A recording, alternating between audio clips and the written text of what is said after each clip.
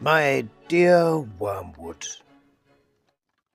I note what you say about guiding your patient's reading and taking care that he sees a good deal of his materialist friend, but are you not being a trifle naive? It sounds as if you supposed that argument was the way to keep him out of the enemy's clutches. That might have been so if he had lived a few centuries earlier. At that time, the humans still knew pretty well when a thing was proved and when it was not. And if it was proved, they really believed it. They still connected thinking with doing, and were prepared to alter their way of life as the result of a chain of reasoning. But what with the weekly press and other such weapons, we have largely altered that. Your man has been accustomed, ever since he was a boy, to have a dozen incompatible philosophies dancing about together inside his head. He doesn't think of doctrines as primarily true or false, but as academic or practical, outworn or contemporary, conventional or ruthless. Jargon, not argument, is your best ally in keeping him from the church. Don't waste time trying to make him think that materialism is true.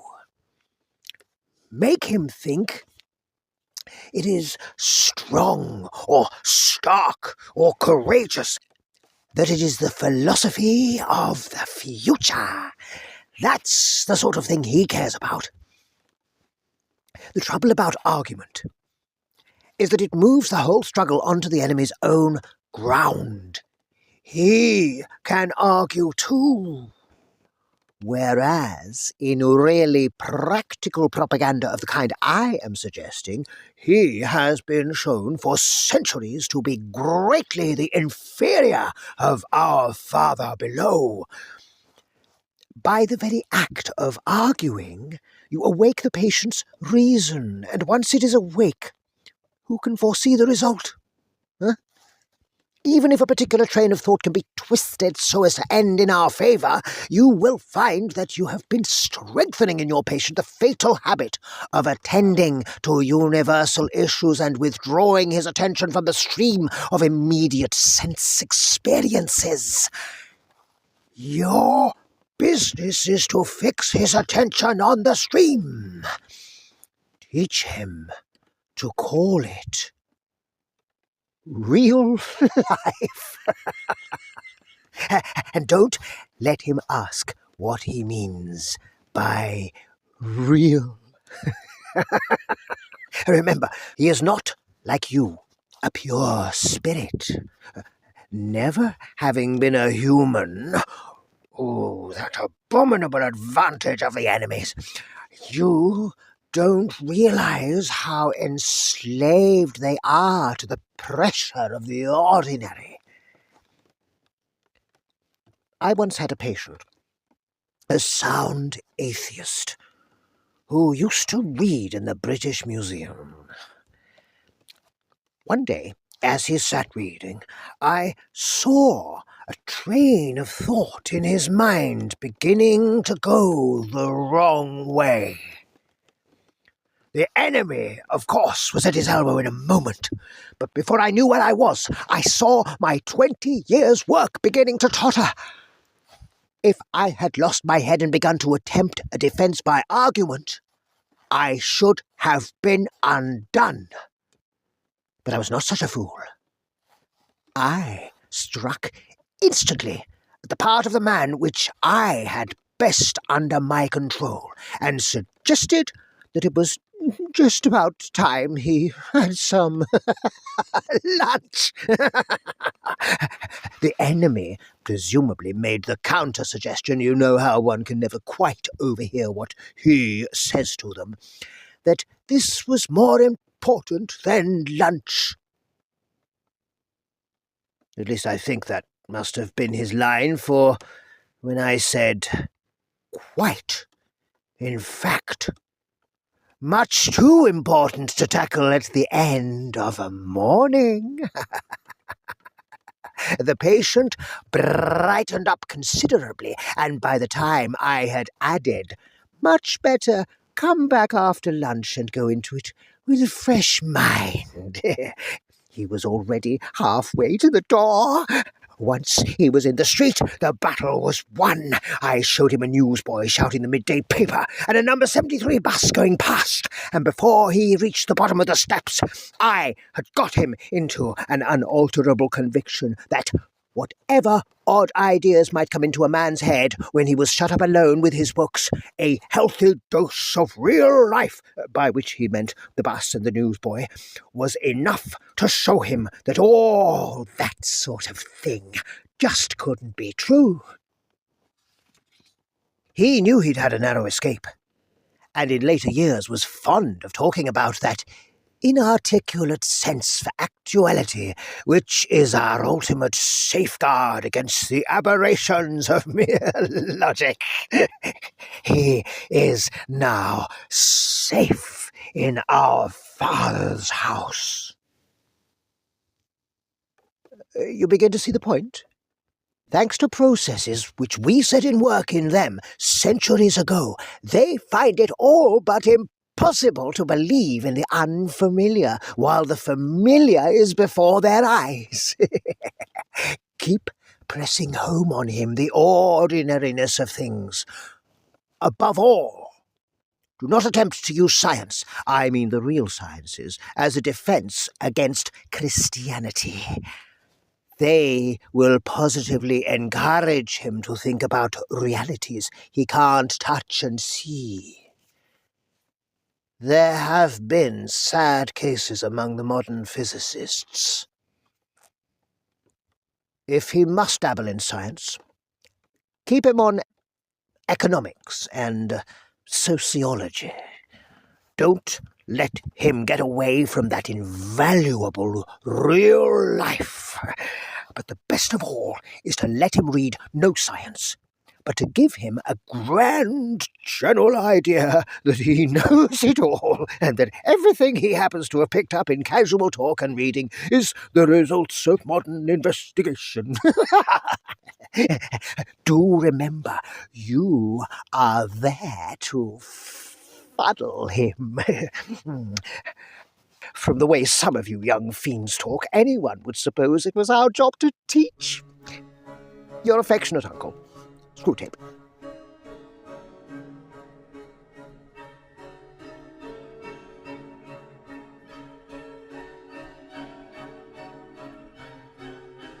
My dear Wormwood, I note with grave displeasure that your patient has become a Christian. Do not indulge the hope that you will escape the usual penalties.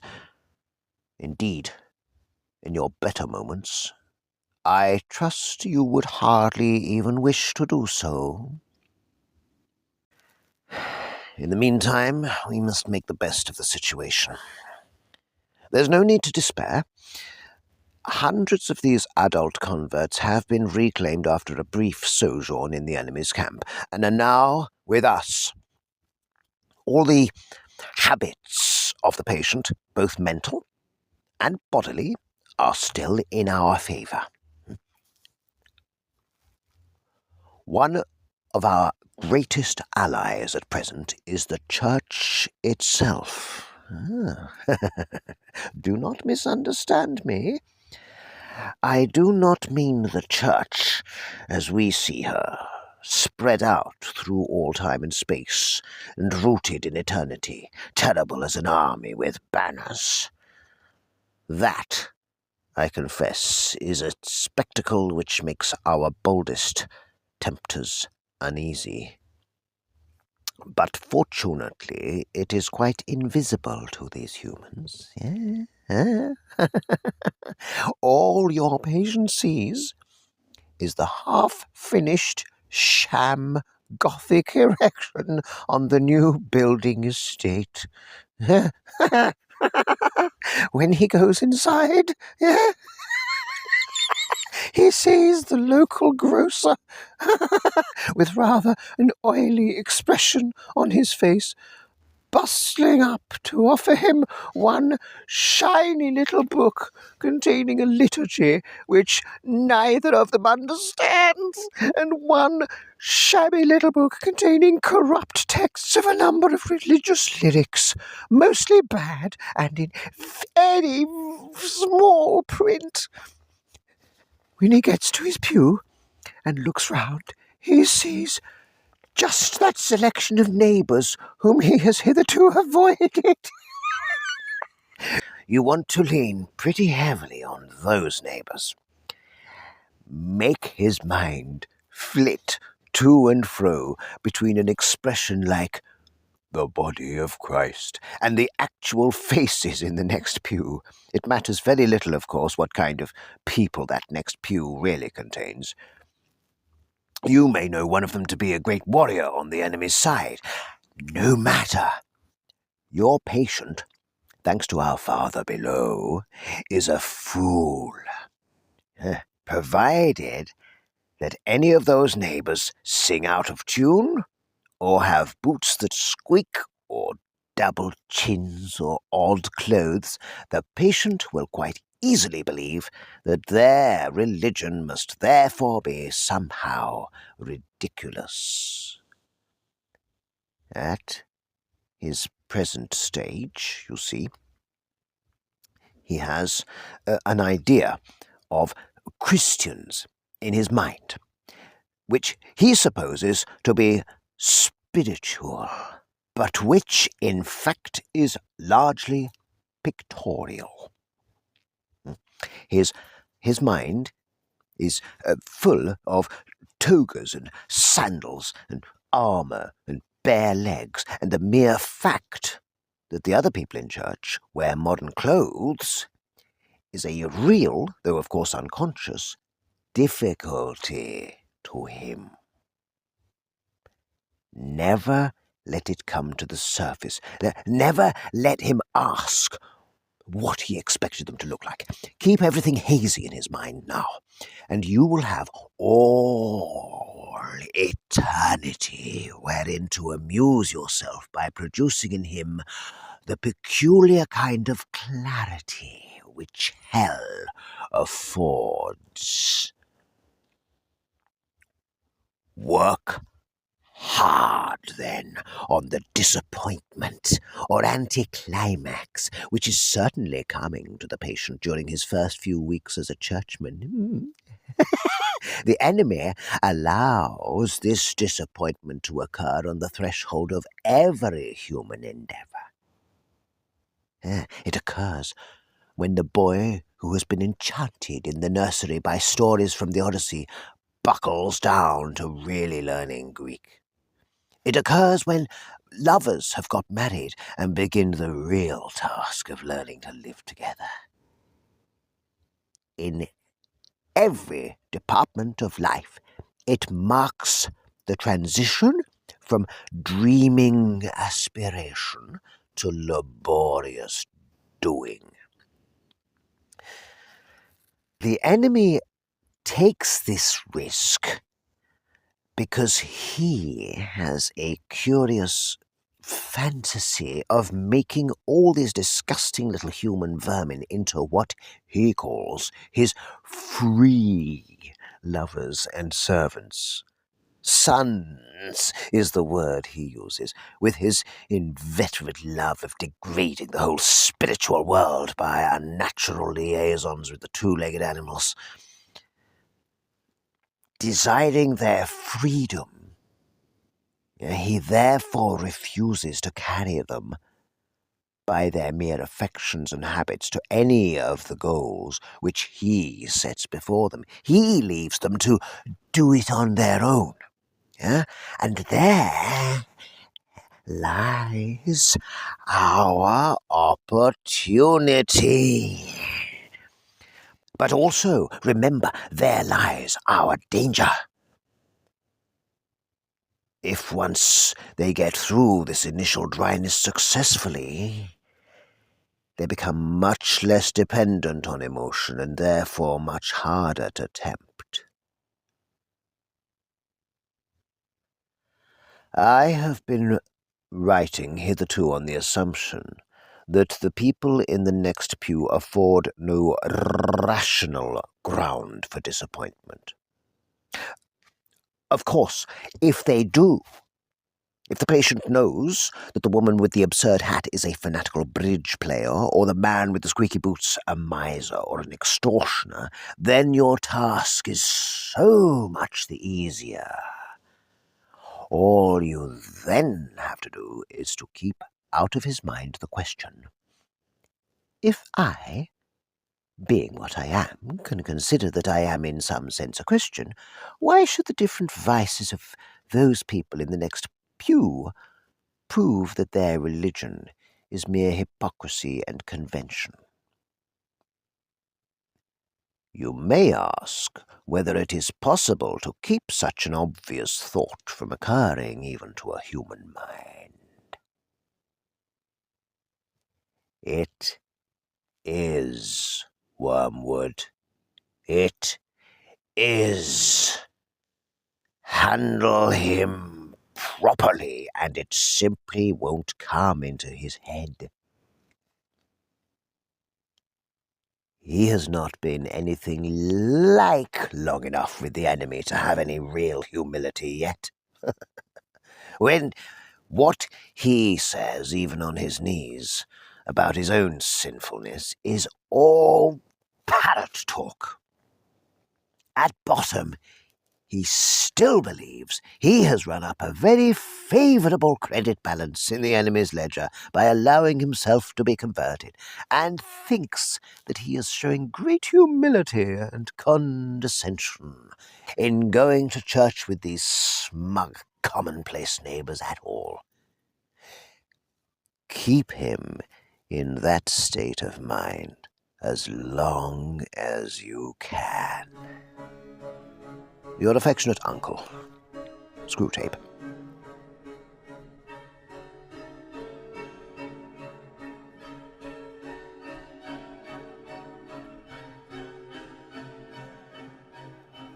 My dear Wormwood, I am very pleased by what you tell me about this man's relations with his mother.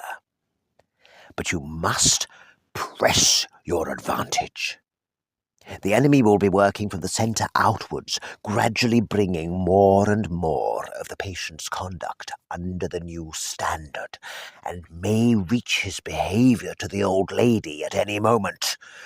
You want to get in first. Keep in close touch with our colleague Glubos, who is in charge of the mother, and build up between you in that house a good, settled habit of mutual annoyance. Daily pinpricks.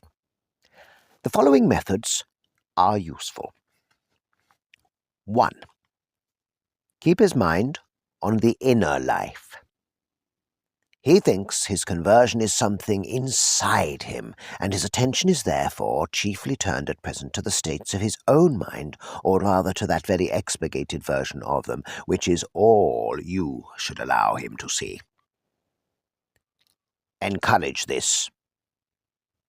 Keep his mind off the most elementary duties by directing it to the most advanced and spiritual ones. Aggravate that most useful human characteristic, the horror and neglect of the obvious. You must bring him to a condition in which he can practice self-examination for an hour without discovering any of those facts about himself which are perfectly clear to anyone who has ever lived in the same house with him or worked in the same office. 2. It is, no doubt, impossible to prevent his praying for his mother. But we have means of rendering the prayers innocuous. Make sure that they are always very spiritual, that he is always concerned with the state of her soul, and never with her rheumatism. 2 advantages will follow. In the first place, his attention will be kept on what he regards as her sins, by which, with a little guidance from you, he can be induced to mean any of her actions which are inconvenient or irritating to himself.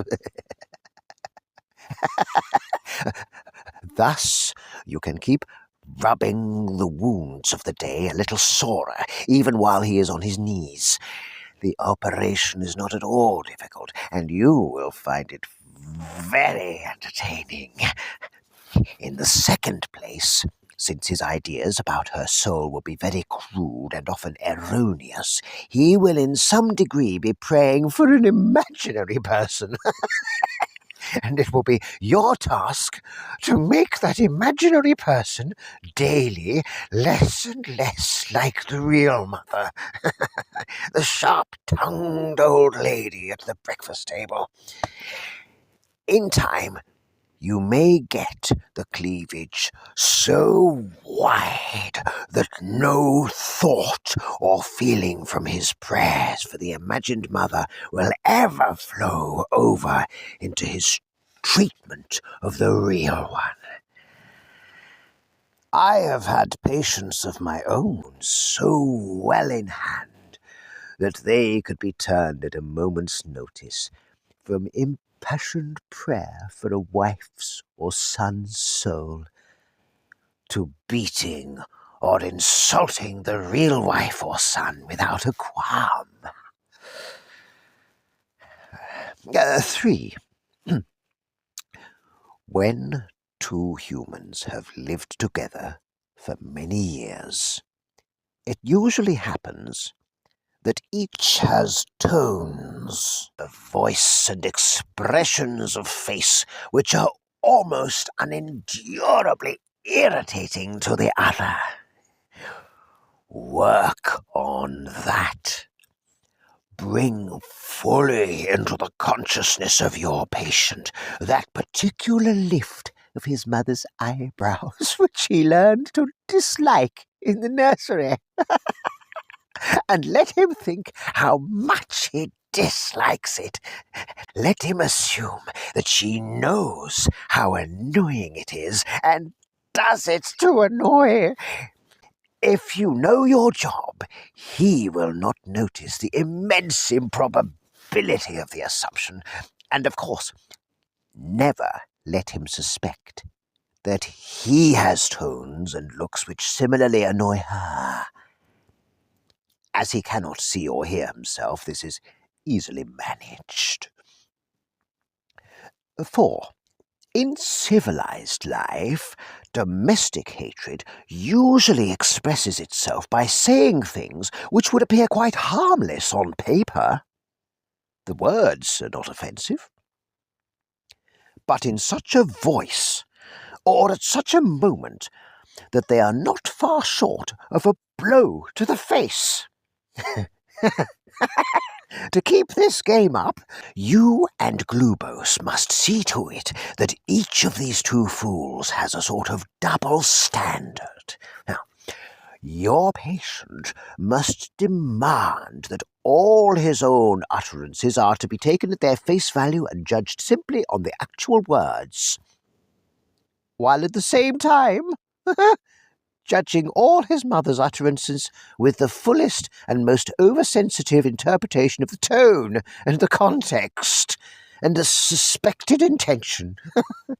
She must be encouraged to do the same to him. Hence, from every quarrel, they can both go away convinced, or very nearly convinced, that they are quite innocent. You know the kind of thing. I simply ask her what time dinner will be, and she flies into a temper. Once this habit is well established, You have the delightful situation of a human saying things with the express purpose of offending, and yet having a grievance when offence is taken. Finally, tell me something about the old lady's religious position. Is she at all jealous of the new factor in her son's life? At all piqued that he should have learned from others and so late what she considers she gave him such good opportunity of learning in childhood? Does she feel he is making a great deal of fuss about it, or that he's getting in on very easy terms? Remember the elder brother in the enemy's story. Your affectionate uncle, Screwtape.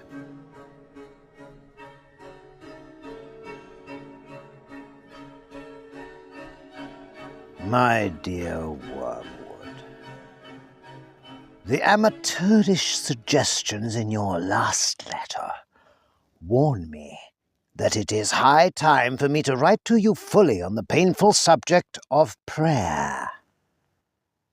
You might have spared the comment that my advice about his prayers for his mother proved singularly unfortunate. That is not the sort of thing that a nephew should write to his uncle, nor a junior tempter to the under-secretary of a department. It also reveals an unpleasant desire to shift responsibility. You must learn to pay for your blunders. The best thing, where it is possible, is to keep the patient from the serious intention of praying altogether. When the patient is an adult, recently reconverted to the enemy's party, like your man, this is best done by encouraging him to remember, or to think he remembers, the parrot-like nature of his prayers in childhood. In reaction against that, he may be persuaded to aim at something entirely spontaneous, inward, informal, and irregularized. And what this will actually mean to a beginner will be an effort to produce in himself a vaguely devotional mood in which real concentration of will and intelligence have no part. One of their poets, Coleridge, has recorded that he did not pray with moving lips and bended knees, but merely composed his spirit to love, and indulged a sense of application. That is exactly the sort of prayer we want. And since it bears a superficial resemblance to the prayer of silence, as practiced by those who are very far advanced in the enemy's service, clever and lazy patients can be taken in by it for quite a long time.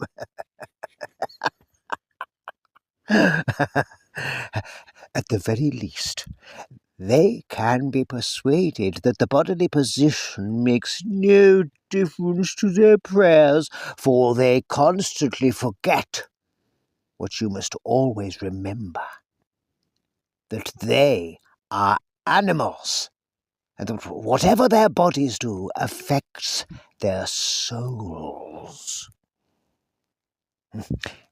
It's funny how mortals always pictured us as putting things into their minds. In reality, our best work is done by keeping things out. If this fails, you must fall back on a subtler misdirection of his intention. Whenever they are attending to the enemy himself, we are defeated. But there are ways of preventing them from doing so. The simplest is to turn their gaze away from him towards themselves. Keep them watching their own minds and trying to produce feelings there by the action of their own wills.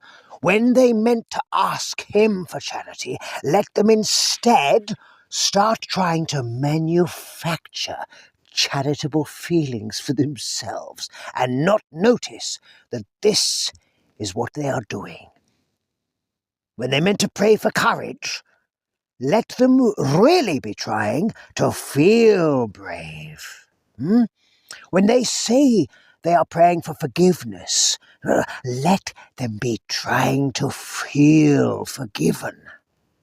Teach them to estimate the value of each prayer by their success in producing the desired feeling, and never let them suspect how much success or failure of that kind depends on whether they are well or ill, fresh or tired at the moment. But of course, the enemy will not meantime be idle. Whenever there is prayer, there is danger of his own immediate action. He is cynically indifferent to the dignity of his position and ours as pure spirits, and to human animals on their knees he pours out self-knowledge in a quite shameless fashion. But even if he defeats your first attempt at misdirection, we have a subtler weapon. The humans do not start from that direct perception of him that we unhappily cannot avoid.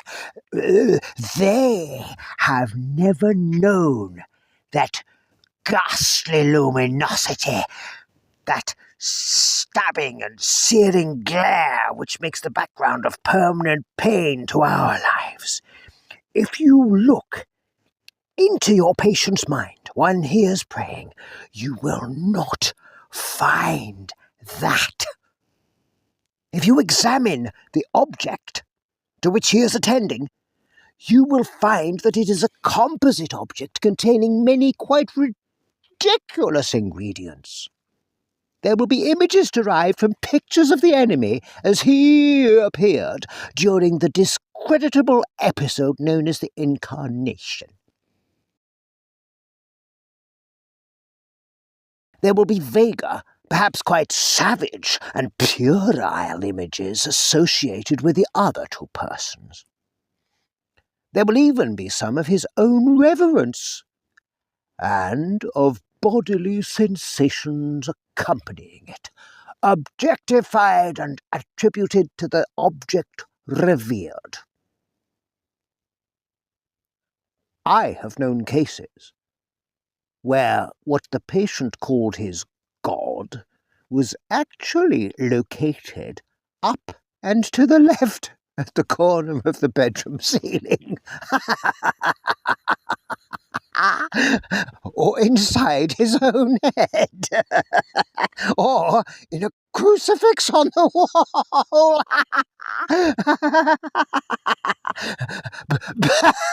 But whatever the nature of the composite object, you must keep him praying to it, to the thing that he has made, not to the person who has made him.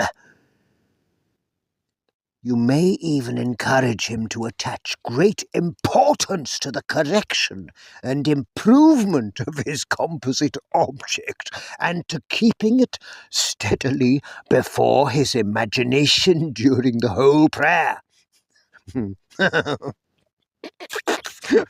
For if he ever comes to make the distinction, if ever he consciously directs his prayers not to what I think thou art, but to what thou knowest thyself to be, our situation is, for the moment, desperate. Once All his thoughts and images have been flung aside, or, if retained with a full recognition of their merely subjective nature, and the man trusts himself to the completely real, external, invisible presence, there with him in the room, and never knowable by him as he is known by it, why, then it is that the incalculable may occur. In avoiding this situation, this real nakedness of the soul in prayer, you will be helped by the fact that the humans themselves do not desire it as much as they suppose. There's such a thing as getting more than they bargained for. Your affectionate uncle, Screwtape.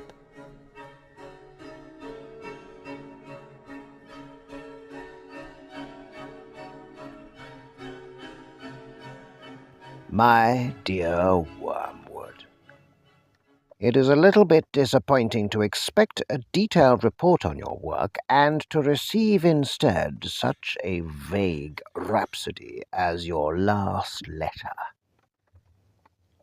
You say you are delirious with joy because the European humans have started another of their wars. I see very well what has happened to you. You are not delirious. You are only drunk. Reading between the lines, in your very unbalanced account of the patient's sleepless night, I can reconstruct your state of mind fairly accurately. For the first time in your career, you have tasted that wine which is the reward of all our labours.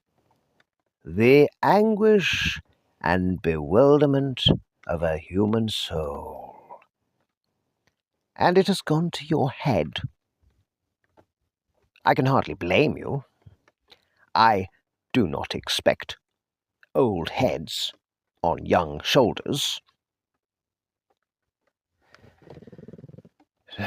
Did the patient respond to some of your terror pictures of the future? Did you work in some good self-pitying glances at the happy past? Some fine thrills in the pit of his stomach, were there? You played your violin prettily, did you? Well, it's all very natural, but do remember, Wormwood, that duty comes before pleasure. If any present self-indulgence on your part leads to the ultimate loss of the prey, you will be left eternally thirsting for that draught of which you are now so much enjoying your first sip. If, on the other hand, by steady and cool-headed application here and now you can finally secure his soul, he will then be yours forever. A brimful, living chalice of despair and horror and astonishment, which you can raise to your lips as often as you please. So do not allow any temporary excitement to distract you from the real business of undermining faith and preventing the formation of virtues. Give me without fail in your next letter a full account of the patient's reactions to the war, so that we can consider whether you are likely to do more good by making him an extreme patriot or an ardent pacifist. There are all sorts of possibilities. In the meantime, I must warn you not to hope too much from a war. Of course, a war is entertaining. The immediate fear and suffering of the humans is a legitimate and pleasing refreshment for our myriads of toiling workers. But what permanent good does it do us unless we make use of it for bringing souls to our Father below. When I see the temporal suffering of humans who finally escape us, I feel as if I had been allowed to taste the first course of a rich banquet and then denied the rest.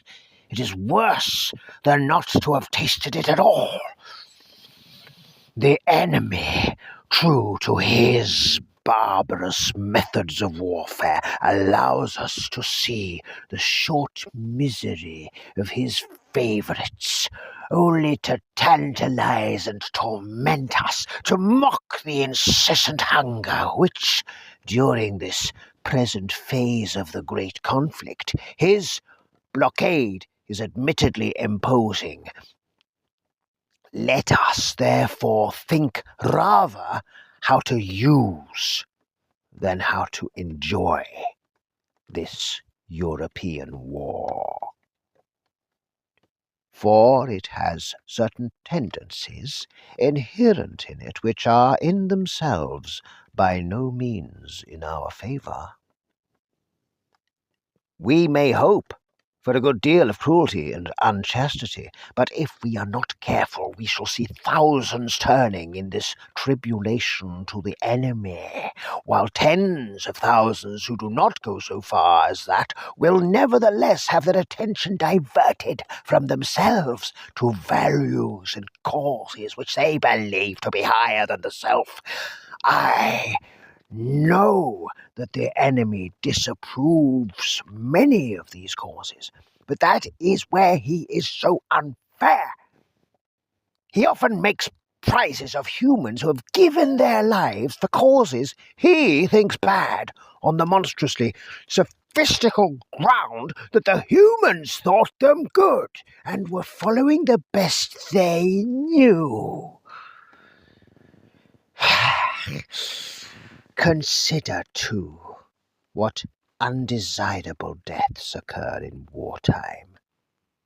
Men are killed in places where they knew they might be killed, and to which they go, if they are at all of the enemy's party, prepared. How much better for us if all humans died in costly nursing homes amid doctors who lie, nurses who lie, friends who lie, as we have trained them, promising life to the dying, encouraging the belief that sickness excuses every indulgence, and even if our workers know their job, withholding all suggestion of a priest, lest it should betray to the sick man his true condition. And how disastrous for us is the continual remembrance of death which war enforces. One of our best weapons, contented worldliness, is rendered useless. In wartime, not even a human can believe that he is going to live forever.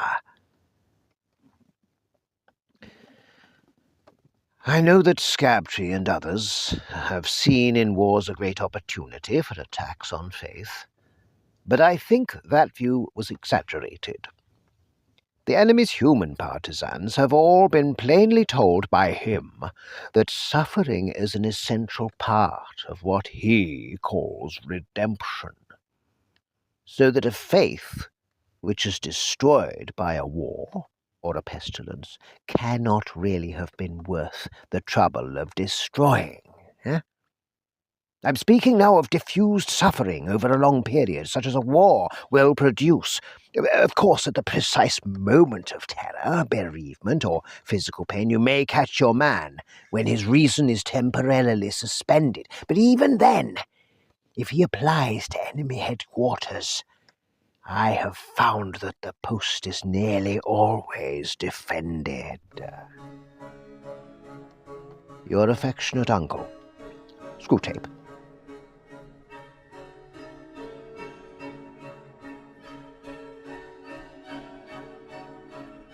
My dear Wormwood, I am delighted to hear that your patient's age and profession make it possible, but by no means certain that he will be called up for military service. We want him to be in the maximum uncertainty, so that his mind will be filled with contradictory pictures of the future, every one of which arouses hope or fear. There is nothing like suspense and anxiety for barricading a human's mind against the enemy.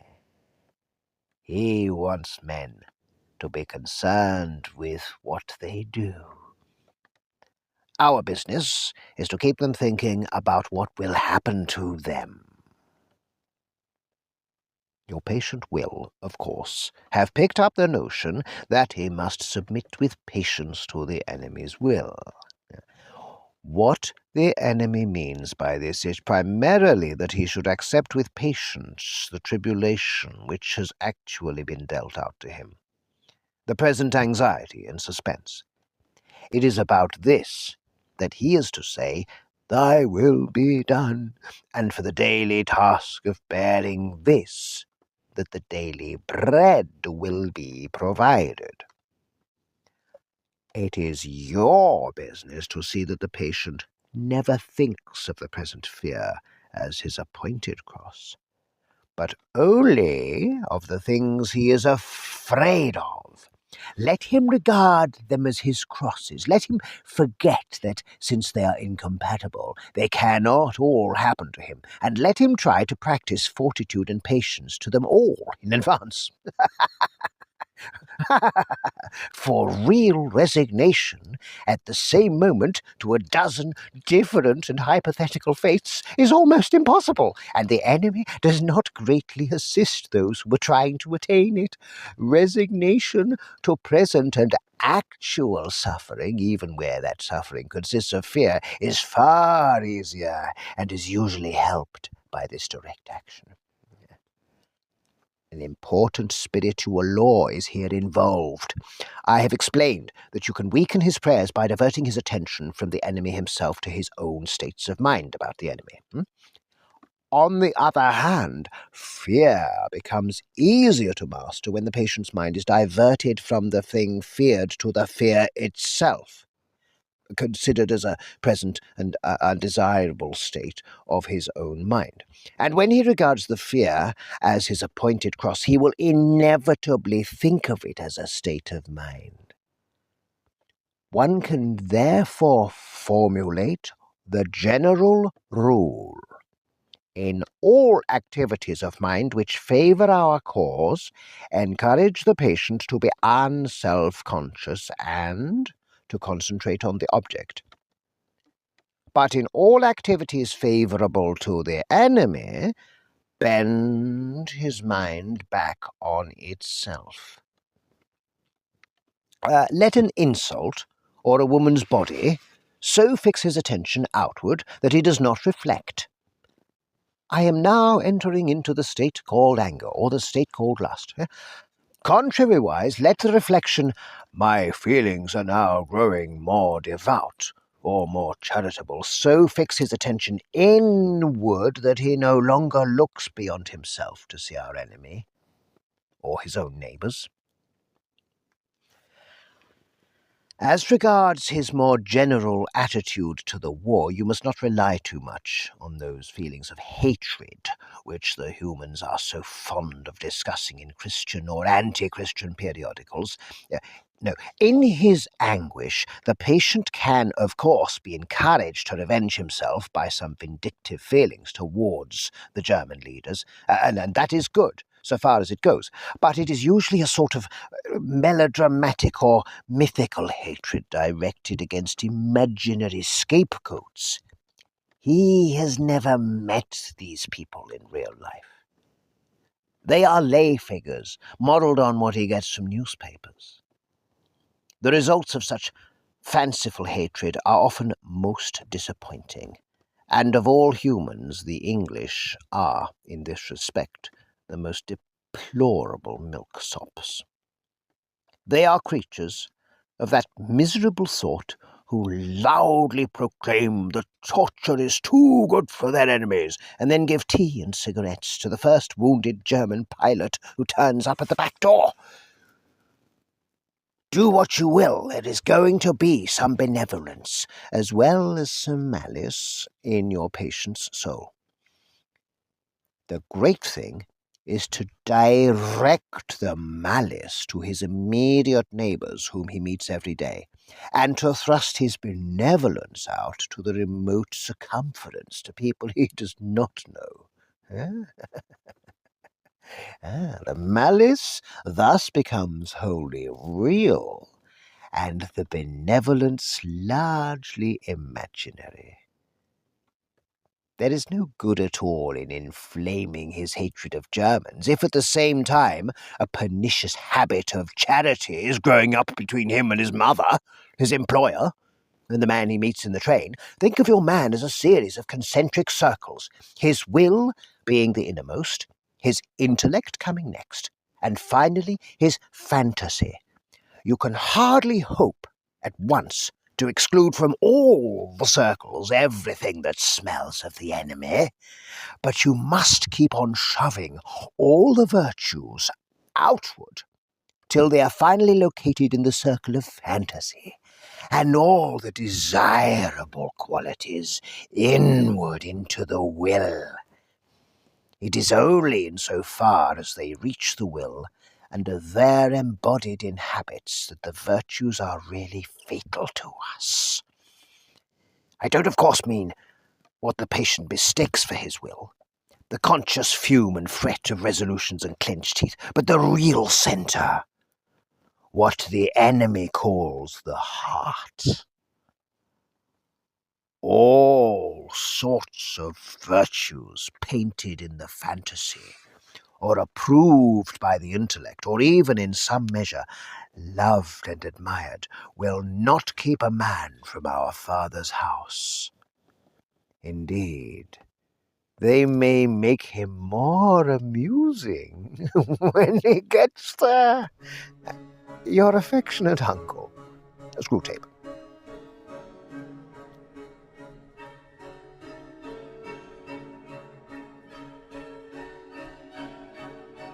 My dear Wormwood, I wonder you should ask me whether it is essential to keep the patient in ignorance of your own existence.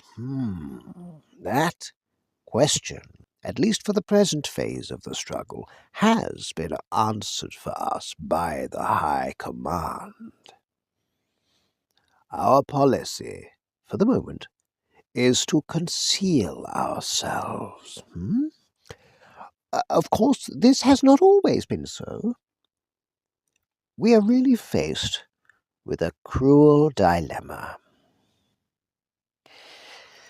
When the humans disbelieve in our existence, we lose all the pleasing results of direct terrorism, and we make no magicians. On the other hand, when they believe in us, we cannot make them materialists and skeptics. At least, not yet.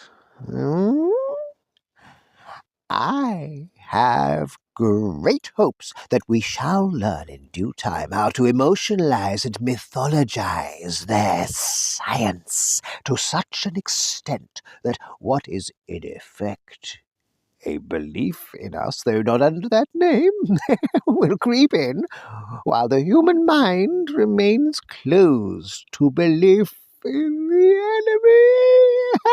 enemy. The life force, the worship of sex, and some aspects of psychoanalysis may here prove useful.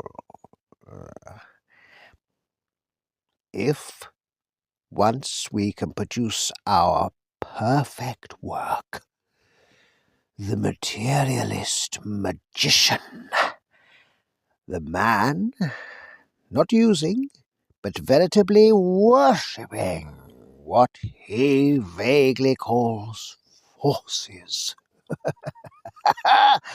while denying the existence of spirits, then the end of the war will be in sight.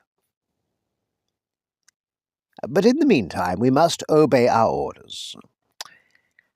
I do not think you will have much difficulty in keeping the patient in the dark. The fact that devils are predominantly comic figures in the modern imagination will help you. If any faint suspicion of your existence begins to arise in his mind, suggest to him a picture of something in red tights, and persuade him that since he cannot believe in that, it is an old textbook method of confusing them, he therefore cannot believe in you. I had not forgotten my promise to consider whether we should make the patient an extreme patriot or an extreme pacifist. All extremes, except extreme devotion to the enemy, are to be encouraged. Not always, of course, but at this period. Some ages are lukewarm and complacent, and then it is our business to soothe them yet faster asleep. Other ages, of which the present is one, are unbalanced and prone to faction, and it is our business to inflame them. Any small coterie, bound together by some interest which other men dislike or ignore, tends to develop inside itself a hothouse mutual admiration, and towards the outer world a great deal of pride and hatred, which is entertained without shame, because the cause is its sponsor, and it is thought to be impersonal. Even when the little group exists originally for the enemy's own purposes, this remains true.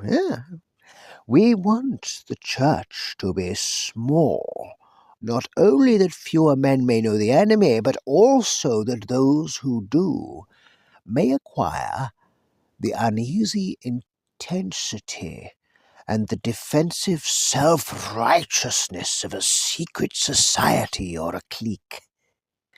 The Church herself is, of course, heavily defended, and we have never yet quite succeeded in giving her all the characteristics of a faction.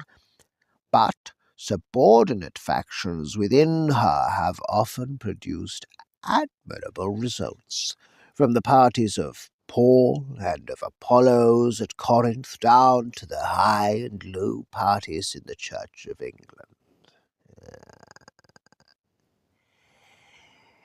If your patient can be induced to become a conscientious objector, he will automatically find himself one of a small, vocal, organized, and unpopular society, and the effects of this on one so new to Christianity will almost certainly be good.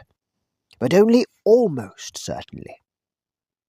Has he had serious doubts about the lawfulness of serving in a just war before this present war began? Is he a man of great physical courage, so great that he will have no half-conscious misgivings about the real motives of his pacifism? Can he, when nearest to honesty, no human is ever very near, feel fully convinced that he is actuated wholly by the desire to obey the enemy? If he is that sort of man, his pacifism will probably not do us much good, and the enemy will probably protect him from the usual consequences of belonging to a sect. Your best plan in that case would be to attempt a sudden, confused, emotional crisis from which he might emerge as an uneasy convert to patriotism. Such things can often be managed, but if he is the man I take him to be, try pacifism. Whichever he adopts, your main task will be the same. Let him begin by treating the patriotism or the pacifism as a part of his religion. Then let him, under the influence of partisan spirits, come to regard it as the most important part. Then, quietly and gradually nurse him on to the stage at which the religion becomes merely part of the cause, in which Christianity is valued chiefly because of the excellent arguments it can produce in favour of the British war effort or of pacifism. The attitude which you want to guard against is that in which temporal affairs are treated primarily as material for obedience. Once you have made the world an end, and faith a means, you have almost won your man, and it makes very little difference what kind of worldly end he is pursuing.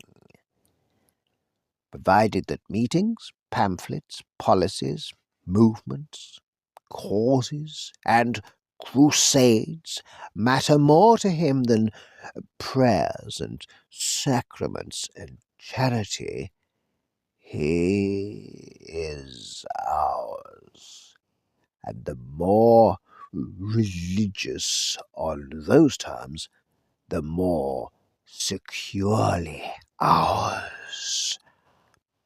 I could show you a pretty cageful down here. Your affectionate uncle, Screwtape.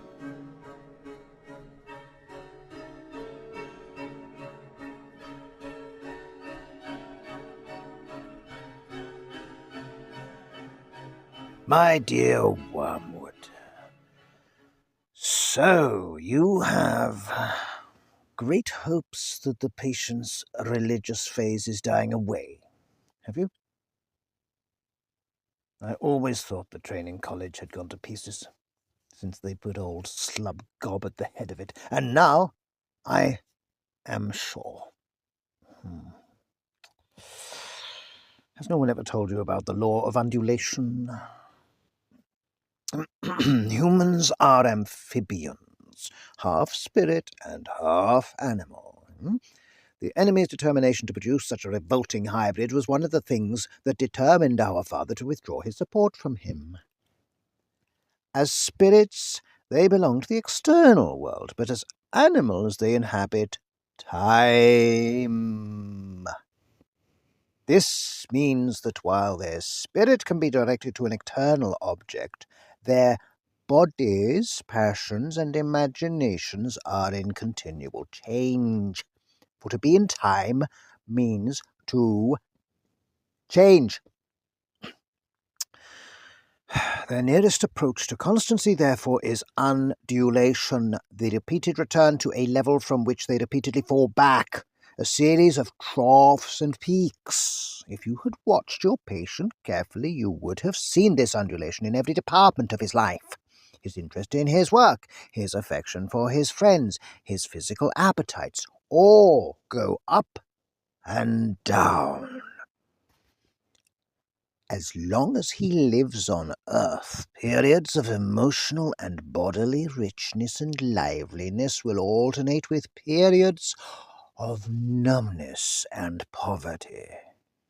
The dryness and dullness through which your patient is now going are not, as you fondly suppose, your workmanship.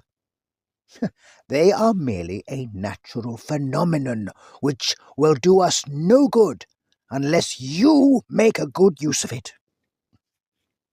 To decide what the best use of it is, you must ask what use the enemy wants to make of it, and then do the opposite. Now, it may surprise you to learn that in his efforts to get permanent possession of a soul, he relies on the troughs even more than on the peaks. Some of his special favourites have gone through longer and deeper troughs than anyone else. The reason is this. To us, a human is primarily food. Our aim is the absorption of its will into ours, the increase of our own area of selfhood at its expense. But the obedience which the enemy demands of men is quite a different thing. One must face the fact that all the talk about his love for men and his service being perfect freedom is not, as one would gladly believe, mere propaganda, but an appalling truth. He really does want to fill the universe with a lot of loathsome little replicas of himself, creatures whose life on its miniature scale will be qualitatively like his own, not because he has absorbed them, but because their wills freely conform to his. We want cattle who can finally become food. We want servants who can finally become sons. We want to suck in. He wants to give out. We are empty and would be filled. He is full and flows over. Our war aim is a world in which our Father below has drawn all other beings into himself. The enemy wants a world full of beings united to him, but still distinct. And that is where the troughs come in. You must have often wondered why the enemy does not make more use of his power to be sensibly present to human souls in any degree he chooses at any moment. But you now see that the irresistible and the indisputable are the two weapons which the very nature of his scheme forbids him to use. Merely to override a human will, as his felt presence, in any but the faintest and most mitigated degree, would certainly do, would be for him useless. He cannot ravish. He can only woo. For his ignoble idea is to eat the cake and have it. The creatures are to be one with him, but yet themselves. Merely to cancel them or assimilate them will not serve. He is prepared to do a little overriding at the beginning. He will set them off with communications of his presence, which, though faint, seem great to them, with emotional sweetness and easy conquest over temptation. But he never allows this state of affairs to last long. Sooner or later, he withdraws, if not in fact, at least from their conscious experience, all those supports and incentives. He leaves the creature to stand up on its own legs, to carry out from the will alone duties which have lost all relish. It is during such trough periods, much more than during the peak periods, that it is growing into the sort of creature he wants it to be. Hence the prayers offered in the state of dryness are those which please him best. We can drag our patients along by continual tempting, because we design them only for the table, and the more their will is interfered with, the better. He cannot tempt to virtue, as we do to vice. He wants them to learn to walk, and must therefore take away his hand. And if only the will to walk is really there, he is pleased even with their stumbles. Do not be deceived, Wormwood. Our cause is never more in danger than when a human, no longer deciding but still intending to do our enemy's will, looks round upon a universe from which every trace of him seems to have vanished, and asks why he has been forsaken, and still obeys. But of course the troughs afford opportunities to our side also. Huh? Next week I will give you some hints on how to exploit them. Your affectionate uncle, Screwtape.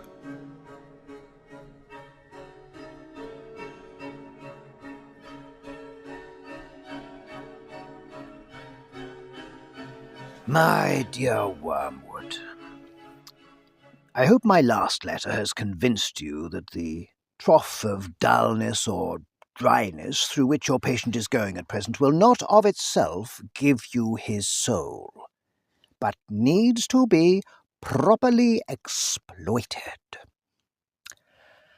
What forms the exploitation should take, I will now consider. In the first place, I have always found that the trough periods of the human undulation provide excellent opportunity for all sensual temptations, particularly those of sex. This may surprise you, because, of course, there is more physical energy and therefore more potential appetite at the peak periods.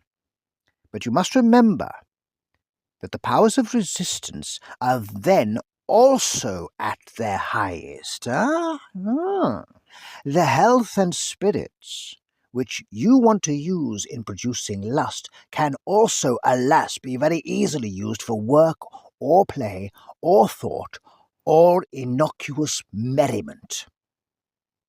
The attack has a much better chance of success when the man's whole inner world is drab and cold and empty.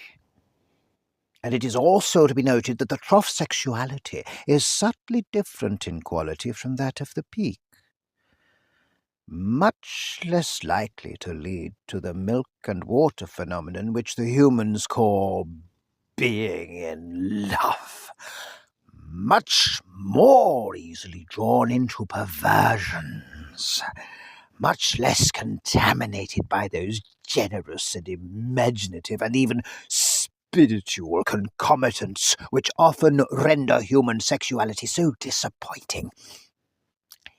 It is the same with the other desires of the flesh. You are much more likely to make your man a sound drunkard by pressing drink on him as an anodyne when he is dull and weary than by encouraging him to use it as a means of merriment among his friends when he is happy and expansive.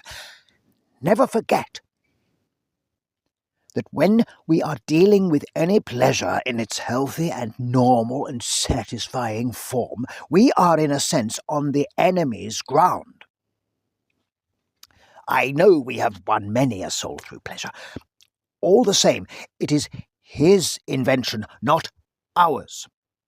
He made the pleasures. All our research so far has not enabled us to produce one.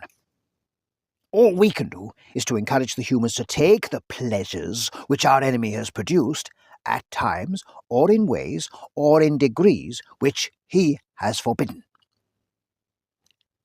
Hence, we always try to work away from the natural condition of any pleasure to that in which it is least natural, least redolent of its maker, and least pleasurable. An ever-increasing craving for an ever-diminishing pleasure is the formula. It is more certain, and it's better style, to get the man's soul and give him nothing in return. That is what really gladdens our Father's heart, and the troughs are the time for beginning the process. But there is an even better way of exploiting the trough. I mean, through the patient's own thoughts about it. As always, the first step is to keep knowledge out of his mind. Do not let him suspect the law of undulation. Let him assume that the first ardours of his conversion might have been expected to last and ought to have lasted forever, and that his present dryness is an equally permanent condition. Having once got this misconception well fixed in his head, you may then proceed in various ways. It all depends on whether your man is of the desponding type who can be tempted to despair, or of the wishful thinking type who can be assured that all is well. The former type is getting rare among the humans. If your patient should happen to belong to it, everything is easy. You have only got to keep him out of the way of experienced Christians. An easy task nowadays, to direct his attention to the appropriate passages in Scripture and then to set him to work on the desperate design of recovering his old feelings by sheer willpower, and the game is ours. If he is of the more hopeful type, your job is to make him acquiesce in the present low temperature of his spirit and gradually become content with it, persuading himself that it is not so low after all. In a week or two you will be making him doubt whether the first days of his Christianity were not perhaps a little excessive.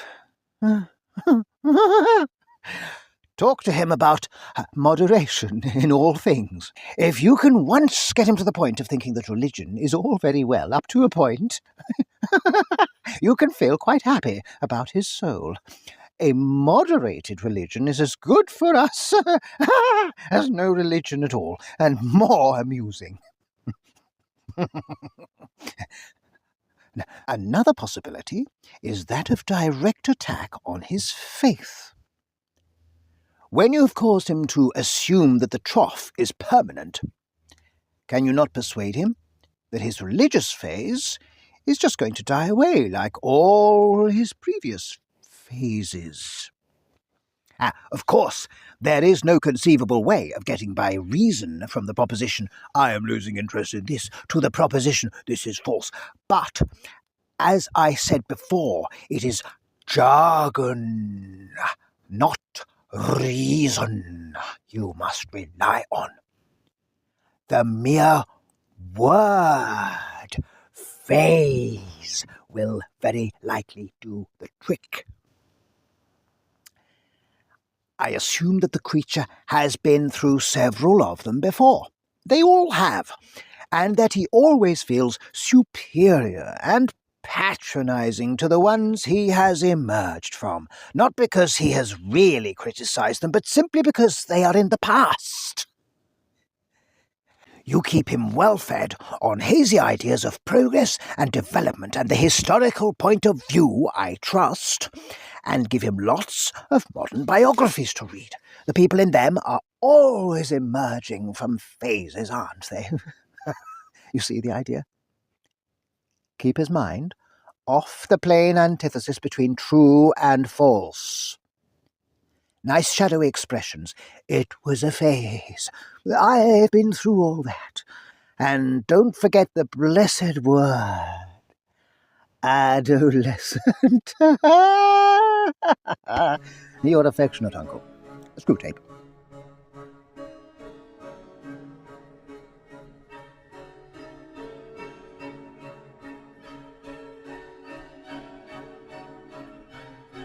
My dear Wormwood, I was delighted to hear from Triptweeze that your patient has made some very desirable new acquaintances, and that you seem to have used this event in a really promising manner. I gather that the middle-aged married couple who called at his office are just the sort of people we want him to know. Rich, smart, superficially intellectual, and brightly sceptical about everything in the world.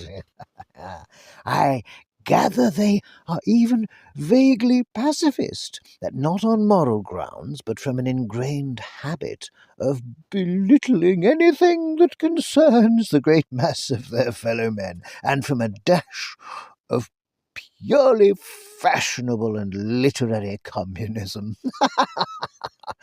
This is excellent, and you seem to have made good use of his social, sexual, and intellectual vanity.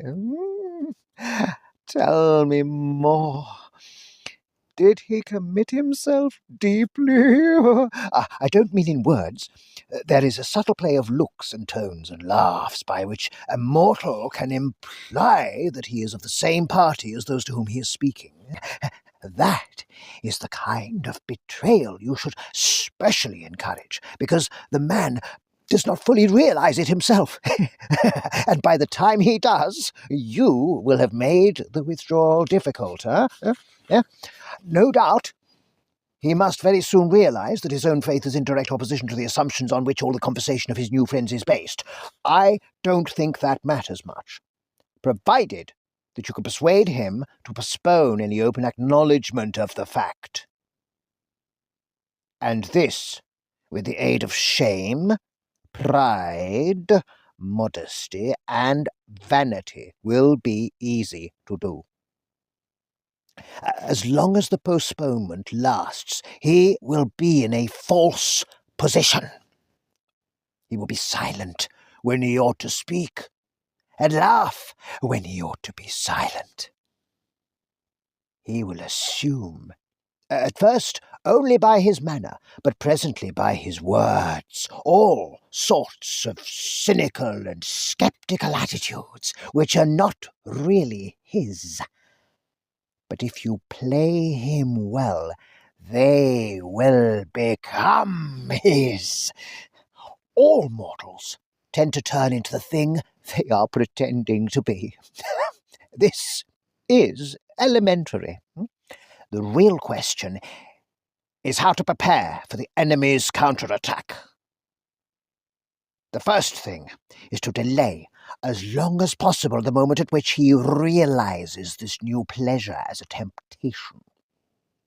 Since the enemy's servants have been preaching about the world as one of the great standard temptations for 2,000 years, this might seem difficult to do. But fortunately, they have said very little about it for the last few decades.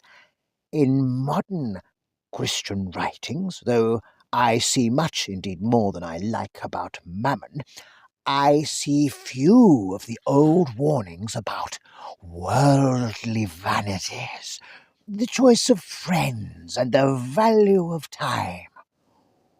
All that your patient would probably classify as Puritanism, and may I remark in passing that the value we have given to that word is one of the really solid triumphs of the last 100 years. By it, we rescue annually thousands of humans from temperance, chastity, and sobriety of life.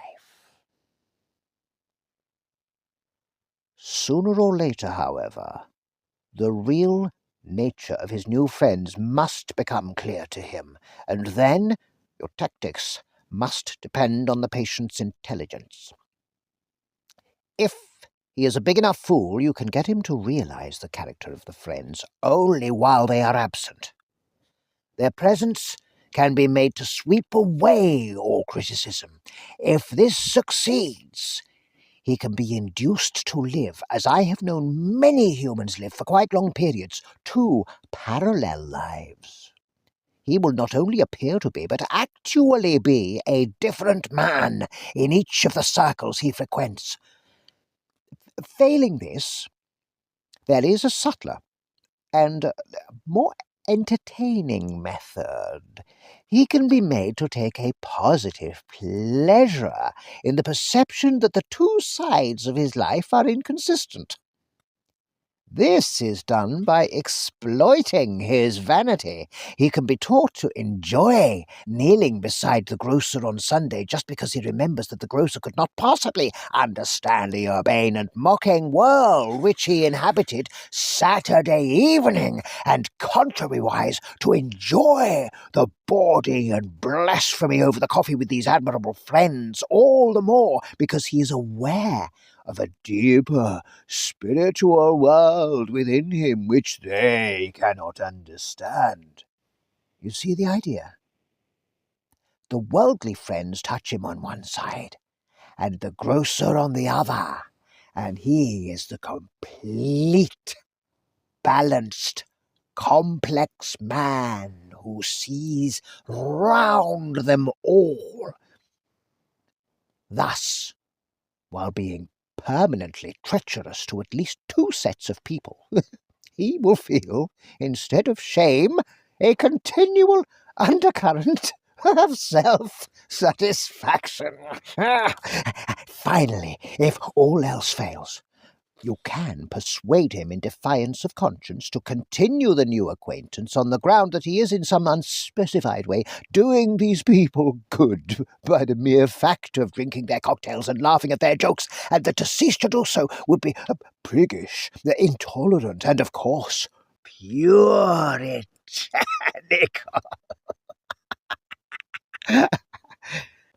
Meanwhile, you will, of course, take the obvious precaution of seeing that this new development induces him to spend more than he can afford, and to neglect his work and his mother.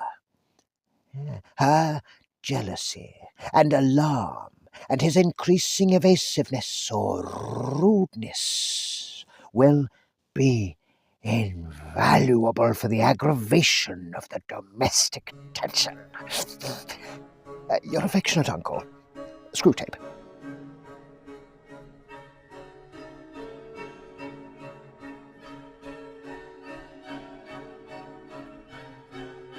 My dear Wormwood, everything is clearly going very well.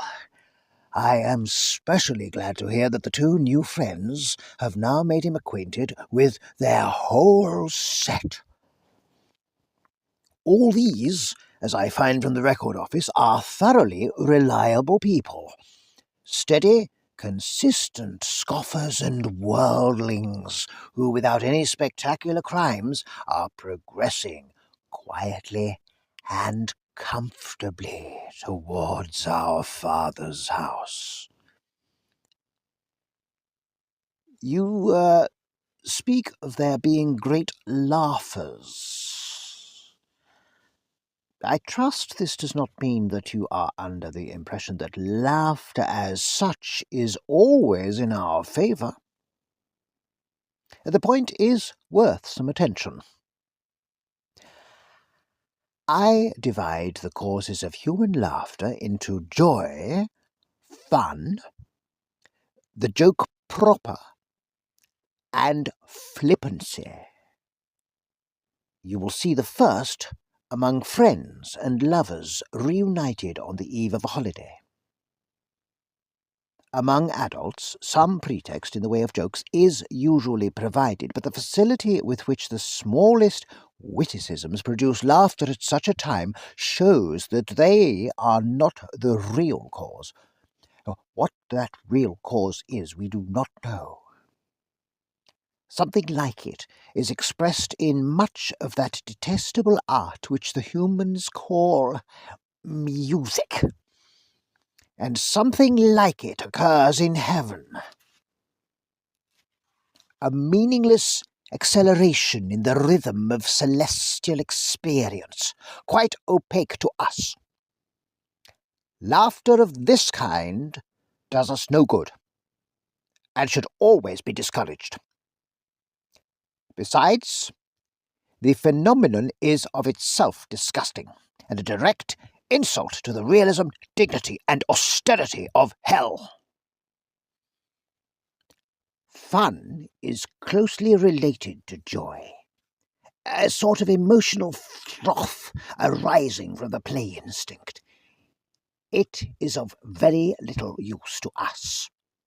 It can sometimes be used, of course, to divert humans from something else which the enemy would like them to be feeling or doing, but in itself it has wholly undesirable tendencies. It promotes charity, courage, contentment, and many other evils. The joke proper, which turns on sudden perception of incongruity, is a much more promising field. I am not thinking primarily of indecent or bawdy humour, which, though much relied upon by second-rate tempters, is often disappointing in its results. The truth is that humans are pretty clearly divided on this matter into two classes. There are some to whom no passion is as serious as lust, and for whom an indecent story ceases to produce lasciviousness precisely insofar as it becomes funny. There are others in whom laughter and lust are excited at the same moment, and by the same things.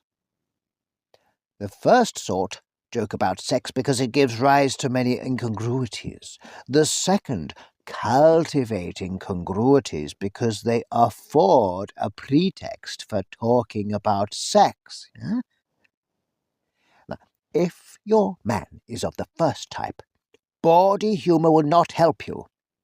I shall never forget the hours which I wasted, hours to me of unbearable tedium, with one of my early patients in bars and smoking rooms before I learned this rule. Find out which group the patient belongs to, and see that he does not find out.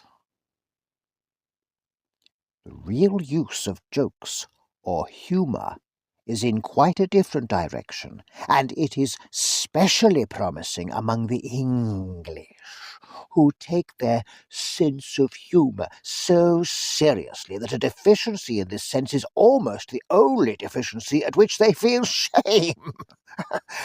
Humour is for them the all-consoling, and mark this, the all-excusing grace of life. Hence, it is invaluable as a means of destroying shame. If a man simply lets others pay for him, he is mean. If he boasts of it in a jocular manner and twits his fellows for having been scored off, he is no longer mean, but a comical fellow. Eh? Mere cowardice is shameful. A cowardice boasted of with humorous exaggerations and grotesque gestures can be passed off as funny.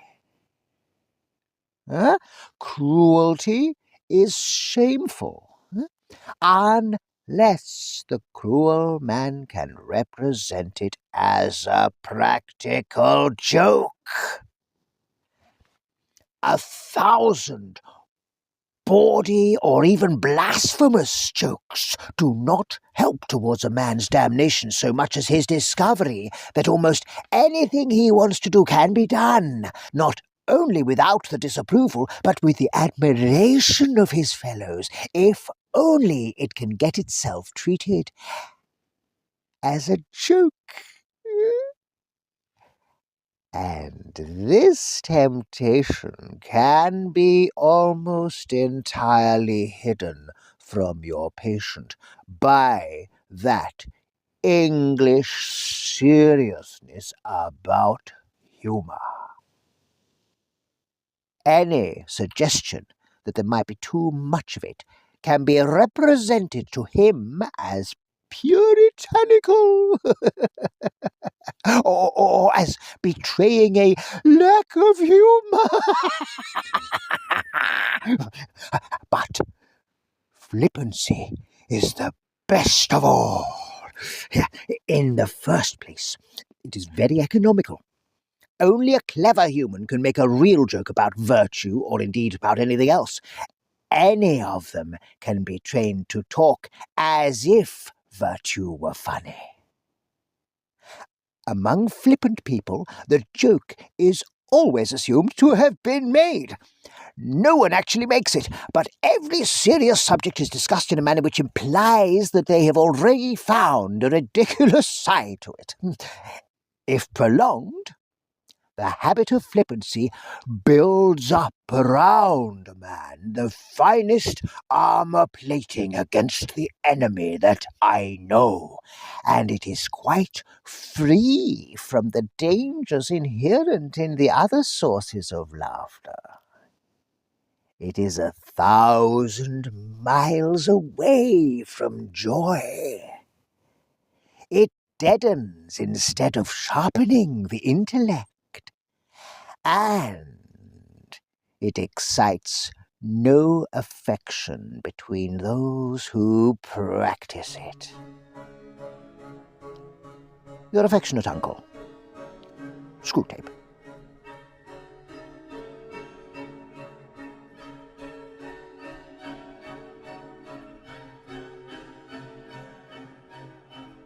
My dear Wormwood, obviously you are making excellent progress. My only fear is lest in attempting to hurry the patient, you awaken him to a sense of his real position. For you and I, who see that position as it really is, must never forget how totally different it ought to appear to him.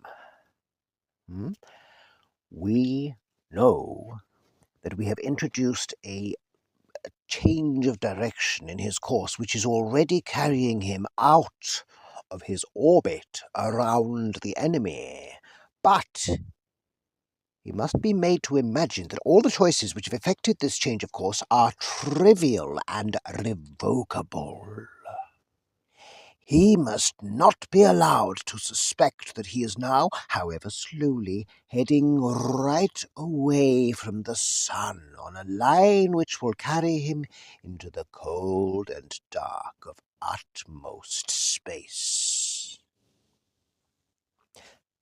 For this reason, I'm almost glad to hear that he is still a churchgoer and a communicant. I know there are dangers in this, but anything is better than that he should realize the break he has made with the first months of his Christian life. As long as he retains externally the habits of a Christian, he can still be made to think of himself as one who has adopted a few new friends and amusements, but whose spiritual side is much the same as it was 6 weeks ago. And while he thinks that, we do not have to contend with the explicit repentance of a definite, fully recognized sin, but only with his vague, though uneasy, feeling that he hasn't been doing very well lately. This dim uneasiness needs careful handling. If it gets too strong, it may wake him up and spoil the whole game. On the other hand, if you suppress it entirely, which, by the by, the enemy will probably not allow you to do, we lose an element in the situation which can be turned to good account. If such a feeling is allowed to live, but not allowed to become irresistible and flower into real repentance, it has one invaluable tendency. It increases the patient's reluctance to think about the enemy. All humans at nearly all times have some such reluctance, but when thinking of him involves facing and intensifying a whole vague cloud of half-conscious guilt, this reluctance is increased tenfold. They hate every idea that suggests him, just as men in financial embarrassment hate the very sight of a passbook. In this state, your patient will not omit, but he will increasingly dislike his religious duties. He will think about them as little as he feels he decently can beforehand, and forget them as soon as possible when they are over. A few weeks ago, you had to tempt him to unreality and inattention in his prayers, but now you will find him opening his arms to you and almost begging you to distract his purpose and benumb his heart. He will want his prayers to be unreal, for he will dread nothing so much as effective contact with the enemy. His aim will be to let sleeping worms lie. As this condition becomes more fully established, you will be gradually freed from the tiresome business of providing pleasures as temptations. As the uneasiness and his reluctance to face it cut him off more and more from all real happiness, and as habit renders the pleasures of vanity and excitement and flippancy at once less pleasant and harder to forego, for that is what habit fortunately does to a pleasure, you will find that anything or nothing is sufficient to attract his wandering attention. You no longer need a good book, which he really likes, to keep him from his prayers, or his work, or his sleep. A column of advertisements in yesterday's paper will do. You can make him waste his time, not only in conversation he enjoys with people whom he likes, but in conversation with those he cares nothing about, on subjects that bore him. You can make him do nothing at all for long periods. You can keep him up late at night, not roistering, but staring at a dead fire in a cold room.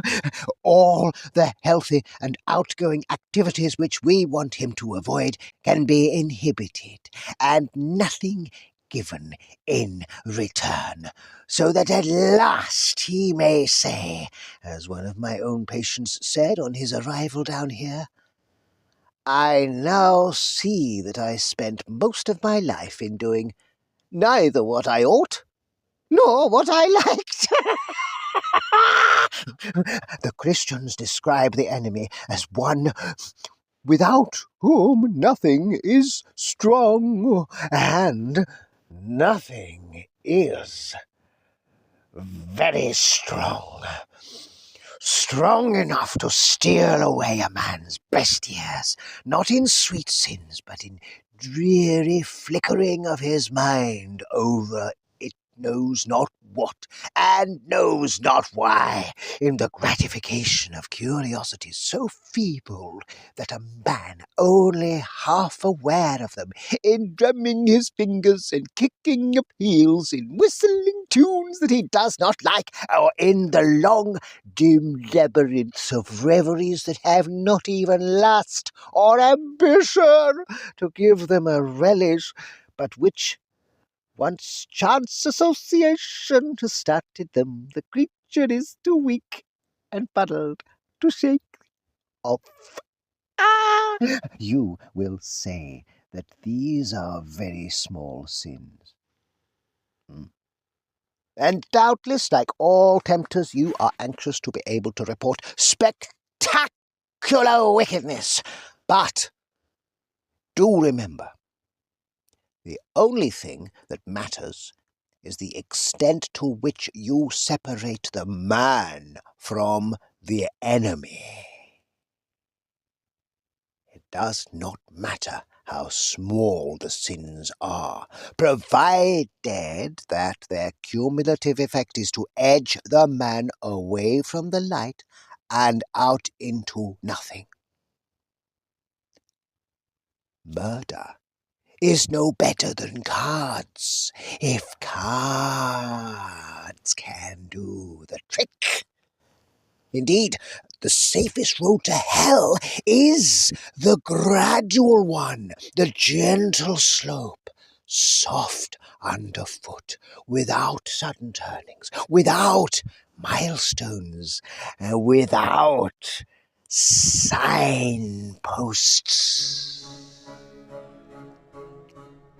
Your affectionate uncle, Screwtape.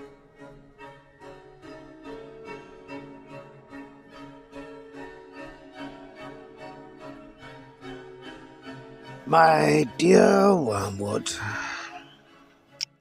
it seems to me that you take a great many pages to tell a very simple story. The long and the short of it is that you have let the man slip through your fingers. The situation is very grave, and I really see no reason why I should try to shield you from the consequences of your inefficiency.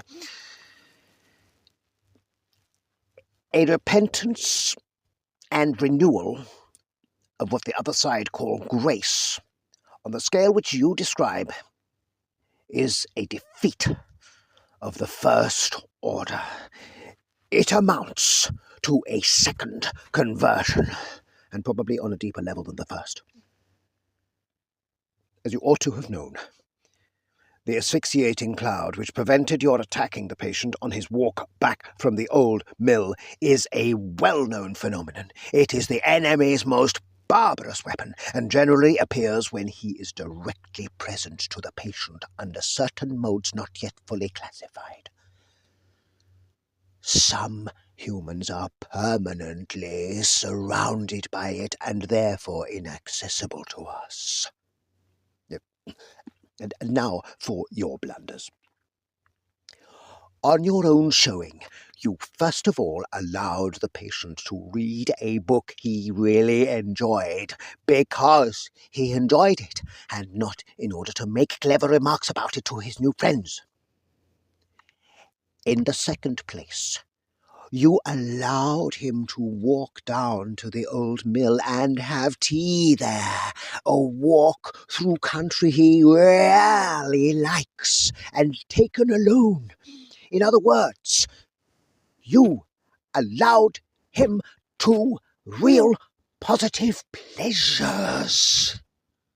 Were you so ignorant as not to see the danger of this? The characteristic of pains and pleasures is that they are unmistakably real, and therefore, as far as they go, give the man who feels them a touchstone of reality.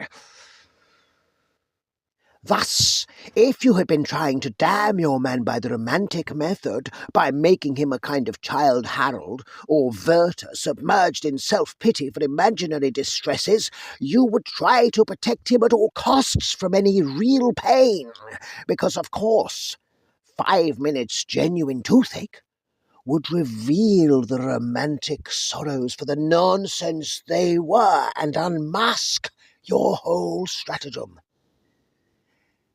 But you were trying to damn your patient by the world. That is, by palming off vanity, bustle, irony, and expensive tedium as pleasures. How can you have failed to see that a real pleasure was the last thing you ought to have let him meet?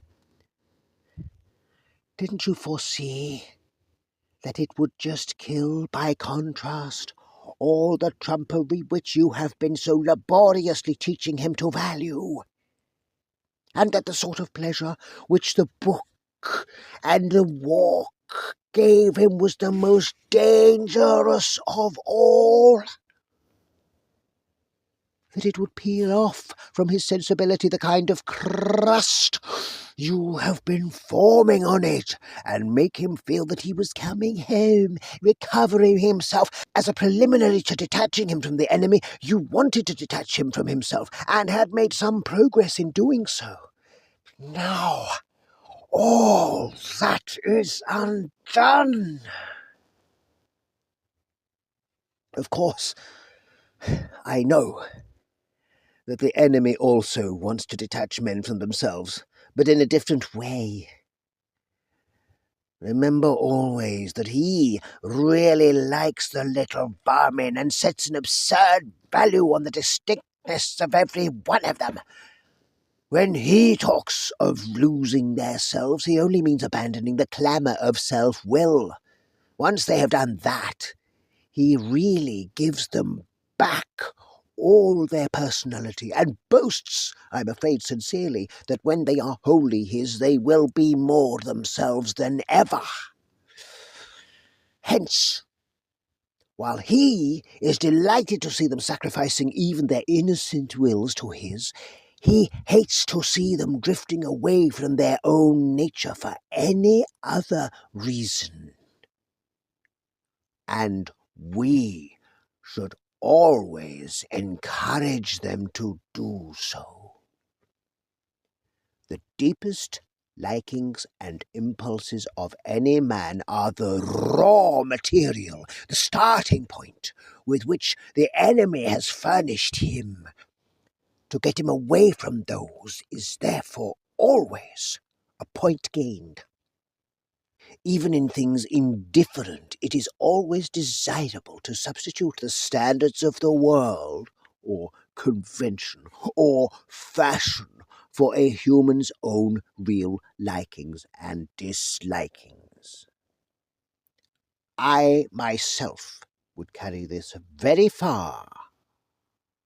I would make it a rule to eradicate from my patient any strong personal taste which is not actually a sin, even if it is something quite trivial, such as a fondness for county cricket, or collecting stamps, or drinking cocoa. Such things, I grant you, have nothing of virtue in them, but there is this sort of innocence and humility and self-forgetfulness about them which I distrust. The man who truly and disinterestedly enjoys any one thing in the world for its own sake and without caring twopence what other people say about it, is by that very fact forearmed against some of our subtlest modes of attack. You should always try to make the patient abandon the people or food or books he really likes in favour of the best people, the right food, the important books. I have known a human defended from strong temptations to social ambition by a still stronger taste for tripe and onions. It remains to consider how we can retrieve this disaster. The great thing is to prevent his doing anything. As long as he does not convert it into action, it does not matter how much he thinks about his new repentance, how much he thinks about this new repentance. Let the little brute wallow in it. Let him, if he has any bent that way, write a book about it. That is often an excellent way of sterilizing the seeds which the enemy plants in a human soul. Let him do anything but act. No amount of piety in his imagination and affections will harm us if we can keep it out of his will. As one of the humans has said, active Habits are strengthened by repetition, but passive ones are weakened. The more often he feels without acting, the less he will be able ever to act. And in the long run, the less he will be able to feel. Your affectionate uncle, Screwtape.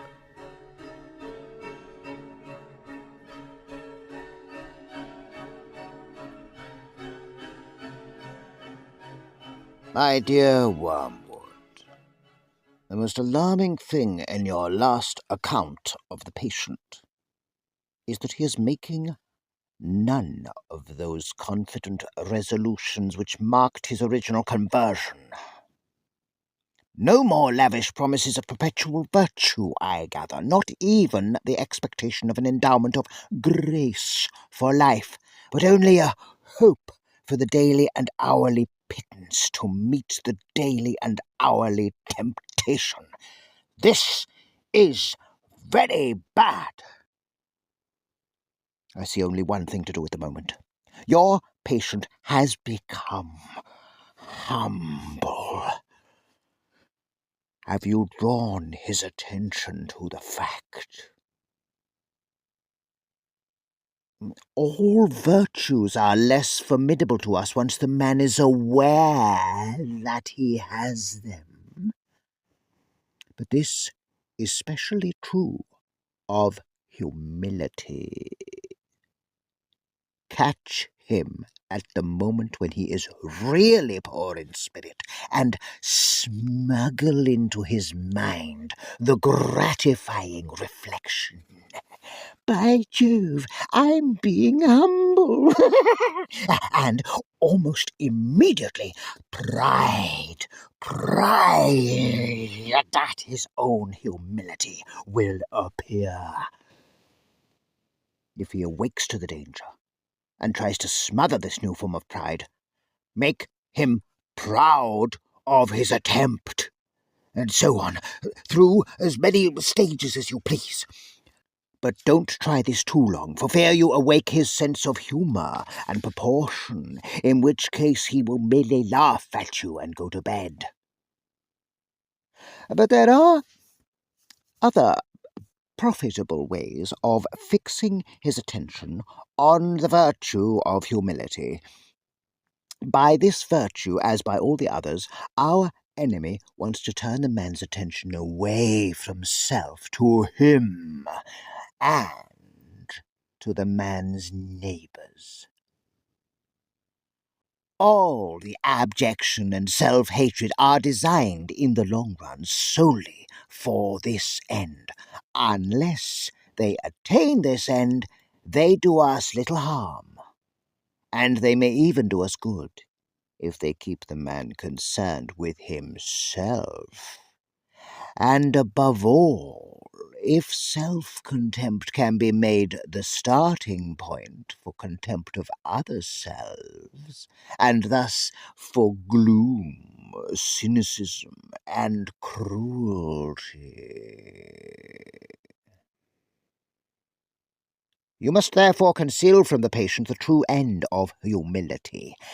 Let him think of it not as self-forgetfulness, but as a certain kind of opinion, namely a low opinion of his own talents and character.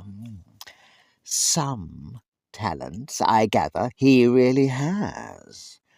Fix in his mind the idea that humility consists in trying to believe those talents to be less valuable than he believes them to be. No doubt they are, in fact, less valuable than he believes, but that is not the point. The great thing is to make him value an opinion for some quality other than truth, thus introducing an element of dishonesty and make-believe into the heart of what otherwise threatens to become a virtue. By this method, Thousands of humans have been brought to think that humility means pretty women trying to believe they are ugly, and clever men trying to believe they are fools.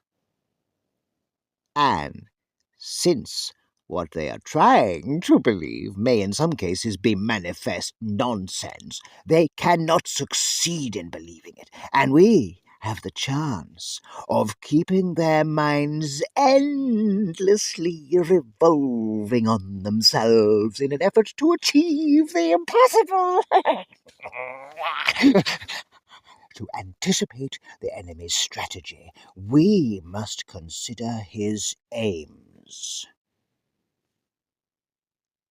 The enemy wants to bring the man to a state of mind in which he could design the best cathedral in the world, and know it to be the best, and rejoice in the fact, without being any more or less or otherwise glad at having done it than he would be if it had been done by another.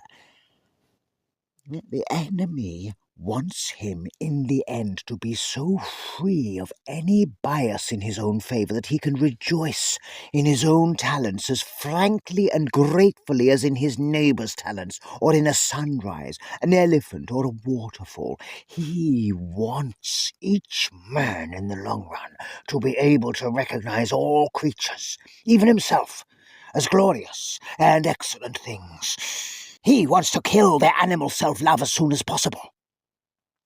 But it is his long-term policy, I fear, to restore to them a new kind of self-love,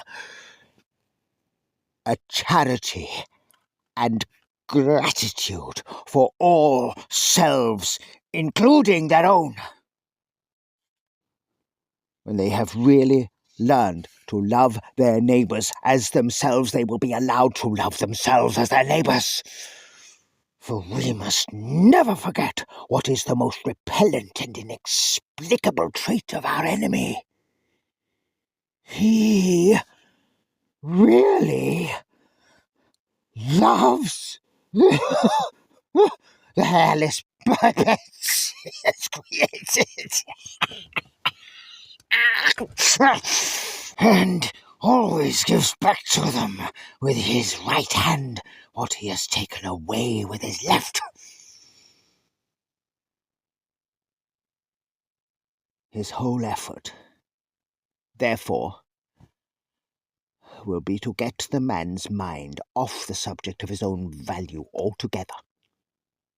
He would rather the man thought himself a great architect or a great poet, and then forgot all about it, than he should spend much time and pains trying to think himself a bad one. Your efforts to instill either vainglory or false modesty into the patient will therefore be met from the enemy's side with the obvious reminder that a man is not usually called upon to have an opinion of his own talents at all, since he can very well go on improving them to the best of his ability without deciding on his own precise niche in the temple of fame. You must try to exclude this reminder from the patient's consciousness at all costs. The enemy will also try to render real in the patient's mind a doctrine which they all profess but find it difficult to bring home to their feelings. The doctrine that they did not create themselves, that their talents were given them, and that they might as well be proud of the colour of their hair. But always, and by all methods, the enemy's aim will be to get the patient's mind off such questions, and yours will be to fix it on them.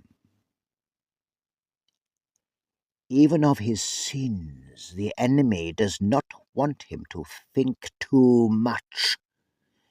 Once they are repented, the sooner the man turns his attention outward, the better the enemy is pleased. Your affectionate uncle, Screwtape.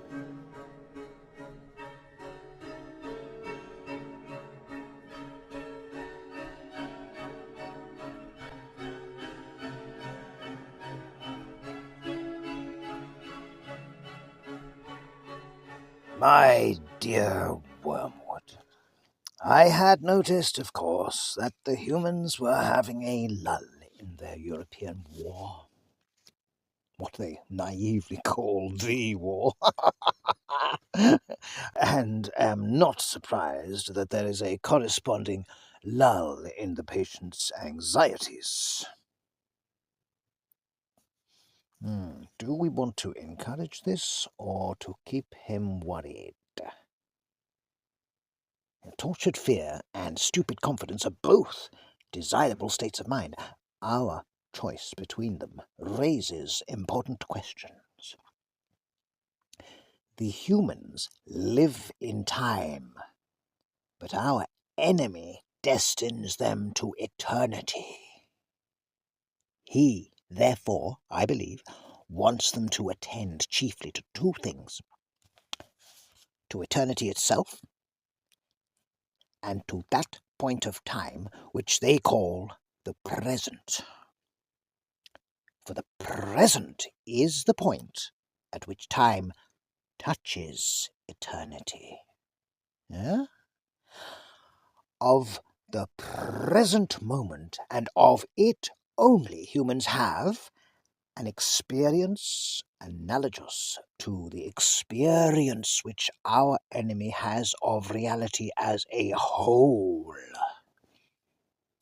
In it alone, freedom and actuality are offered them. He would therefore have them continually concerned either with eternity, which means being concerned with him, or with the present, either meditating on their eternal union with or separation from himself, or else obeying the present voice of conscience, bearing the present cross, receiving the present grace, giving thanks for the present pleasure. Our business is to get them away from the eternal and from the present. With this in view, we sometimes tempt a human, say a widow or a scholar, to live in the past. But this is of limited value, for they have some real knowledge of the past, and it has a determinate nature, and to that extent resembles eternity. It is far better to make them live in the future. Biological necessity makes all their passions point in that direction already, so that thought about the future inflames hope and fear.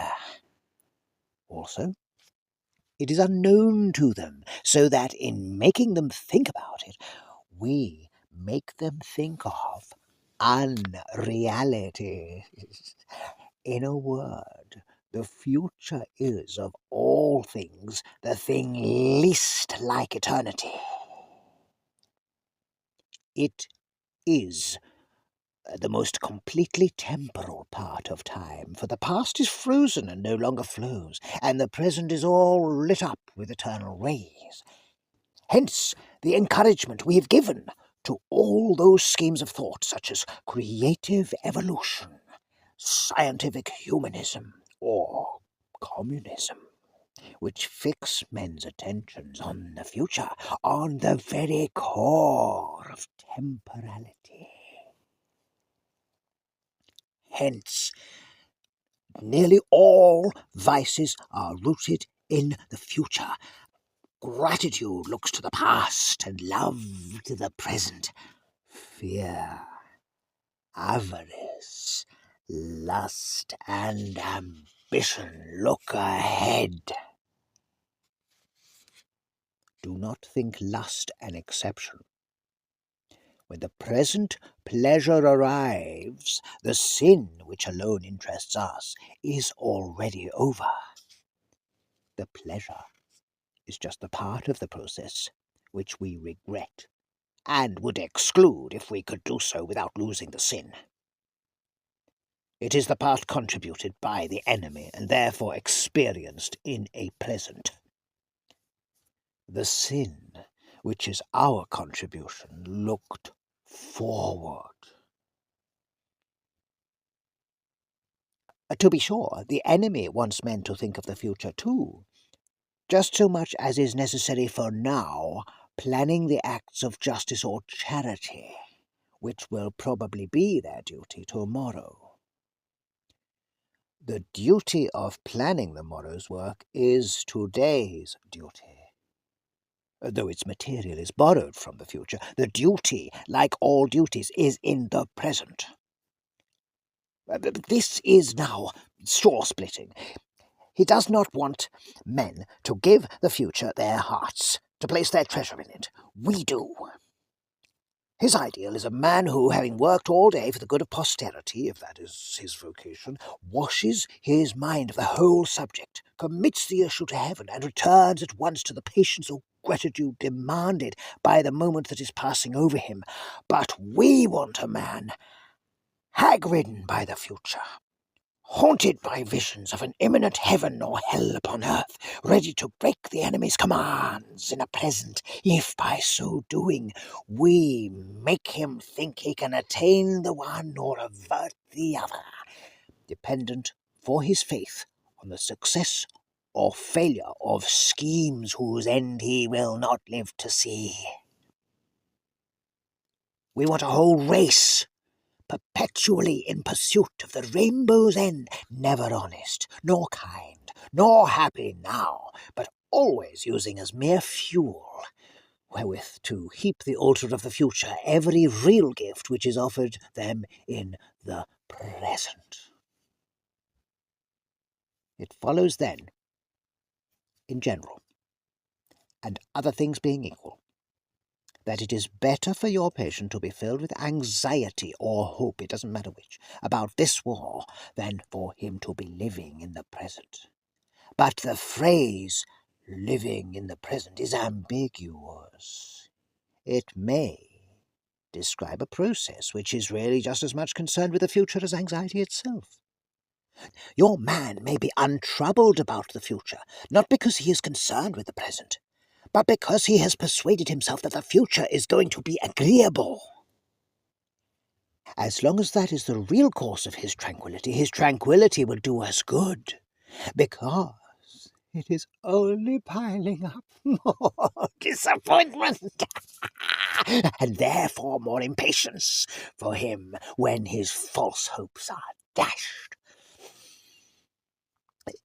If, on the other hand, he is aware that horrors may be in store for him, and is praying for the virtues wherewith to meet them, and meanwhile concerning himself with the present, because there and there alone all duty, all grace, all knowledge, and all pleasure dwell, his state is very much undesirable, and should be attacked at once. Here again, our philological arm has done good work. Try the word complacency on him. But of course, it is most likely that he is living in the present for none of these reasons, but simply because his health is good and he is enjoying his work. The phenomenon would then be merely natural. All the same, I should break it up if I were you. No natural phenomenon is really in our favor. And anyway, why should the creature be happy? Your affectionate uncle, Screwtape.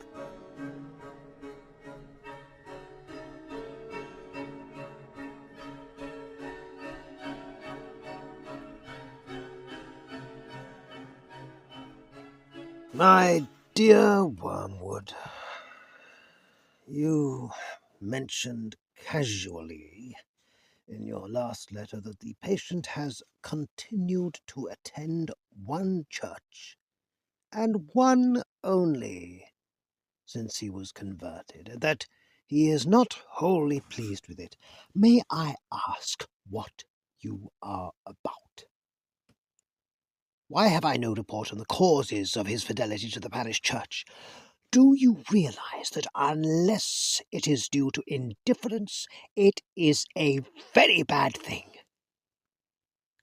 Surely you know that if a man can't be cured of church-going, the next best thing is to send him all over the neighbourhood looking for the church that suits him until he becomes a taster or connoisseur of churches. The reasons are obvious.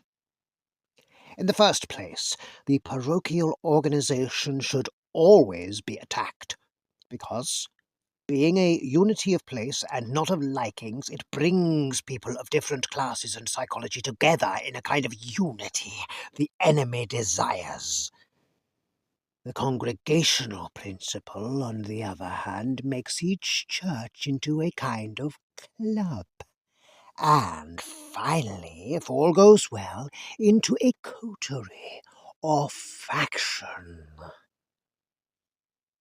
In the second place, the search for a suitable church makes the man a critic where the enemy wants him to be a pupil.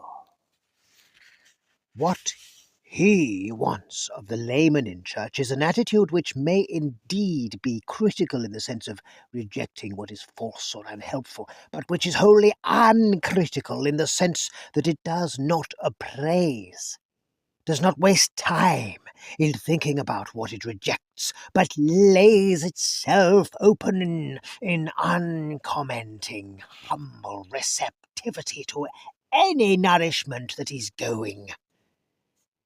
You see how grovelling, how unspiritual, how irredeemably vulgar he is. This attitude, especially during sermons, creates the condition, most hostile to our whole policy, in which platitudes can become really audible to a human soul. There is hardly any sermon or any book which may not be dangerous to us if it is received in this temper. So pray, bestir yourself and send this fool the round of the neighbouring churches as soon as possible. Your record up to date has not given us much satisfaction.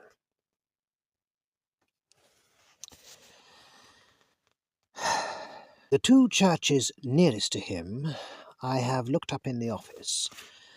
Both have certain claims.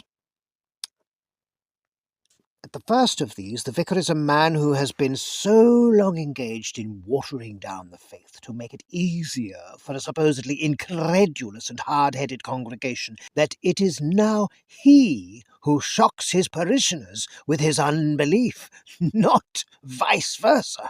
He has undermined many a soul's Christianity. His conduct of the service is also admirable. In order to spare the laity all difficulties, he has deserted both the lectionary and the appointed psalms, and now, without noticing it, revolves endlessly round the little treadmill of his 15 favourite psalms and 20 favourite lessons. We are thus safe from the danger that any truth not already familiar to him and to his flock should ever reach them through Scripture. But perhaps your patient is not quite silly enough for this church. Or not yet. At the other church we have Father Spike. The humans are often puzzled to understand the range of his opinions, why he is one day almost a communist and the next not far from some kind of theocratic fascism. one day a scholastic, and the next prepared to deny human reason altogether. One day immersed in politics, and the day after declaring that all states of this world are equally under judgment. We, of course, see the connecting link, which is hatred. The man cannot bring himself to preach anything which is not calculated to shock, grieve, puzzle, or humiliate his parents and their friends. A sermon which such people could accept would be to him as insipid as a poem which they could scan. There is also a promising streak of dishonesty in him. We are teaching him to say, "The teaching of the Church is," when he really means, "I'm almost sure I read recently in Maritain or someone of that sort." But I must warn you that he has one fatal defect. He really believes. And this may yet mar all.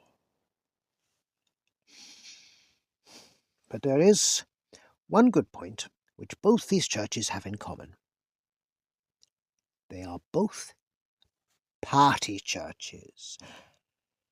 I think I warned you before that if your patient can't be kept out of the church, he ought at least to be violently attached to some party within it.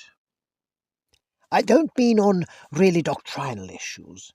About those, the more lukewarm he is, the better. And it isn't the doctrines on which we chiefly depend for producing malice. The real fun is working up hatred between those who say Mass and those who say Holy Communion, when neither party could possibly state the difference between, say, Hooker's doctrine and Thomas Aquinas's in any form which would hold water for 5 minutes. And all the purely indifferent things, candles and clothes and what-not, are an admirable ground for our activities. We have quite removed from men's minds what that pestilent fellow Paul used to teach about food and other unessentials, namely that the human without scruples should always give in to the human with scruples. You would think they could not fail to see the application.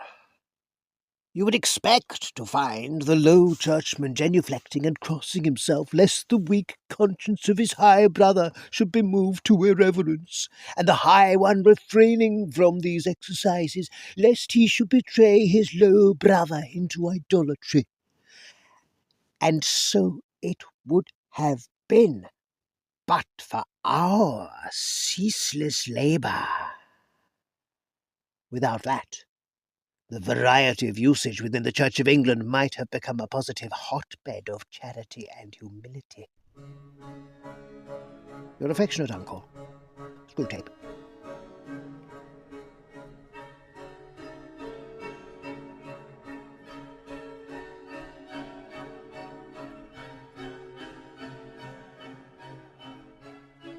My dear Wormwood, the contemptuous way in which you spoke of gluttony as a means of catching souls in your last letter only shows your ignorance.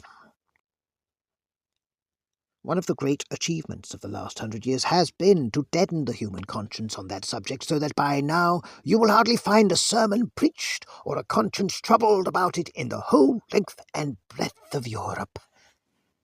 This has largely been effected by concentrating all our efforts on the gluttony of delicacy, not gluttony of excess. Your patient's mother, as I learned from the dossier, and you might have learned from Glubose, is a good example. She would be astonished, one day I hope will be, to learn that her whole life is enslaved to this kind of sensuality, which is quite concealed from her by the fact that the quantities involved are small. But what do quantities matter, provided we can use a human belly and palate to produce querulousness, impatience, uncharitableness, and self-concern? Glubose has this old woman well in hand. She is a positive terror to hostesses and servants. She's always turning away from what has been offered her to say with a demure little sigh and a smile, "Oh, please, please, all I want is a cup of tea, weak but not too weak, and the weeniest bit of really crisp toast, you see?" Because what she wants is smaller and less costly than what has been set before her. She never recognizes as gluttony her determination to get what she wants. However troublesome it may be to others.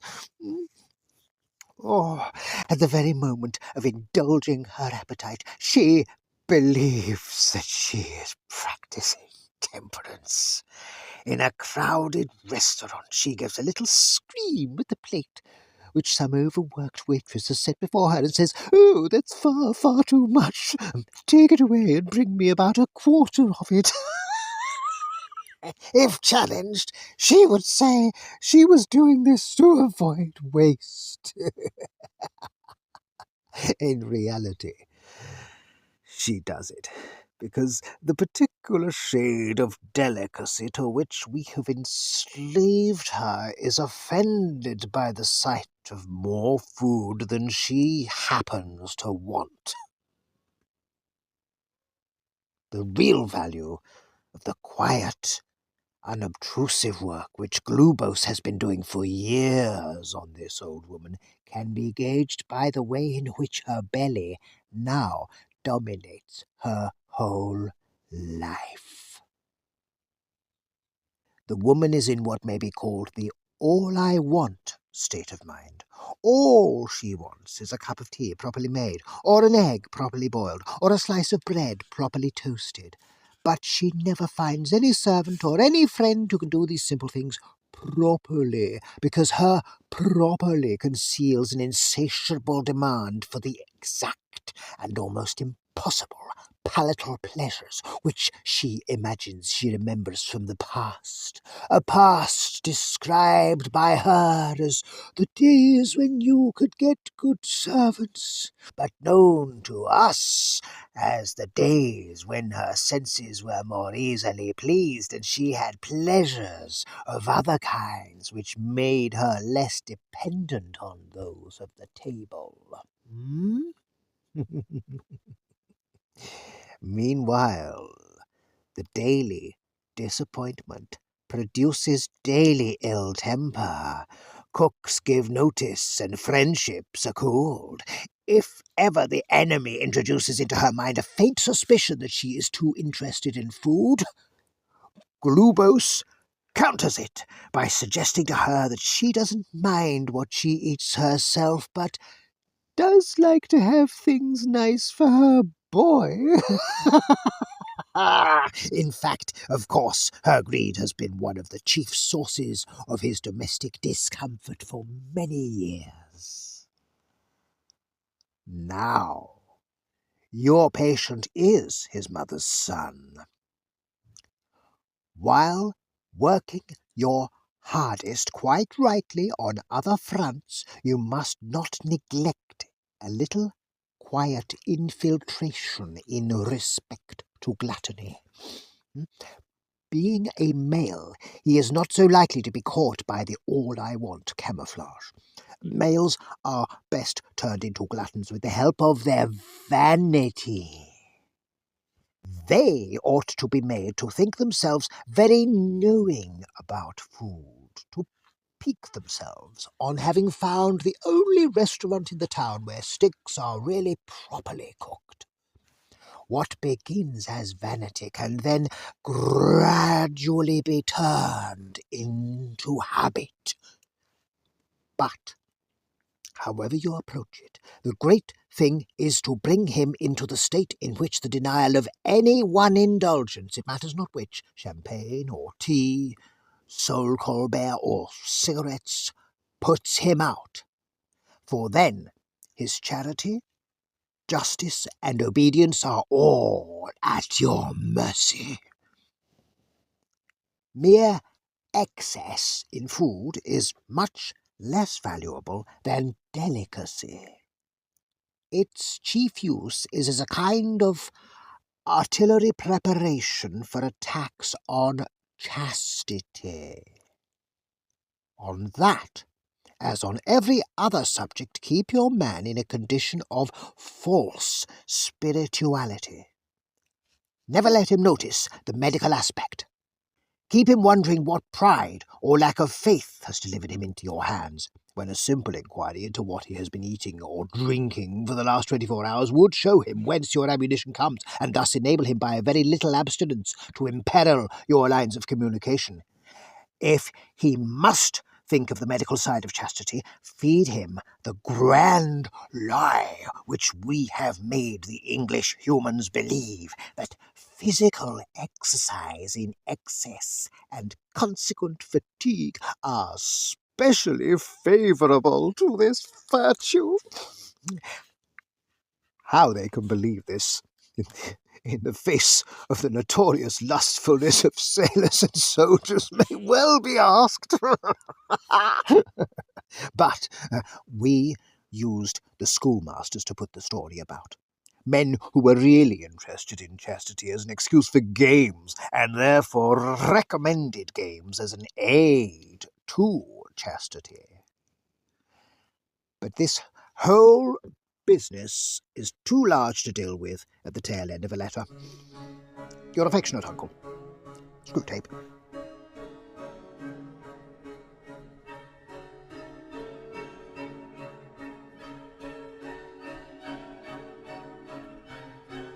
My dear Wormwood, even under Slobgob you must have learned at college the routine technique of sexual temptation.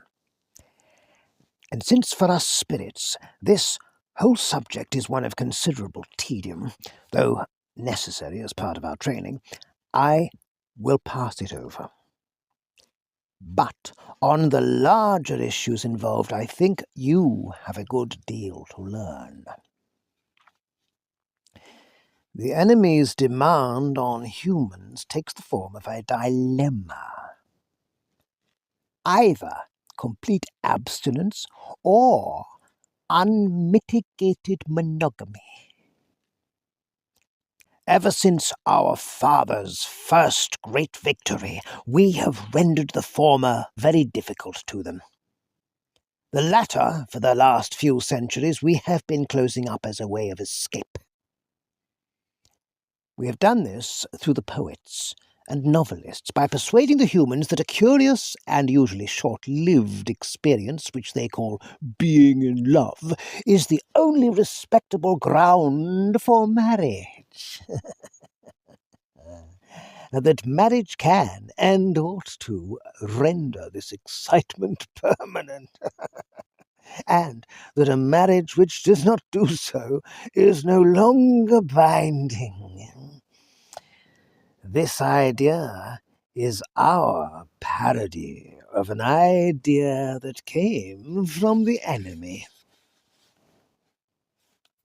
The whole philosophy of hell rests on recognition of the axiom that one thing is not another thing, and especially that one self is not another self.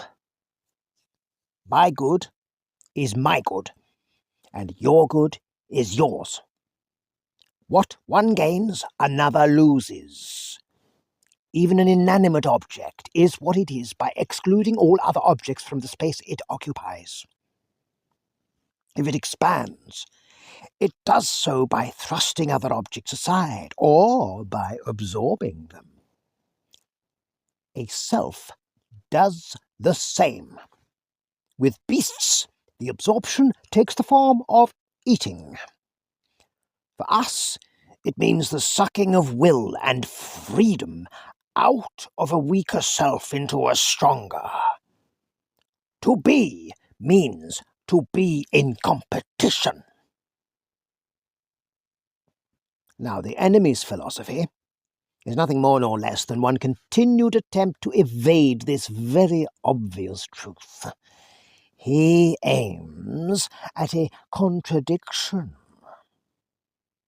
Things are to be many, yet somehow also one. The good of oneself is to be the good of another.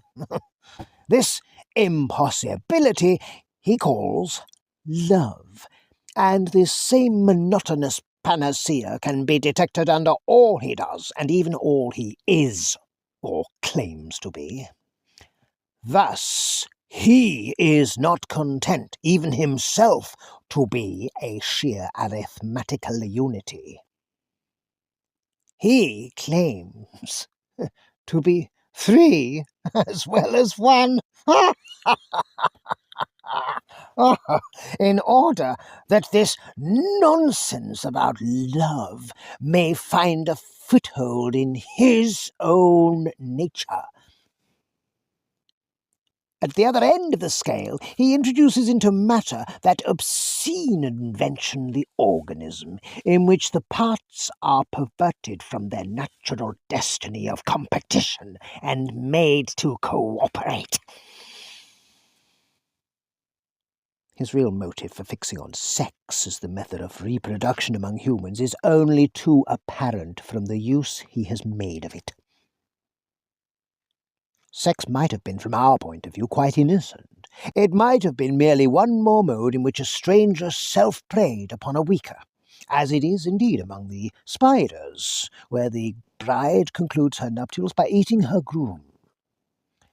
But in the humans, the enemy has gratuitously associated affection between the parties with sexual desire. He has also made the offspring dependent on the parents and given the parents an impulse to support it, thus producing the family, which is like the organism, only worse. For the members are more distinct, yet also united in a more conscious and responsible way. The whole thing, in fact, turned out to be simply one more device for dragging in love. Now comes the joke. The enemy described a married couple as one flesh. He did not say a happily married couple or a couple who married because they were in love. But you can make the humans ignore that. You can also make them forget that the man they call Paul did not confine it to married couples. Mere copulation for him makes one flesh. You can thus get the humans to accept as rhetorical eulogies of being in love what were in fact plain descriptions of the real significance of sexual intercourse. The truth is that wherever a man lies with a woman, there, whether they like it or not, a transcendental relation is set up between them which must be eternally enjoyed or eternally endured. From the true statement that this transcendental relation was intended to produce, and if obediently entered into, too often will produce affection and family, humans can be made to infer the false belief that the blend of affection, fear, and desire, which they call being in love, is the only thing that makes marriage either happy or holy. The error is easy to produce because being in love does very often in Western Europe precede marriages which are made in obedience to the enemy's designs. That is, with the intention of fidelity, fertility, and goodwill, just as religious emotion very often, but not always, attends conversion. In other words, the humans are to be encouraged to regard as the basis for marriage a highly coloured and distorted version of something the enemy really promises as its result. Two advantages follow. In the first place, humans who have not the gift of continence can be deterred from seeking marriage as a solution, because they do not find themselves in love, and thanks to us, the idea of marrying with any other motive seems to them low and cynical. Yes, they think that. They regard the intention of loyalty to a partnership for mutual help, for the preservation of chastity, and for the transmission of life as something lower than a storm of emotion. Don't neglect to make your man think the marriage service very offensive. In the second place, any sexual infatuation, whatever, so long as it intends marriage, will be regarded as love, and love will be held to excuse a man from all the guilt and to protect him from all the consequences of marrying a heathen, a fool, or a wanton. But more of this in my next. Your affectionate uncle, Screwtape.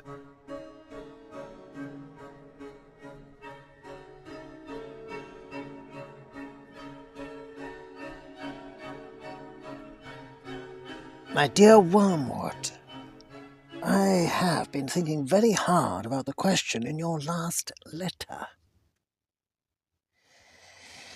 If, as I have clearly shown, all selves are by their very nature in competition, and therefore the enemy's idea of love is a contradiction in terms, what becomes of my reiterated warning that he really loves the human vermin and really desires their freedom and continued existence?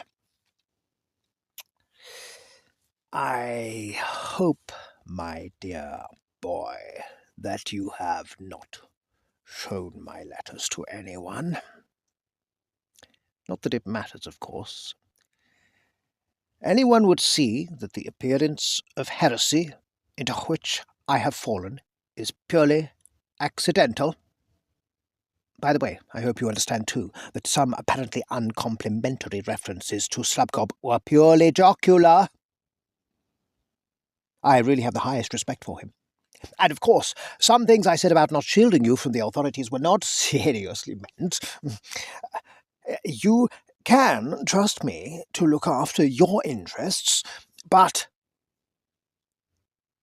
do keep everything under lock and key.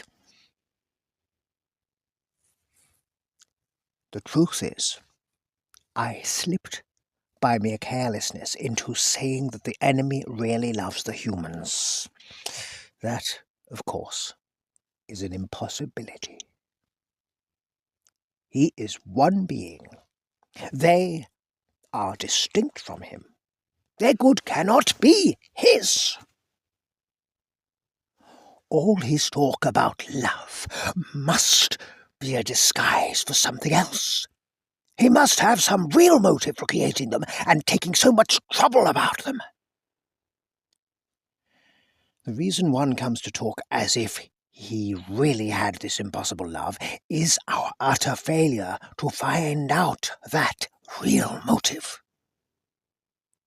What does he stand to make out of them? That is the insoluble question. I do not see that it can do any harm to tell you that this very problem was a chief cause of our father's quarrel with the enemy. When the creation of man was first mooted, and when, even at that stage, the enemy freely confessed that he foresaw a certain episode about a cross, our father very naturally sought an interview and asked for an explanation.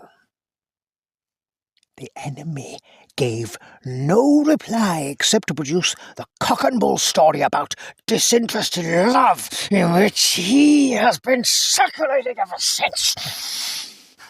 This, our father naturally could not accept. He implored the enemy to lay his cards on the table and gave him every opportunity.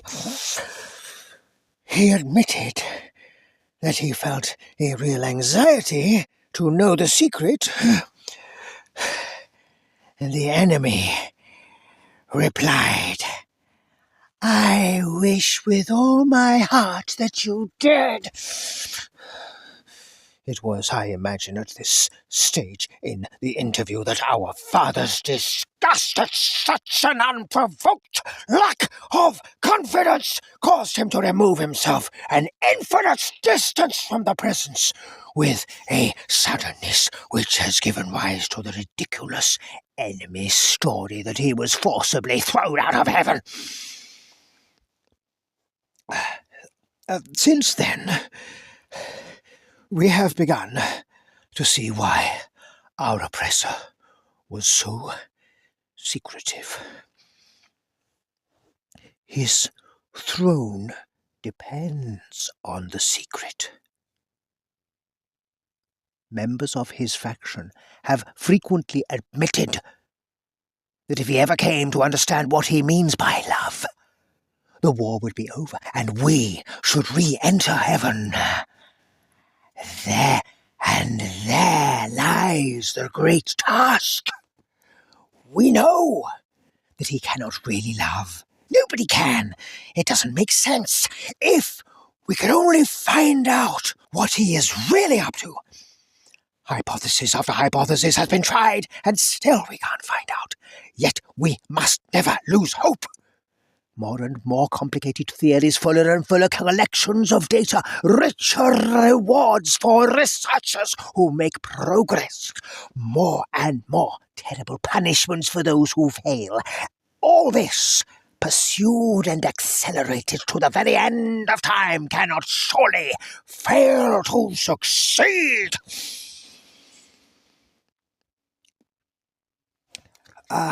You complained that my last letter does not make it clear whether I regard being in love as a desirable state for a human or not. But really, Wormwood, that is the sort of question one expects them to ask. Leave them to discuss whether love or patriotism or celibacy or candles on altars or teetotalism or education are good or bad. Can't you see? There's no answer. Nothing matters at all except the tendency of a given state of mind in given circumstances to move a particular patient at a particular moment nearer to the enemy or nearer to us. Thus, it would be quite a good thing to make the patient decide that love is good or bad. If he is an arrogant man with a contempt for the body, really based on delicacy, but mistaken by him for purity, and one who takes pleasure in flouting what most of his fellows approve, by all means let him decide against love. Instill into him an overweening asceticism, and then, when you have separated his sexuality from all that might humanize it, weigh in on him with it in some much more brutal and cynical form. If, on the other hand, he is an emotional, gullible man, feed him on minor poets and fifth-rate novelists of the old school until you have made him believe that love is both irresistible and somehow intrinsically meritorious.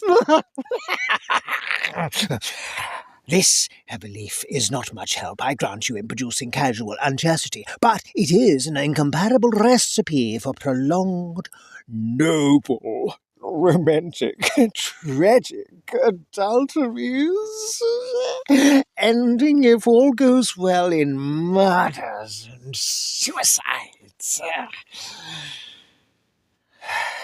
Failing that, it can be used to steer the patient into a useful marriage. For marriage, though the enemy's invention has its uses. There must be several young women in your patient's neighborhood who would render the Christian life intensely difficult for him if only you could persuade him to marry one of them. Please send me a report on this when you next write. In the meantime, get it quite clear in your own mind that this state of falling in love is not in itself necessarily favourable either to us or to the other side.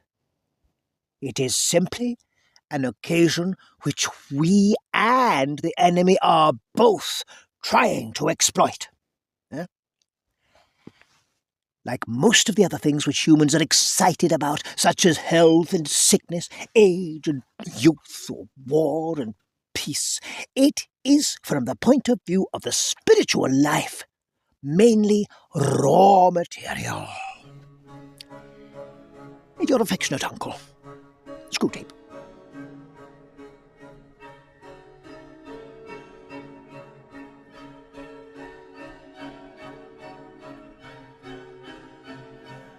My dear Wormwood, I note with great displeasure that the enemy has, for the time being, put a forcible end to your direct attacks on the patient's chastity.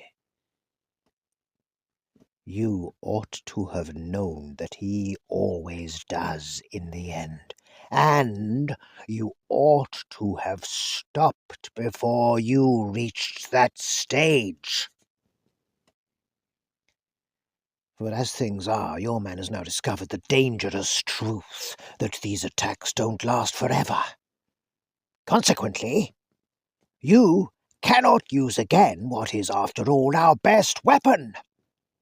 The belief of ignorant humans that there is no hope of getting rid of us except by yielding. I suppose you've tried persuading him that chastity is unhealthy. I haven't yet got a report from you on young women in the neighborhood. I should like it at once, for if we can't use his sexuality to make him unchaste, we must try to use it for the promotion of a desirable marriage. In the meantime, I would like to give you some hint about the type of woman. I mean the physical type, which he should be encouraged to fall in love with, if falling in love is the best we can manage. In a rough and ready way, of course, this question is decided for us by spirits far deeper down in the lowerarchy than you and I. It is the business of these great masters to produce in every age a general misdirection of what may be called sexual taste. This they do by working through the small circle of popular artists, dressmakers, actresses, and advertisers who determine the fashionable type. The aim is to guide each sex away from those members of the other with whom spiritually helpful, happy, and fertile marriages are most likely. Thus we have now for many centuries triumphed over nature to the extent of making certain secondary characteristics of the male, such as the beard, disagreeable to nearly all the females. And there is more in that than you might suppose. As regards the male taste, we have varied a good deal. At one time, we have directed it to the statuesque and aristocratic type of beauty, mixing men's vanity with their desires, and encouraging the race to breed chiefly from the most arrogant and prodigal women. At another, we have selected an exaggeratedly feminine type, faint and languishing, so that folly and cowardice and all the general falseness and littleness of mind which go with them shall be at a premium. At present, we are on the opposite tack. The age of jazz has succeeded the age of the waltz, and we now teach men to like women whose bodies are scarcely distinguishable from those of boys. Since this is a kind of beauty even more transitory than most, we thus aggravate the female's chronic horror of growing old with many excellent results, and render her less willing and less able to bear children. And that is not all. We have engineered a great increase in the license which society allows to the representation of the apparent nude, not the real nude, in art, and its exhibition on the stage or the bathing beach. It is all a fake, of course. The figures in the popular art are falsely drawn. The real women in bathing suits or tights are actually pinched in or propped up to make them appear firmer and more slender and more boyish than nature allows a full-grown woman to be. Yet, at the same time, the modern world is taught to believe that it is being frank and healthy and getting back to nature. As a result, we are more and more directing the desires of men to something which does not exist, making the role of the eye in sexuality more and more important, and at the same time making its demands more and more impossible. What follows you can easily forecast.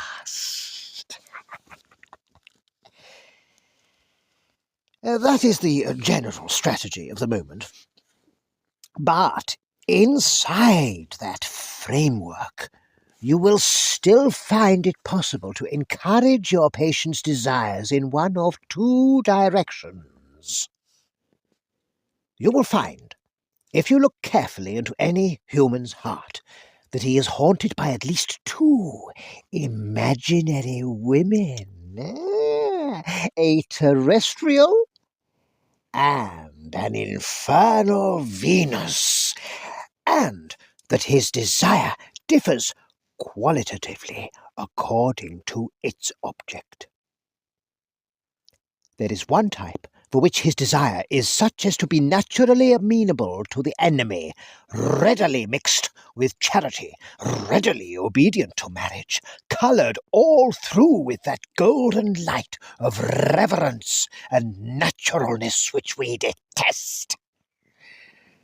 And there is another type which he desires brutally, and desires to desire brutally, a type best used to draw him away from marriage altogether, but which, even within marriage, he would tend to treat as a slave, an idol, or an accomplice. His love for the first might involve what the enemy calls evil, but only accidentally. The man would wish that she was not someone else's wife, and be sorry that he could not love her lawfully. But in the second type, the felt Evil is what he wants. It is that tang in the flavour which he is after. In the face, it is the visible animality or sulkiness or craft or cruelty which he likes, and in the body, something quite different from what he ordinarily calls beauty. Something he may even in a sane hour describe as ugliness, but which by our art can be made to play on the raw nerve of his private obsession. The real use of the infernal Venus is, no doubt, as prostitute or mistress. But if your man is a Christian, and if he has been well trained in nonsense about irresistible and all-excusing love, he can often be induced to marry her. And that is very well worth bringing about.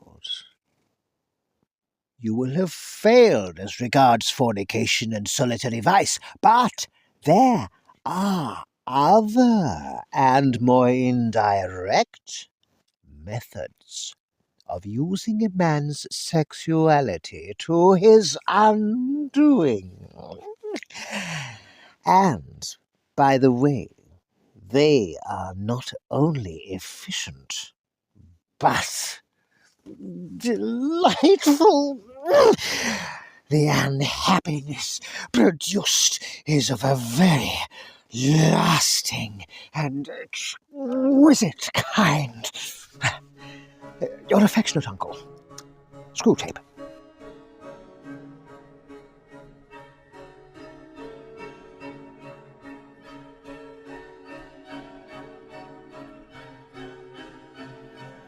My dear Wormwood, yes, a period of sexual temptation is an excellent time for working in a subordinate attack on the patient's peevishness. It may even be the main attack as long as he thinks it is the subordinate one. But here, as in everything else, the way must be prepared for your moral assault by darkening his intellect. Men are not angered by mere misfortune, but by misfortune conceived as injury. And the sense of injury depends on the feeling that a legitimate claim has been denied. The more claims on life, therefore, that your patient can be induced to make, the more often he will feel injured and, as a result, ill-tempered. Now, you will have noticed that nothing throws him into a passion so easily as to find a tract of time which he reckoned on having at his own disposal unexpectedly taken from him. It is the unexpected visitor when he looked forward to a quiet evening, or the friend's talkative wife turning up when he looked forward to a tete-a-tete with the friend, that throw him out of gear. Now, he is not yet so uncharitable or slothful that these small demands on his courtesy are in themselves too much for it. They anger him because he regards his time as his own, and feels that it is being stolen. You must therefore zealously guard in his mind the curious assumption my time is my own. let him have the feeling that he starts each day as the lawful possessor of 24 hours. Let him feel as a grievous tax that portion of his property which he has to make over to his employers, and as a generous donation that further portion which he allows to religious duties. But what he must never be permitted to doubt is that the total from which these deductions have been made was in some mysterious sense his own personal birthright. You have here a delicate task. The assumption which you want him to go on making is so absurd that, if once it is questioned, even we cannot find a shred of argument in its defence. The man can neither make nor retain one moment of time. It all comes to him by pure gift. He might as well regard the sun and moon as his chattels. He is also, in theory, committed to a total service of the enemy. And if the enemy appeared to him in bodily form and demanded that total service for even one day, he would not refuse. He would be greatly relieved if that one day involved nothing harder than listening to the conversation of a foolish woman.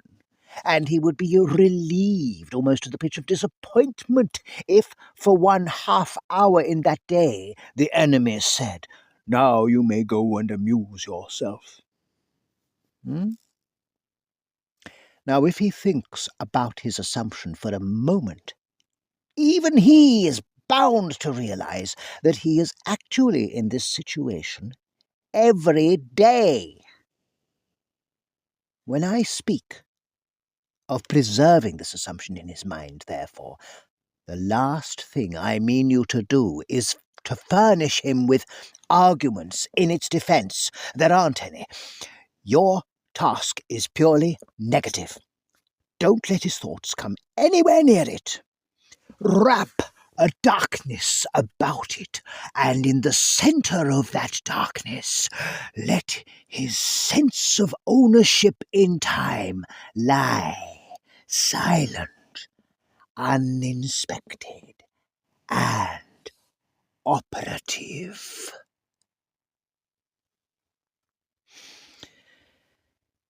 The sense of ownership in general is always to be encouraged. The humans are always putting up claims of ownership which sound equally funny in heaven and in hell, and we must keep them doing so. Much of the modern resistance to chastity comes from men's belief that they own their bodies, those vast and perilous estates pulsating with the energy that made the worlds in which they find themselves without their consent, and from which they are ejected at the pleasure of another. It is as if a royal child, whom his father has placed for love's sake in titular command of some great province under the real rule of wise counsellors, should come to fancy he really owns the cities, the forests, and the corn in the same way as he owns the bricks on the nursery floor.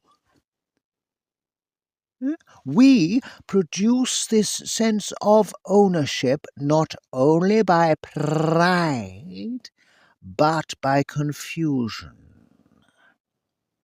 We teach them not to notice the different senses of the possessive pronoun, the finely graded differences that run from my boots through my dog, my servant, my wife, my father, my master, and my country to my God.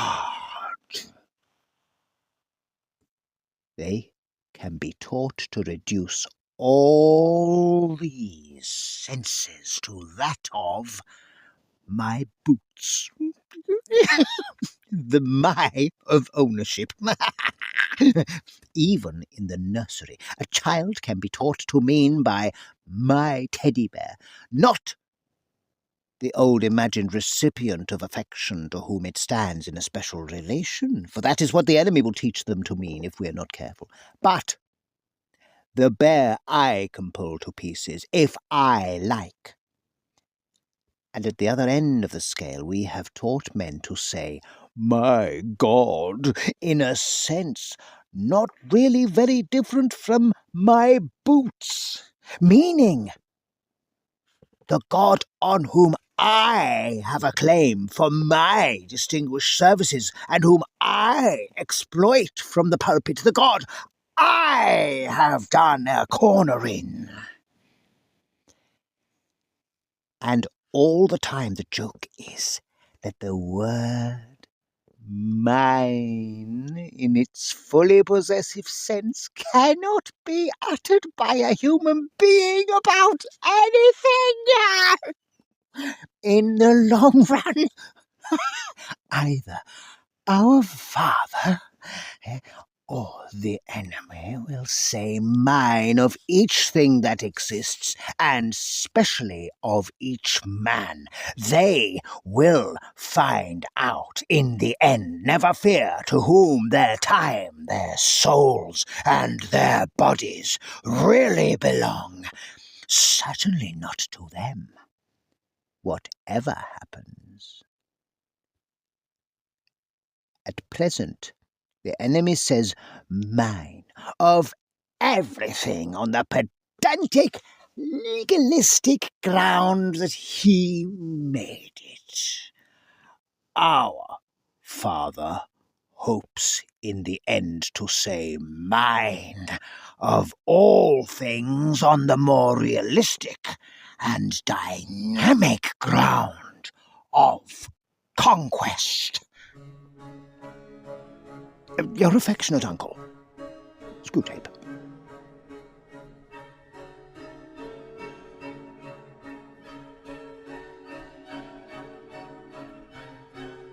My dear Wormwood, so your man is in love, and in the worst kind he could possibly have fallen into, and with a girl who does not even appear in the report you sent me? You may be interested to learn that the little misunderstanding with the secret police which you tried to raise about some unguarded expressions in one of my letters has been tidied over. If you were reckoning on that to secure my good offices, you will find yourself mistaken. You shall pay for that as well as for your other blunders. Meanwhile, I enclose a little booklet, just issued, on the new House of Correction for Incompetent Tempters. It is profusely illustrated, and you will not find a dull page in it. I have looked up this girl's dossier, and am horrified at what I find. Not only a Christian, but such a Christian, a vile, sneaking, simpering, demure, monosyllabic, mouse-like, watery, insignificant, virginal, bread and butter miss. The little brute. She makes me vomit. She stinks and scalds through the very pages of the dossier. It drives me mad, the way the world has worsened. We'd have had her to the arena in the old days. That's what her sort is made for. Not that she'd do much good there either. A two-faced little cheat. I know the sort who looks as if she'd faint at the sight of blood and then dies with a smile. A cheat, every way.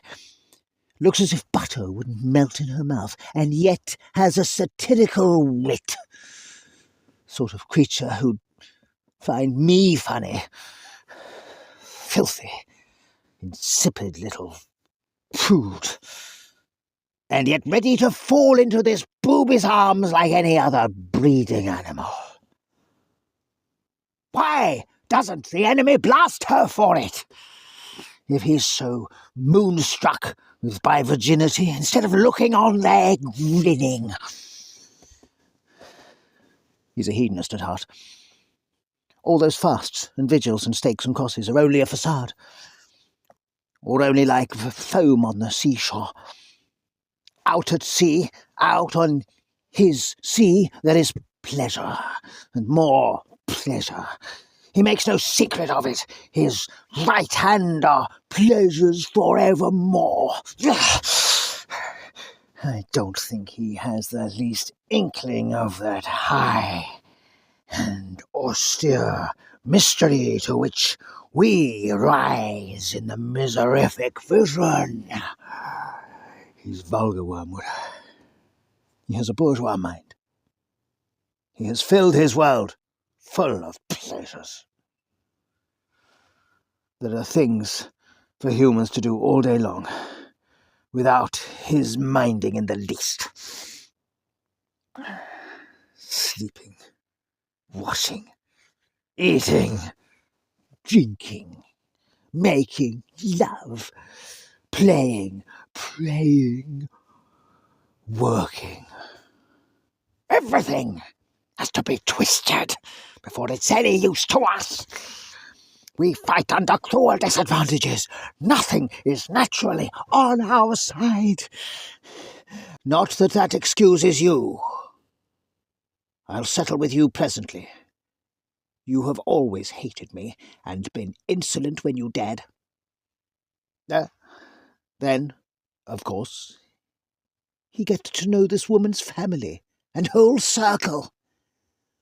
Could you not see that the very house she lives in is one that he ought never to have entered? The whole place reeks of that deadly odour. The very gardener, though he's only been there 5 years, is beginning to acquire it. Even guests, after a weekend visit, carry some of the smell away with them. The dog and the cat are tainted with it. And a house full of impenetrable mystery. We are certain it is a matter of first principles that each member of the family must in some way be making capital out of the others, but we can't find out how. They guard as jealously as the enemy himself the secret of what really lies behind this pretense of disinterested love. The whole house and garden is one vast obscenity. It bears a sickening resemblance to the description one human writer made of heaven. The regions where there is only life, and therefore all that is not music is silence. Music and silence. How I detest them both! How thankful we should be that ever since our father entered hell, though longer ago than humans, reckoning in light years, could express, no square inch of infernal space and no moment of infernal time has been surrendered to either of those abominable forces, but all has been occupied by noise. Noise, the grand dynamism, the audible expression of all that is exultant, ruthless, and virile. Noise, which alone defends us from silly qualms, despairing scruples, and impossible desires. We will make the whole universe a noise in the end. We have already made great strides in this direction as regards the earth. The melodies and silences of heaven will be shouted down in the end. But I admit we are not yet loud enough, or anything like it. Research is in progress. Meanwhile, you disgusting letter...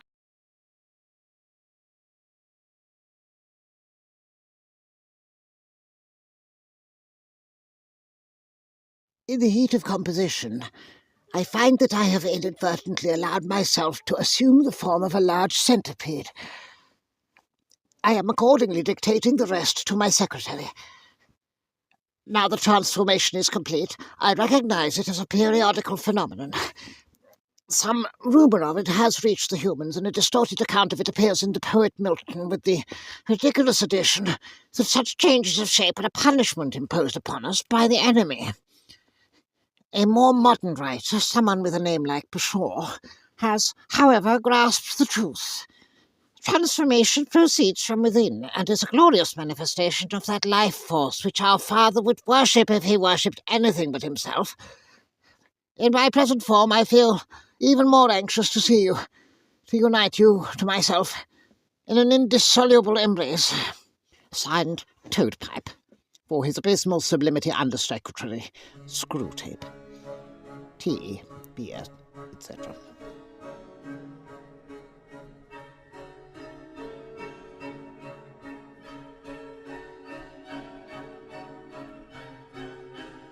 My dear Wormwood, through this girl and her disgusting family, the patient is now getting to know more Christians every day, and very intelligent Christians, too.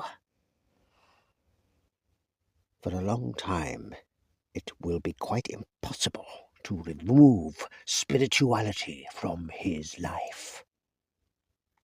Very well, then. We must corrupt it. No doubt, you have often practiced transforming yourself into an angel of light as a parade ground exercise.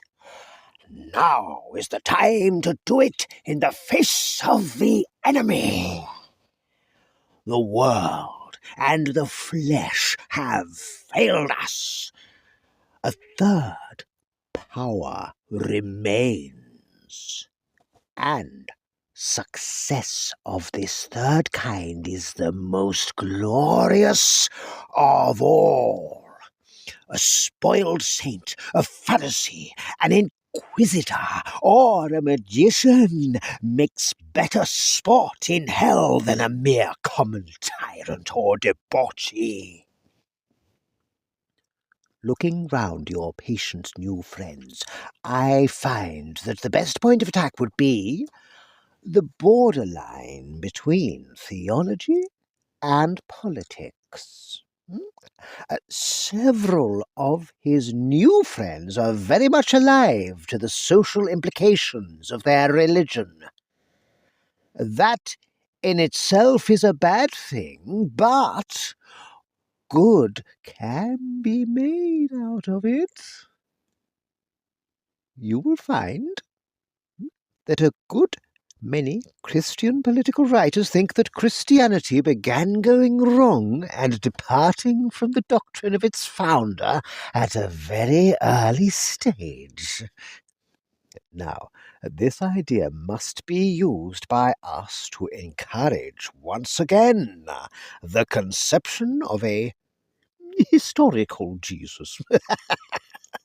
To be found by clearing away later accretions and perversions, and then to be contrasted with the whole Christian tradition. In the last generation, we promoted the construction of such a historical Jesus on liberal and humanitarian lines. We are now putting forward a new historical Jesus on Marxian, catastrophic, and revolutionary lines. The advantages of these constructions, which we intend to change every 30 years or so, are manifold. In the first place, they all tend to direct men's devotion to something which does not exist. For each historical Jesus is unhistorical. The documents say what they say and cannot be added to. Each new historical Jesus, therefore, has to be got out of them by suppression at one point and exaggeration at another.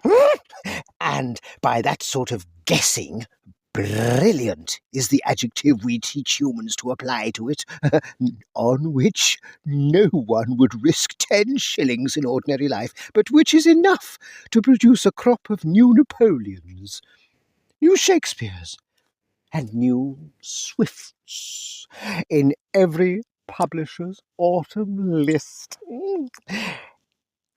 In the second place, all such constructions place the importance of their historical Jesus in some peculiar theory he is supposed to have promulgated. He has to be a great man in the modern sense of the word, one standing at the terminus of some centrifugal and unbalanced line of thought, a crank vending a panacea. We thus distract men's minds from who he is and what he did.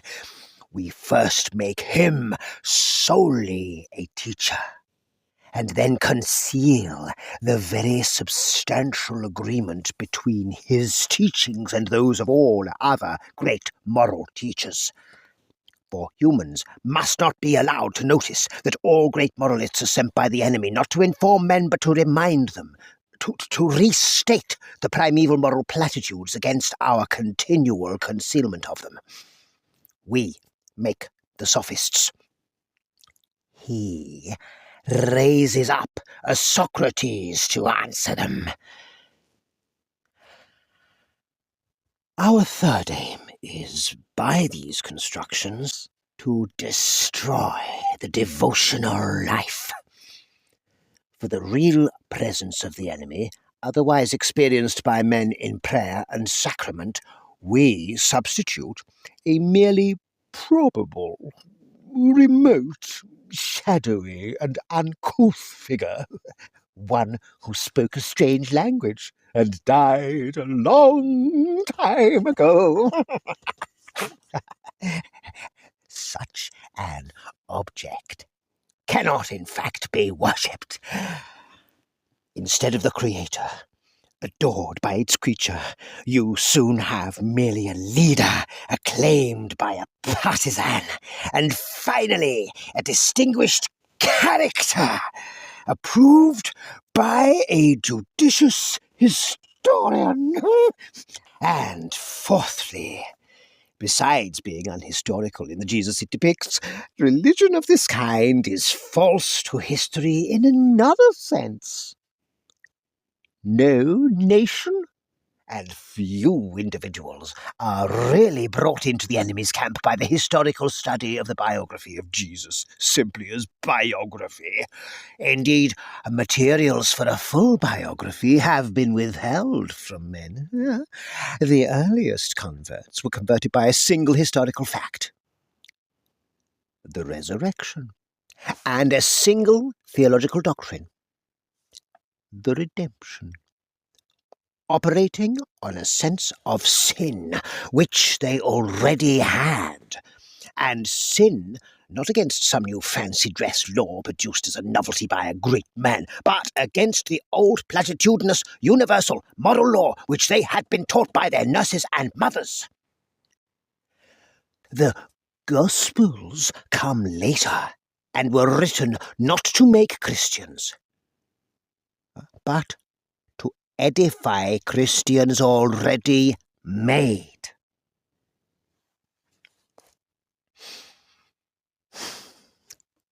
The historical Jesus, then, however dangerous he may seem to be to us at some particular point, is always to be encouraged. About the general connection between Christianity and politics, our position is more delicate. Certainly, we do not want men to allow their Christianity to flow over into their political life, for the establishment of anything like a really just society would be a major disaster. On the other hand, we do want, and want very much, to make men treat Christianity as a means, preferably, of course, as a means to their own advancement. But failing that, as a means to anything, even to social justice. The thing to do is to get a man at first to value social justice as a thing which the enemy demands, and then work him on to the stage at which he values Christianity because it may produce social justice. For the enemy will not be used as a convenience. Men or nations who think they can revive the faith in order to make a good society might just as well think they can use the stairs of heaven as a shortcut to the nearest chemist's shop. Fortunately, it is quite easy to coax humans round this little corner. Only today, I found a passage in a Christian writer where he recommends his own version of Christianity on the ground that only such a faith can outlast the death of old cultures and the birth of new civilizations. Yeah, you see the little rift, eh? Believe this not because it is true, but for some other reason. That's the game. Your affectionate uncle, Screwtape.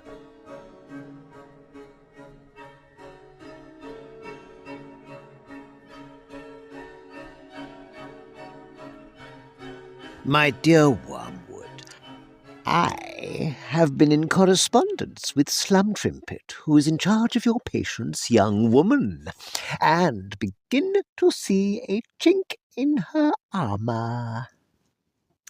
It is an unobtrusive little vice which she shares with nearly all women who have grown up in an intelligent circle united by a clearly defined belief. And it consists in a quite untroubled assumption that the outsiders who do not share this belief are really too stupid and ridiculous. The males who habitually meet these outsiders do not feel that way. Their confidence, if they are confident, is of a different kind. Hers, which she supposes to be due to faith, is in reality largely due to the mere colour she has taken from her surroundings. It is not, in fact, very different from the conviction she would have felt at the age of 10 that the kind of fish knives used in her father's house were the proper, or normal, or real kind, while those of the neighbouring families were not real fish knives at all. Now, the element of ignorance and naivety in all this is so large, and the element of spiritual pride so small, that it gives us little hope of the girl herself. But have you thought of how it can be made to influence your own patient? It is always the novice who exaggerates. The man who has risen in society is over-refined. The young scholar is pedantic. In this new circle, your patient is a novice. He is there daily meeting Christian life of a quality he never before imagined, and seeing it all through an enchanted glass, because he is in love. He is anxious, indeed the enemy commands him, to imitate this quality. Can you get him to imitate this defect in his mistress, and to exaggerate it until what was venial in her becomes, in him, the strongest and most beautiful of the vices? Spiritual pride! The conditions seem ideally favourable. The new circle in which he finds himself is one of which he is tempted to be proud for many reasons other than its Christianity. It is a better educated, more intelligent, more agreeable society than any he has yet encountered. He is also under some degree of illusion as to his own place in it. Under the influence of love, he may still think himself unworthy of the girl, but he is rapidly ceasing to think himself unworthy of the others. He has no notion of how much in him is forgiven because they are charitable and made the best of because he is now one of the family. He does not dream how much of his conversion, how many of his opinions are recognized by them all as mere echoes of their own. Still less does he suspect how much of the delight he takes in these people is due to the erotic enchantment which the girl, for him, spreads over all her surroundings. He thinks that he likes their talk and way of life because of some congruity between their spiritual state and his, when in fact they are so far beyond him that if he were not in love, he would be merely puzzled and repelled by much which he now accepts. He is like a dog, which should imagine it understood firearms because its hunting instinct and love for its master enable it to enjoy a day's shooting. Here is your chance. While the enemy, by means of sexual love and of some very agreeable people far advanced in his service, is drawing the young barbarian up to levels he could never otherwise have reached, you must make him feel that he is finding his own level. That these people are his sort, and that coming among them he has come home. When he turns from them to another society, he will find it quite dull, partly because almost any society within his reach is in fact much less entertaining, but still more because he will miss the enchantment of the young woman. You must teach him to mistake this contrast between the circle that delights and the circle that bores him for the contrast between Christians and unbelievers. He must be made to feel, he'd better not put it into words, how different we Christians are, and by we Christians he must really, but unknowingly, mean my set. And by my set he must mean not the people who in their charity and humility have accepted me, but the people with whom I associate by right. Success here depends on confusing him. If you try to make him explicitly and professedly proud of being a Christian, you will probably fail. The enemy's warnings are too well known. If, on the other hand, you let the idea of we Christians drop out altogether and merely make him complacent about his set, you will produce not true spiritual pride, but mere social vanity, which by comparison is a trumpery, puny little sin. What you want is to keep a sly self-congratulation mixing with all his thoughts, and never allow him to raise the question, what precisely am I congratulating myself about? The idea of belonging to an inner ring, of being in a secret, is very sweet to him.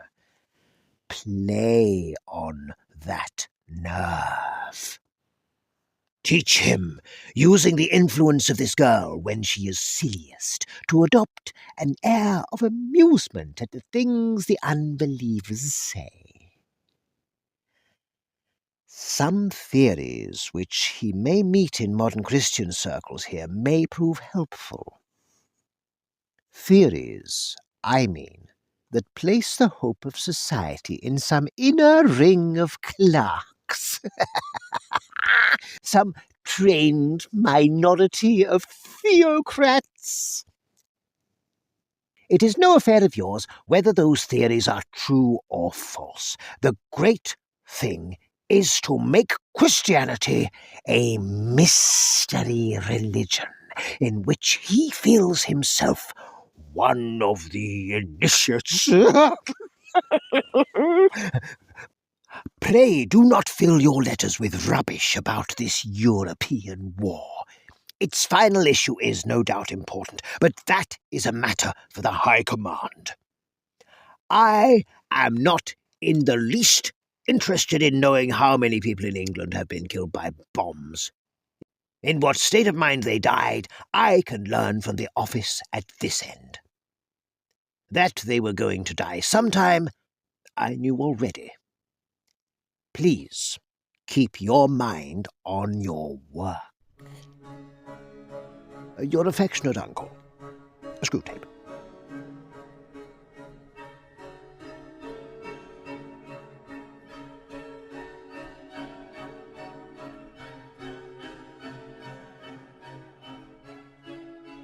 My dear Wormwood, the real trouble about the set your patient is living in is that it is merely Christian. They all have individual interests, of course, but the bond remains mere Christianity. What we want, if men become Christians at all, is to keep them in the state of mind I call Christianity and, Christianity and the crisis, Christianity and the new psychology, Christianity and the new order, Christianity and faith healing, Christianity and psychical research, Christianity and vegetarianism, Christianity and spelling reform. If they must be Christians, let them at least be Christians with a difference. Substitute for the faith itself some fashion with a Christian colouring. Work on their horror of the same old thing. The horror of the same old thing is one of the most valuable passions we have produced in the human heart. An endless source of heresies in religion, folly in counsel, infidelity in marriage, and inconsistency in friendship.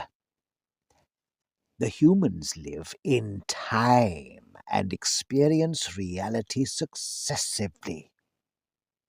To experience much of it, therefore, they must experience many different things. In other words, they must experience change. And since they need change, the enemy, being a hedonist at heart, has made change pleasurable to them, just as he made eating pleasurable. But since he does not wish to make change any more than eating an end in itself, he has balanced the love of change in them by a love of permanence. He has contrived to gratify both tastes together in the very world he has made, by that union of change and permanence which we call rhythm.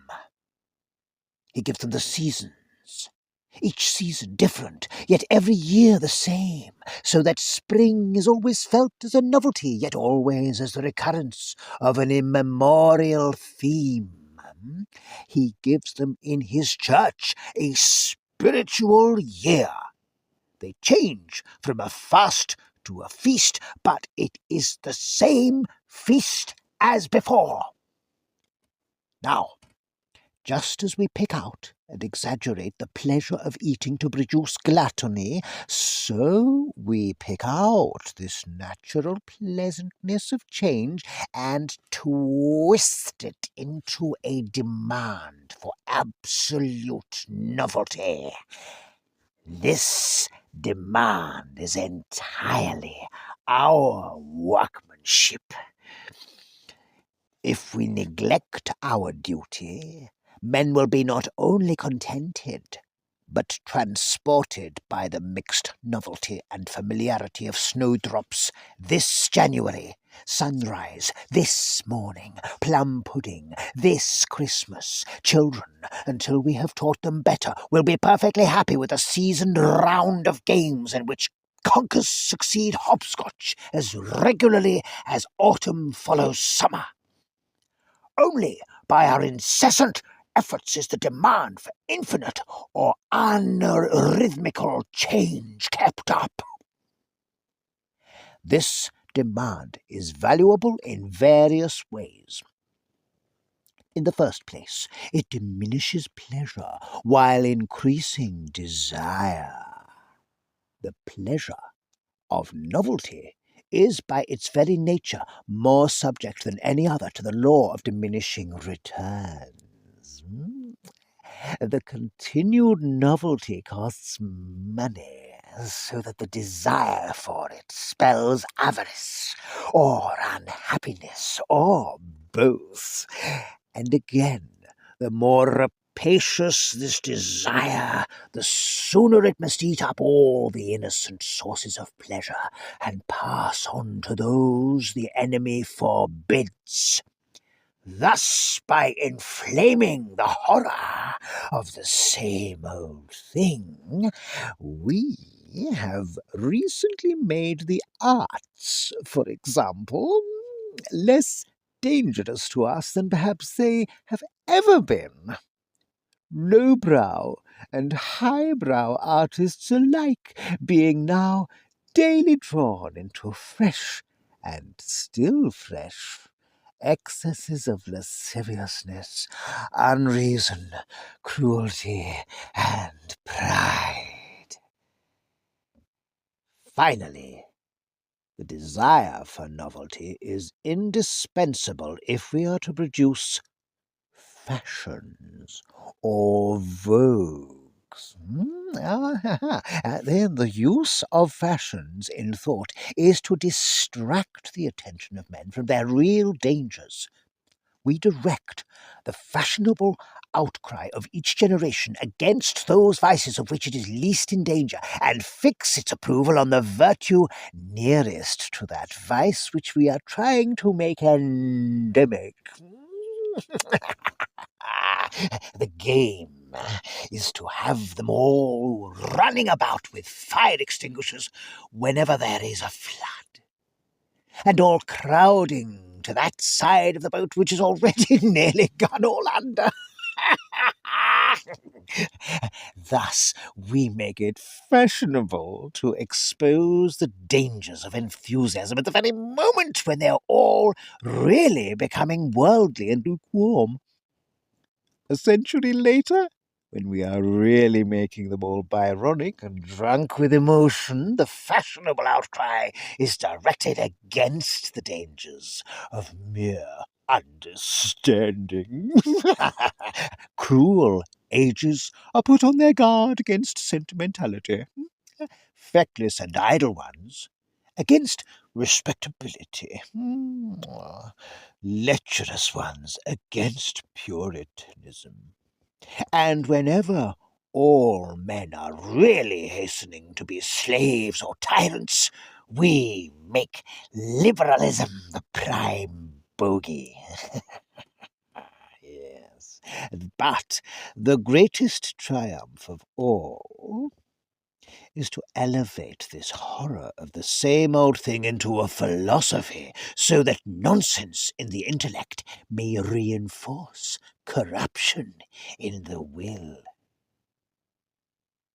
It is here that the general evolutionary or historical character of most of modern European thought, partly our work, comes in so useful. The enemy loves platitudes. Of a proposed course of action he wants men, so far as I can see, to ask very simple questions. Is it righteous? Is it prudent? Is it possible? Now, if we can keep men asking Is it in accordance with the general movement of our time? Is it progressive or reactionary? Is this the way that history is going? They will neglect the relevant questions, and the questions they do ask are, of course, unanswerable, for they do not know the future. And what the future will be depends very largely on just those choices which they now invoke the future to help them make.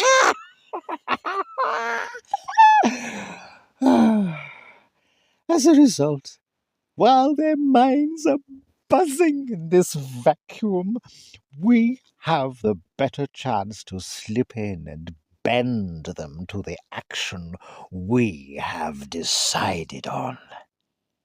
And great work has already been done. Once they knew that some changes were for the better, and others for the worse, and others again indifferent. We have largely removed this knowledge. For the descriptive adjective unchanged, we have substituted the emotional adjective stagnant. We have trained them to think of the future as a promised land which favoured heroes attain, not as something which everyone reaches at the rate of 60 minutes an hour, whatever he does, whoever he is. Your affectionate uncle, Screwtape.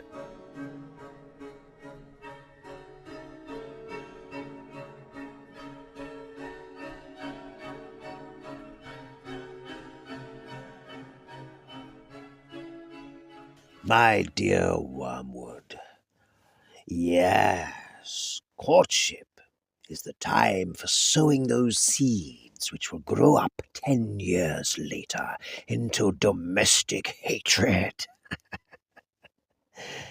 The enchantment of unsatisfied desire produces results which the humans can be made to mistake for the results of charity.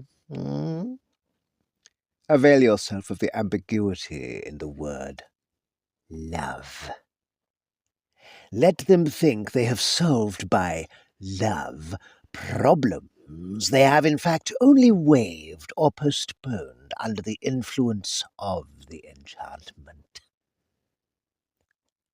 While it lasts, you have your chance to ferment the problems in secret and render them chronic. The grand problem is that of unselfishness. Note, once again, the admirable work of our philological arm in substituting the unselfishness for the enemy's positive charity. Thanks to this, you can, from the very outset, teach a man to surrender benefits, not that others may be happy in having them, but that he may be unselfish in foregoing them. That is a great point gained. Another great help, where the parties concerned are male and female, is the divergence of view about unselfishness, which we have built up between the sexes. A woman means by unselfishness chiefly taking trouble for others. A man means not giving trouble to others.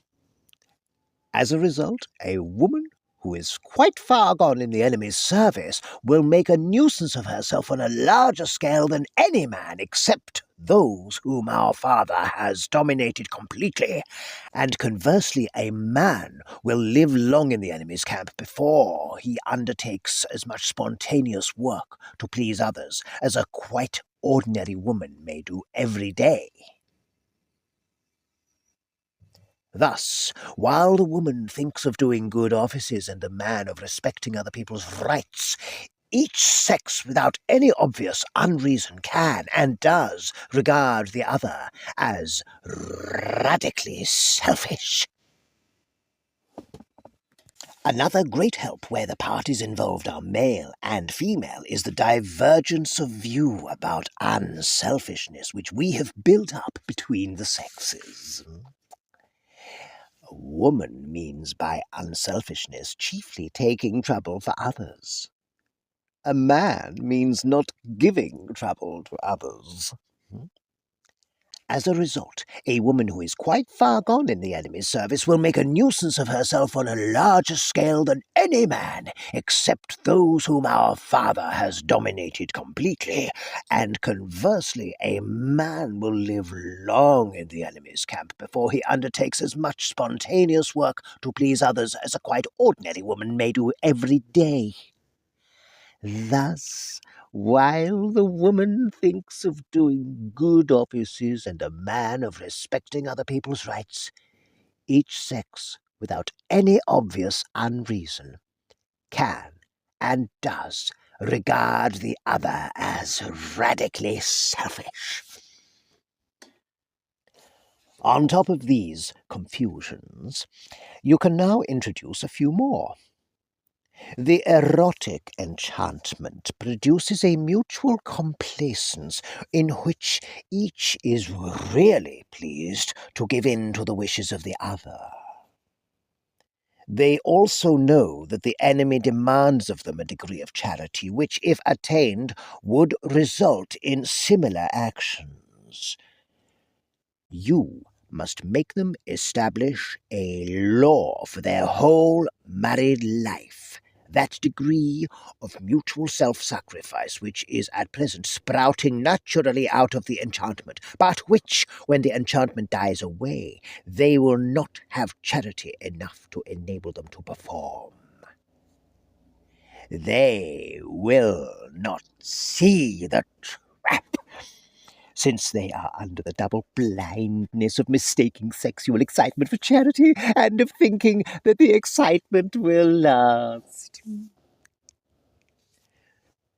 When once a sort of official, legal, or nominal unselfishness has been established as a rule for the keeping of which their emotional resources have died away and their spiritual resources have not yet grown, the most delightful results follow. In discussing any joint action, it becomes obligatory that A should argue in favor of B's supposed wishes and against his own, while B does the opposite. It is often impossible to find out either party's real wishes. With luck, they end by doing something that neither wants, while each feels a glow of self-righteousness and harbours a secret claim to preferential treatment for the unselfishness shown, and a secret grudge against the other for the ease with which the sacrifice has been accepted.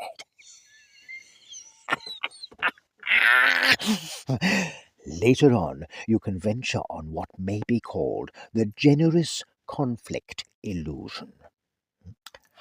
This game is best played with more than 2 players, in a family with grown-up children, for example. Something quite trivial, like having tea in the garden, is proposed. One member takes care to make it quite clear, though not in so many words, that he would rather not, but is, of course, prepared to do so out of unselfishness. The others instantly withdraw their proposal, ostensibly through their unselfishness, but really because they don't want to be used as a sort of lay figure in which the first speaker practices petty altruisms. But he is not going to be done out of his debauch of unselfishness either. He insists on doing what the others want. They insist on doing what he wants. Passions are roused. Soon someone is saying, "Very well then, I won't have any tea at all." and a real quarrel ensues with bitter resentment on both sides. You see how it is done. If each side had been frankly contending for its own real wish, they would all have kept within the bounds of reason and courtesy. But just because the contention is reversed, and each side is fighting the other side's battle, oh, the bitterness which rarely flows from thwarted self-righteousness and obstinacy, and the accumulated grudges of the last 10 years is concealed from them by the nominal or official unselfishness of what they are doing, or at least held to be excused by it.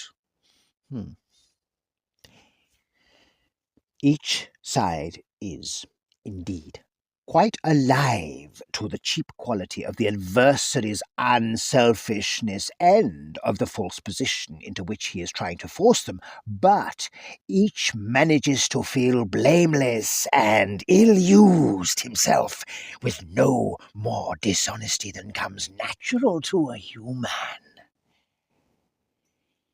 A sensible human once said, "If people knew how much ill-feeling unselfishness occasions, it would not be so often recommended from the pulpit." And again, "She is the sort of woman who lives for others. You can always tell the others by their hunted expression." All this can be begun even in the period of courtship. A little real selfishness on your patient's part is often of less value in the long run for securing his soul than the first beginnings of that elaborate and self-conscious unselfishness which may one day blossom into the sort of thing I have described. Some degree of mutual falseness, some surprise that the girl does not always notice just how unselfish he is being, can be smuggled in already. Cherish these things. And above all, don't let the young fools notice them. If they notice them, they will be on the road to discovering that love is not enough, that charity is needed and not yet achieved, and that no external law can supply its place. I wish Slum Trimpet could do something about undermining that young woman's sense of the ridiculous. Your affectionate uncle, Screwtape.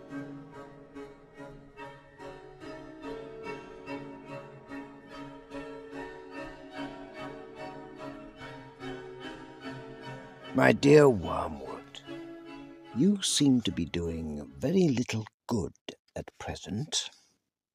The use of his love to distract his mind from the enemy is, of course, obvious, but you reveal what poor use you are making of it when you say that the whole question of distraction and the wandering mind has now become one of the chief subjects of his prayers. That means you have largely failed. When this or any other distraction crosses his mind, you ought to encourage him to thrust it away by sheer willpower, and to try to continue the normal prayer as if nothing had happened. Once he accepts the distraction as his present problem and lays that before the enemy and makes it the main theme of his prayers and his endeavours, then, so far from doing good, you have done harm. Anything, even a sin, which has the total effect of moving him close up to the enemy, makes against us in the long run.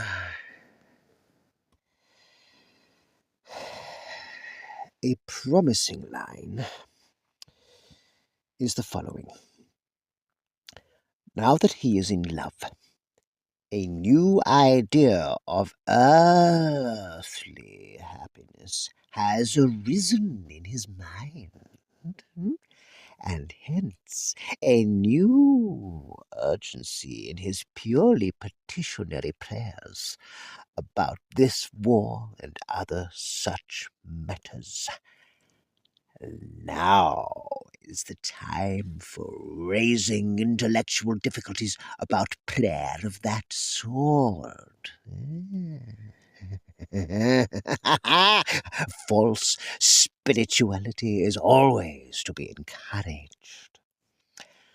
On the seemingly pious ground that praise and communion with God is the true prayer, humans can often be lured into direct disobedience to the enemy, who, in his usual flat, commonplace, uninteresting way, has definitely told them to pray for their daily bread and the recovery of the sick.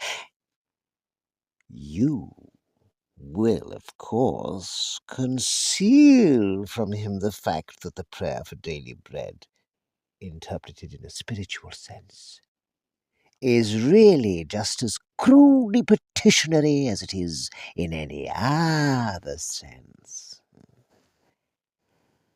But since your patient has contracted the terrible habit of obedience, he will probably continue such crude prayers, whatever you do.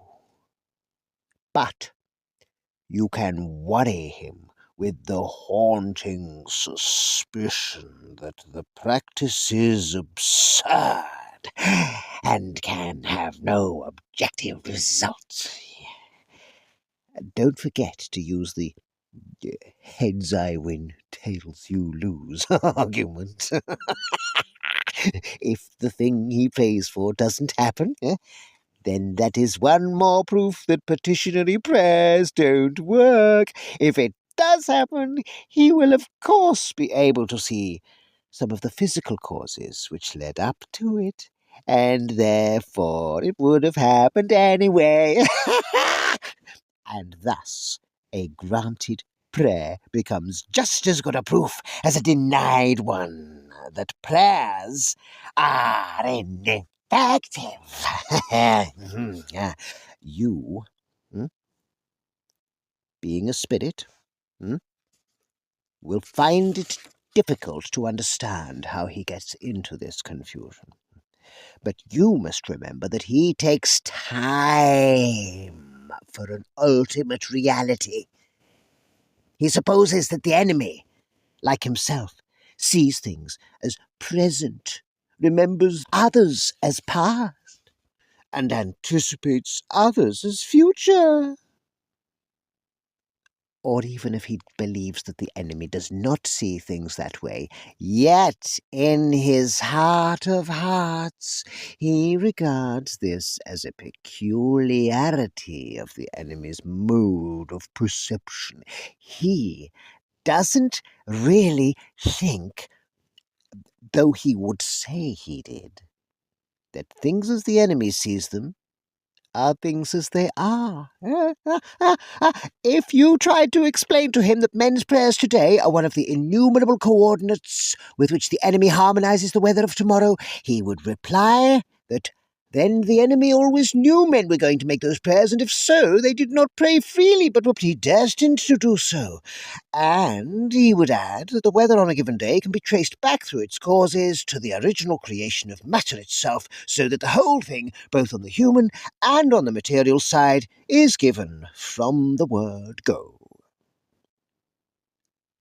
What he ought to say, of course, is obvious to us, that the problem of adapting the particular weather to the particular prayers is merely the appearance at 2 points in his temporal mode of perception of the total problem of adapting the whole spiritual universe to the whole corporeal universe.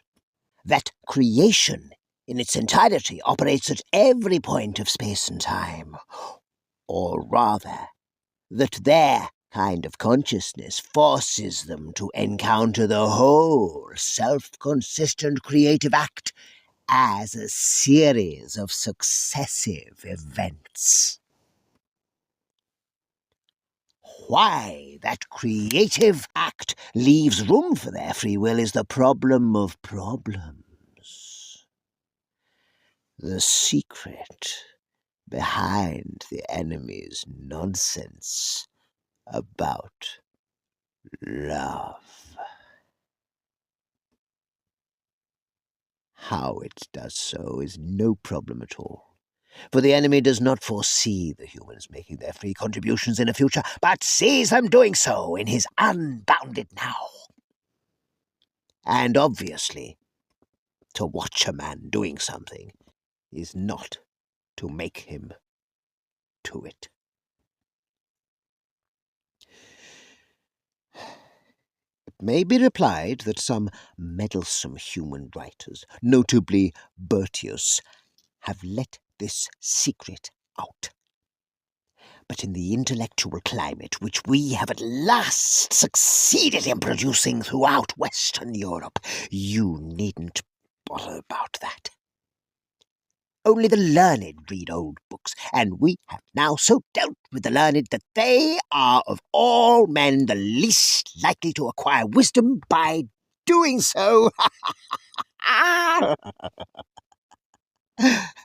We have done this by inculcating the historical point of view. The historical point of view, put briefly, means that when a learned man is presented with any statement in an ancient author, the one question he never asks is whether it is true.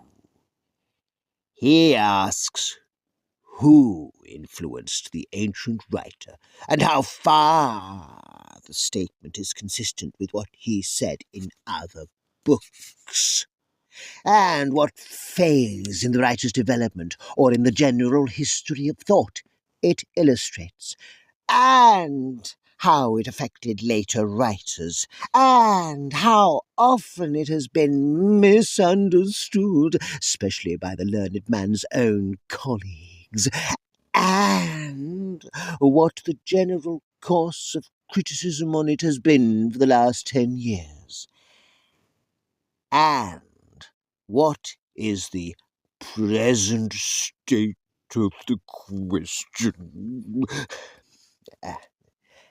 To regard the ancient writer as a possible source of knowledge, to anticipate that what he said could possibly modify your thoughts or your behaviors, this would be rejected as unutterably simple-minded.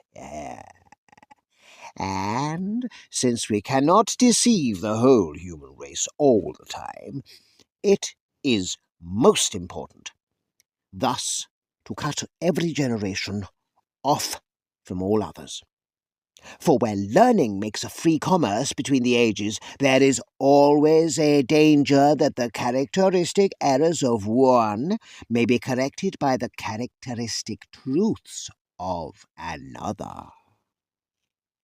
But thanks be to our Father and the historical point of view, great scholars are now as little nourished by the past as the most ignorant mechanic who holds that history is bunk.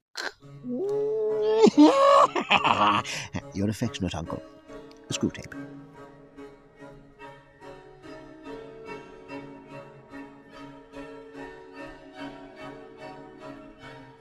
My dear Wormwood, when I told you not to fill your letters with rubbish about the war, I meant, of course, that I did not want to have your rather infantile rhapsodies about the death of men and the destruction of cities.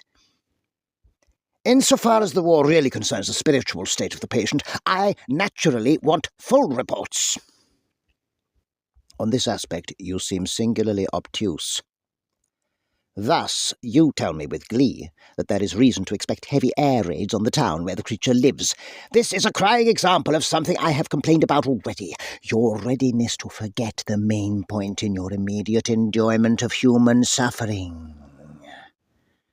Do you not know that bombs kill men?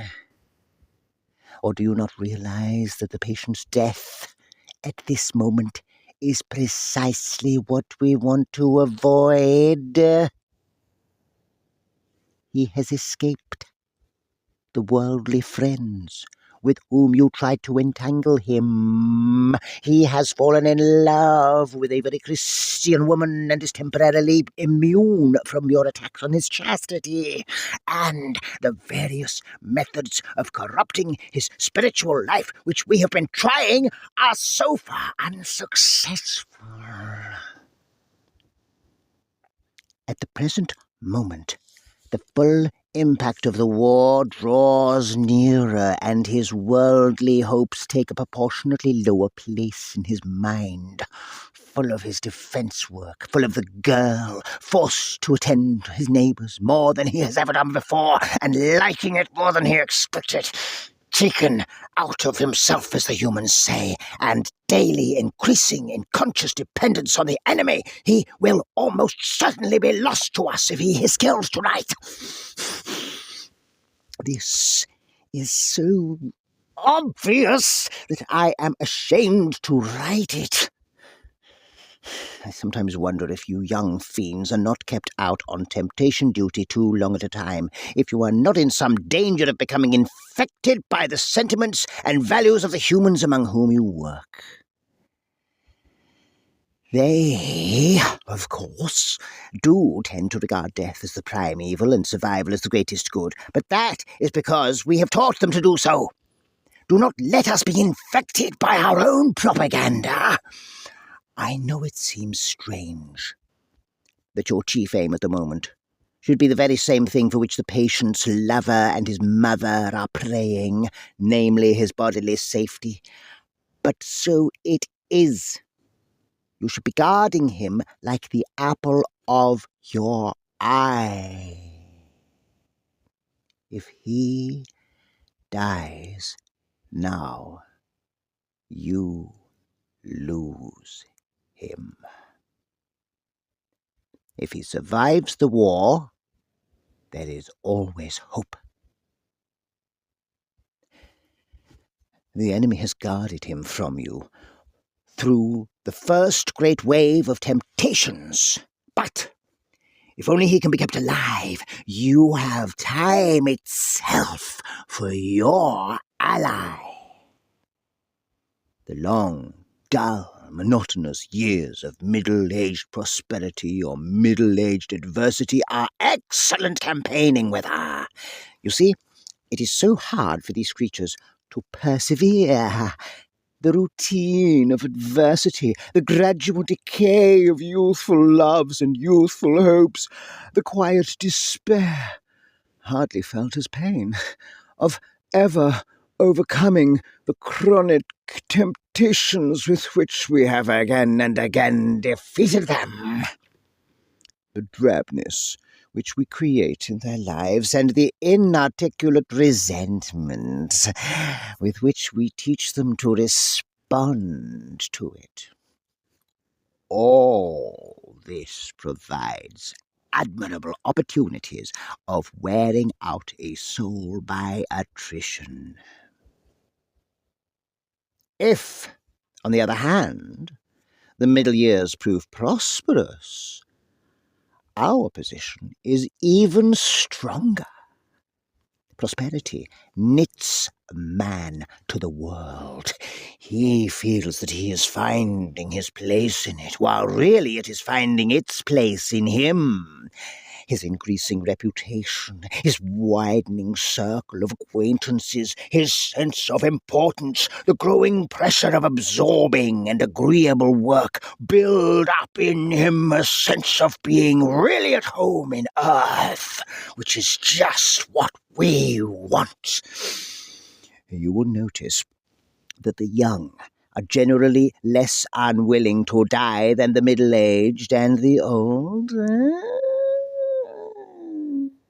The truth is that the enemy, having oddly destined these mere animals to life in his own eternal world, has guarded them pretty effectively from the danger of feeling at home anywhere else.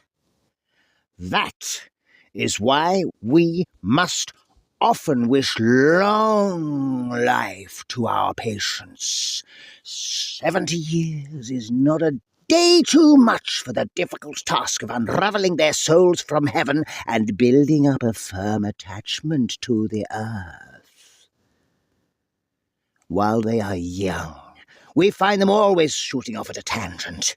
Even if we contrive to keep them ignorant of explicit religion, the incalculable winds of fantasy and music and poetry, the mere face of a girl, the song of a bird, or the sight of a horizon are always blowing our whole structure away.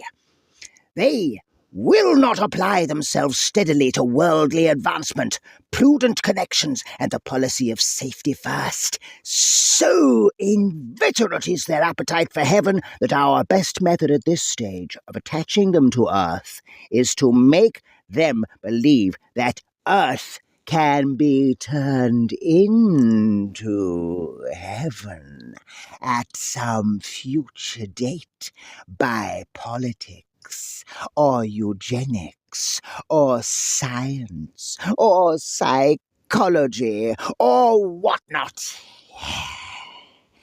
Real worldliness is a work of time, assisted, of course, by pride, for we teach them to describe the creeping death as good sense, or maturity, or experience. Experience, in the peculiar sense we teach them to give it, is, by the by, a most useful word. A great human philosopher nearly let our secret out when he said that where virtue is concerned, experience is the mother of illusion. But thanks to a change in fashion, and also, of course, to the historical point of view, we have largely rendered his book innocuous. How valuable time is to us may be gauged by the fact that the enemy allows us so little of it.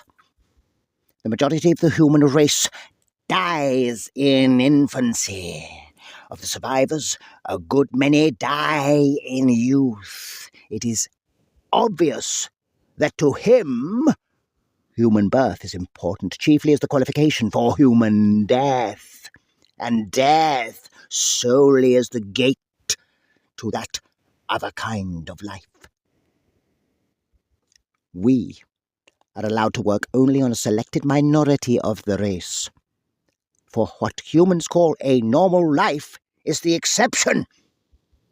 Apparently, he wants some, but only a very few, of the human animals with which he is peopling heaven to have had the experience of resisting us through an earthly life of 60 or 70 years.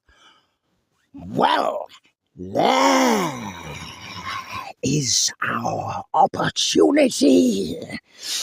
The smaller it is, the better we must use it. Whatever you do, keep your patient as safe as you possibly can. Your affectionate uncle, Screwtape.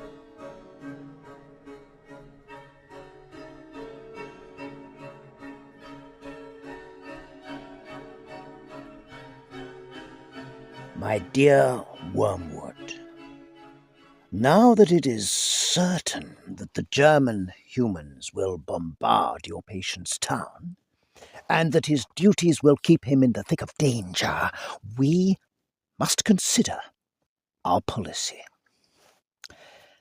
Are we to aim at cowardice or at courage, with consequent pride, or at hatred of the Germans?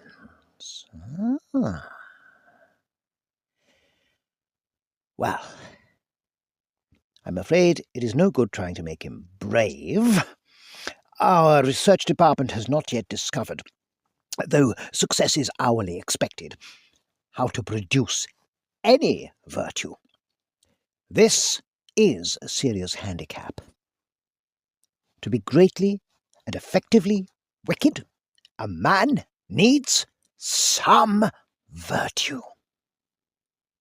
What would Attila have been without his courage, or Shylock without self-denial as regards the flesh? But as we cannot supply these qualities ourselves, we can only use them as supplied by the enemy. And this means leaving him a kind of foothold in those men whom otherwise we have made most securely our own. A very unsatisfactory arrangement, but I trust we shall one day learn to do better. Hatred we can manage. The tension of human nerves during noise, danger, and fatigue makes them prone to any violent emotion, and it is only a question of guiding the susceptibility into the right channels. If conscience resists, muddle him. Let him say that he feels hatred not on his own behalf, but on that of the women and children, and that a Christian is told to forgive his own, not other people's enemies. In other words, let him consider himself sufficiently identified with the women and children to feel hatred on their behalf, but not sufficiently identified to regard their enemies as his own, and therefore proper objects of forgiveness. But hatred is best combined with fear. Cowardice alone of all the vices is purely painful. Horrible to anticipate, horrible to feel, horrible to remember. Hatred has its pleasures. It is therefore often the compensation by which a frightened man reimburses himself for the miseries of fear. The more he fears, the more he will hate. And hatred is also a great anodyne for shame. To make a deep wound in his charity, you should therefore first defeat his courage. Now, this is a ticklish business. We have made men proud of most vices, but not of cowardice. Whenever we have almost succeeded in doing so, the enemy permits a war or an earthquake or some other calamity, and at once courage becomes so obviously lovely and important, even in human eyes, that all our work is undone, and there is still at least one vice of which they feel genuine shame. The danger of inducing cowardice in our patients, therefore, is lest we produce real self-knowledge and self-loathing with consequent repentance and humility. And in fact, in the last war, thousands of humans, by discovering their own cowardice, discovered the whole moral world for the first time. In peace, we can make many of them ignore good and evil entirely. In danger, the issue is forced upon them in a guise to which even we cannot blind them. There is here a cruel dilemma before us. If we promoted justice and charity among men, we should be playing directly into the enemy's hands. But if we guide them to the opposite behavior, this sooner or later produces, for he permits it to produce, a war or a revolution, and the undistinguishable issue of cowardice or courage awakes thousands of men from moral stupor. This, indeed, is probably one of the enemy's motives for creating a dangerous world. A world in which moral issues really come to the point. He sees as well as you do that courage is not simply one of the virtues, but the form of every virtue at the testing point, which means at the point of highest reality. A chastity or honesty or mercy which yields to danger will be chaste or honest or merciful only on conditions. Pilate was merciful till it became risky. It is therefore possible to lose as much as we gain by making your man a coward. He may learn too much about himself. There is, of course, always the chance, not of chloroforming the shame, but of aggravating it and producing despair. This would be a great triumph. It would show that he had believed in and accepted the enemy's forgiveness of his other sins only because he himself did not fully feel their sinfulness. That in respect of the one vice which he really understands in its full depth of dishonour, he cannot seek nor credit the mercy. But I fear you have already let him get too far in the enemy's school, and he knows that despair is a greater sin than any of the sins which provoke it. As to the actual technique of temptations to cowardice, not much need be said. The main point is that precautions have a tendency to increase fear. The precautions, publicly enjoined on your patient, however, soon become a matter of routine, and this effect disappears. What you must do is to keep running in his mind, side by side, with the conscious intention of doing his duty, the vague idea of all sorts of things he can do or not do inside the framework of duty, which seem to him a little safer.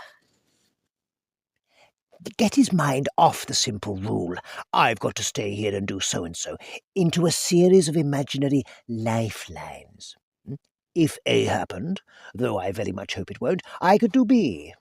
And if the worst came to the worst, I could always do C.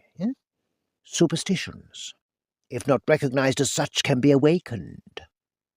The point is to keep him feeling that he has something other than the enemy and courage the enemy supplies to fall back on, so that what was intended to be a total commitment to duty becomes honeycombed all through with little unconscious reservations. By building up a series of imaginary experience to prevent the worst coming to the worst, you may produce at that level of his will which he is not aware of a determination that the worst shall not come to the worst. Then, at the moment of real terror, rush it out into his nerves and muscles, and you may get the fatal act done before he knows what you're on about. For remember, the act of cowardice is all that matters. The emotion of fear is in itself no sin, and, though we enjoy it, does us no good. Your affectionate uncle, Screwtape.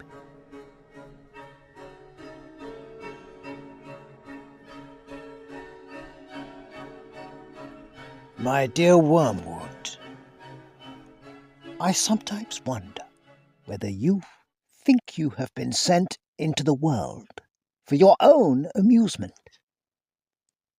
I gather Not from your miserably inadequate report, but from that of the infernal police, that the patient's behaviour during the first raid has been the worst possible. He has been very frightened, and thinks himself a great coward, and therefore feels no pride. But he has done everything his duty demanded, and perhaps a bit more. Against this disaster, all you can produce on the credit side is a burst of ill temper with a dog that tripped him up. Some excessive cigarette smoking, and the forgetting of a prayer. What is the use of whining to me about your difficulties? If you are proceeding on the enemy's idea of justice and suggesting that your opportunities and intentions should be taken into account, then I am not sure that a charge of heresy does not lie against you. At any rate, you will soon find that the justice of hell is purely realistic and concerned only with results. Bring us back food! Or be food yourself. The only constructive passage in your letter is where you say that you still expect good results from the patient's fatigue. That is well enough, but it won't fall into your hands. Fatigue can produce extreme gentleness and quiet of mind, and even something like vision. If you have often seen men led by it into anger, malice, and impatience, that is because those men have had efficient tempers. The paradoxical thing is that moderate fatigue is a better soil for peevishness than absolute exhaustion. This depends partly on physical causes, but partly on something else. It is not fatigue simply as such that produces the anger, but unexpected demands on a man already tired. Whatever men expect, they soon come to think they have a right to. The sense of disappointment can, with very little skill on our part, be turned into a sense of injury. It is after men have given in to the irremediable, after they have despaired of relief and ceased to think even a half hour ahead, that the dangers of humbled and gentle weariness begin. To produce the best results from the patient's fatigue, therefore, you must feed him with false hopes. Put into his mind plausible reasons for believing that the air raid will not be repeated. Keep him comforting himself with the thought of how much he will enjoy his bed next night. Exaggerate the weariness by making him think it will soon be over. For men usually feel that a strain could have been endured no longer at the very moment when it is ending, or when they think it is ending.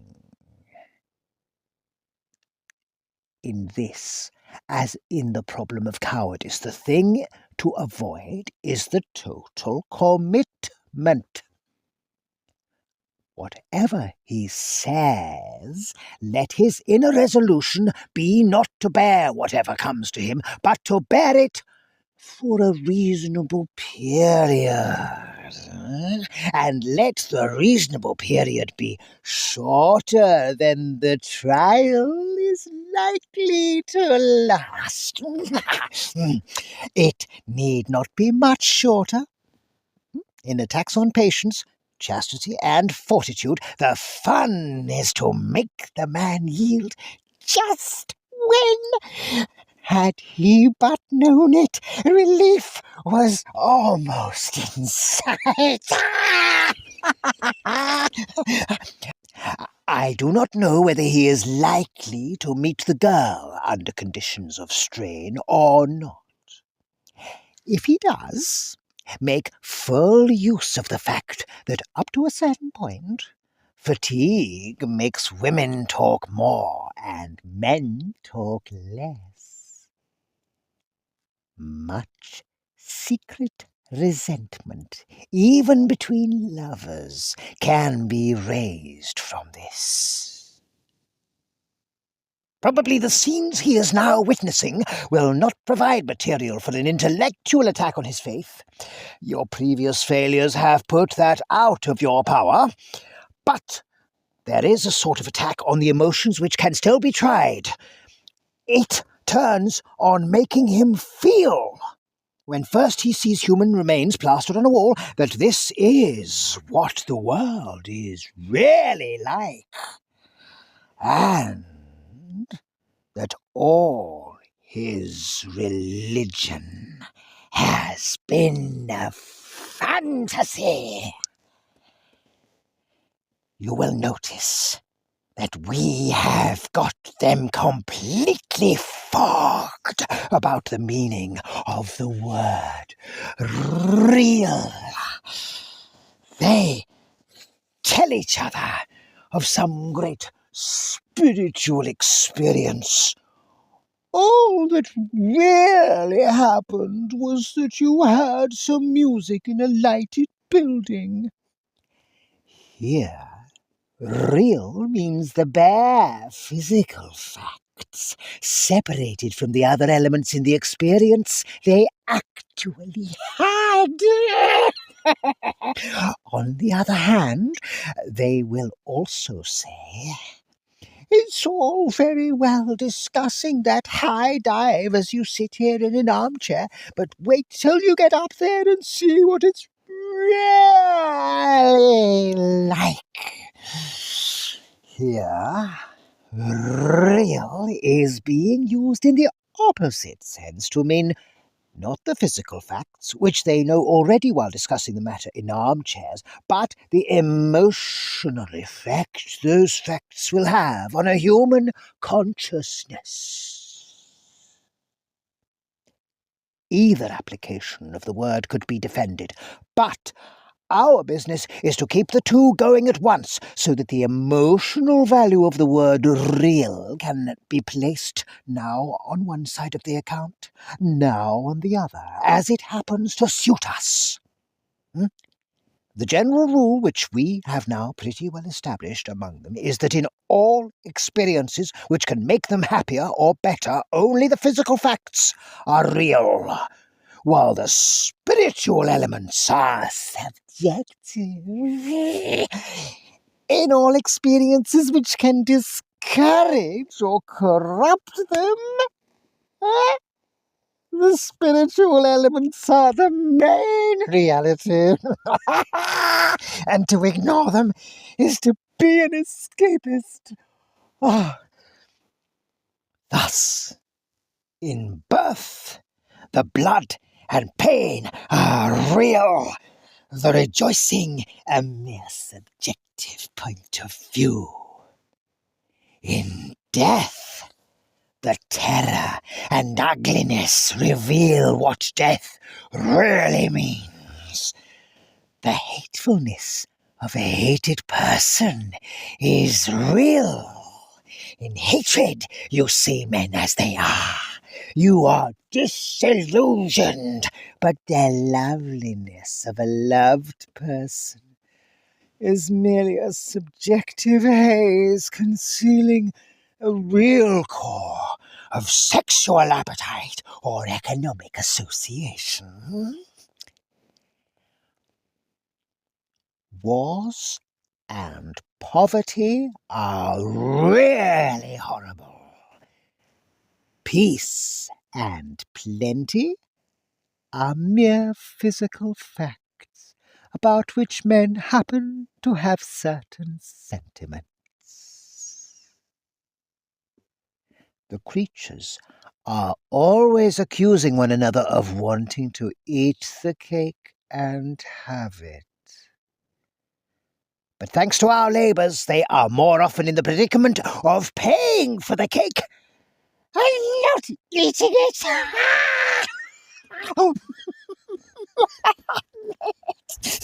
Your patient, properly handled, will have no difficulty in regarding his emotion at the sight of human entrails as a revelation of reality, and his emotion at the sight of happy children or fair weather as mere sentiment.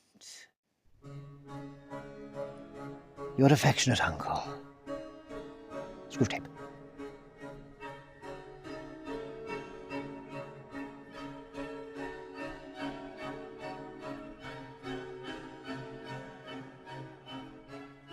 My dear, my very dear Wormwood, my puppet, my pigsney.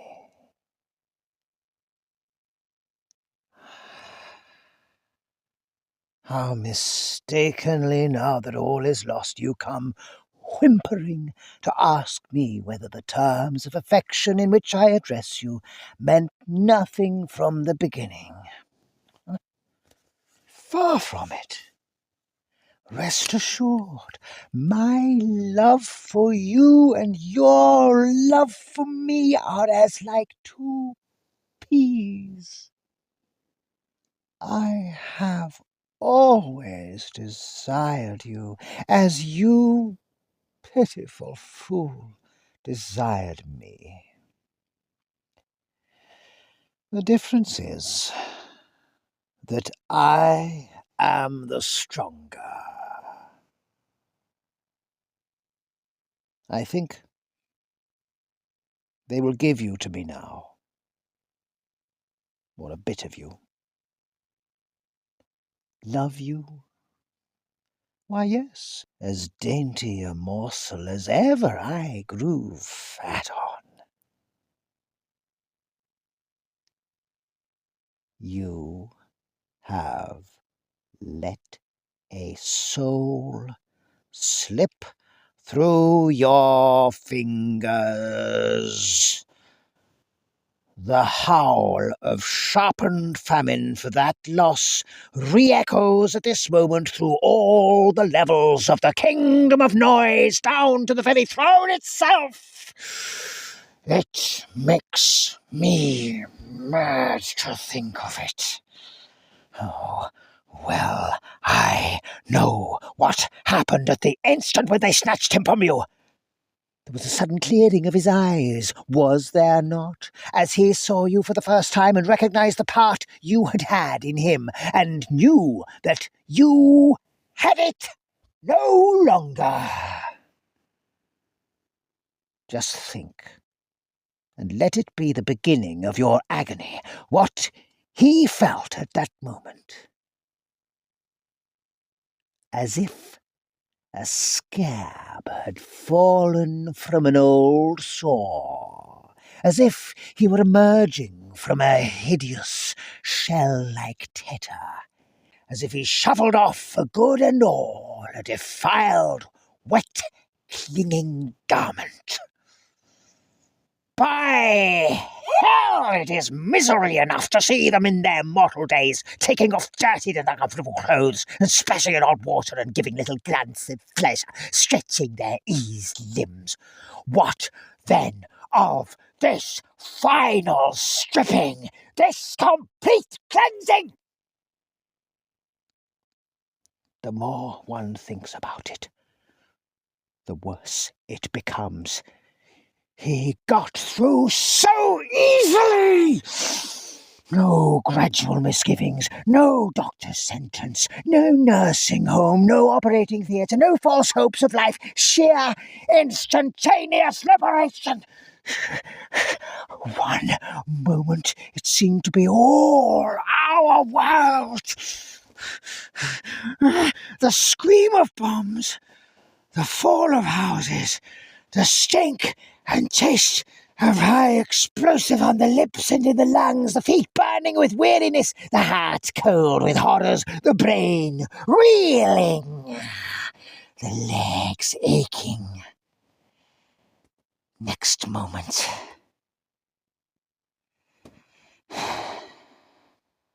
all this was gone. Gone, like a bad dream. Never again to be of any account. Defeated! Out! Maneuvered fool! Did you mark how naturally, as if he'd been born for it, the earth-born vermin entered the new life? How all his doubts became in the twinkling of an eye. Ridiculous! I know what the creature was saying to itself. Yes, of course, it always was like this.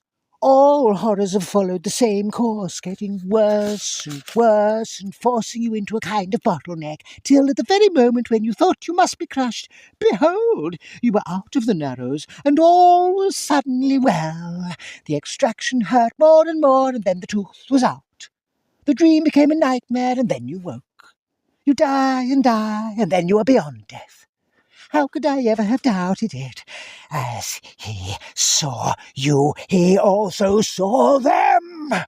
I know how it was. You reeled back dizzy and blinded, more hurt by them than he had ever been by bombs. The degradation of it, that this thing of earth and slime could stand upright and converse with spirits before whom you, a spirit, could only cower. Perhaps you had hoped that the awe and strangeness of it would dash his joy, but that is the cursed thing. The gods are strange to mortal eyes, and yet they are not strange. He had no faintest conception till that very hour of how they would look, and even doubted their existence. But when he saw them, he knew that he had always known them, and realized what part each one of them had played at many an hour in his life when he had supposed himself alone, so that now he could say to them one by one, not, "Who are you?" but, "So it was you all the time."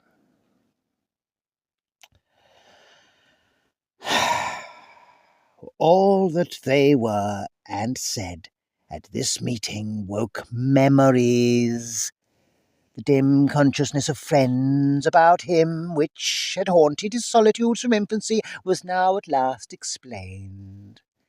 That central music in every pure experience, which had always just evaded memory, was now at last recovered. Recognition made him free of their company almost before the limbs of his corpse became quiet. Only you were left outside. He saw not only them, he saw him. This animal, this thing begotten in a bed, could look on him. What is blinding, suffocating fire to you is now cool light to him, is clarity itself, and wears the form of a man.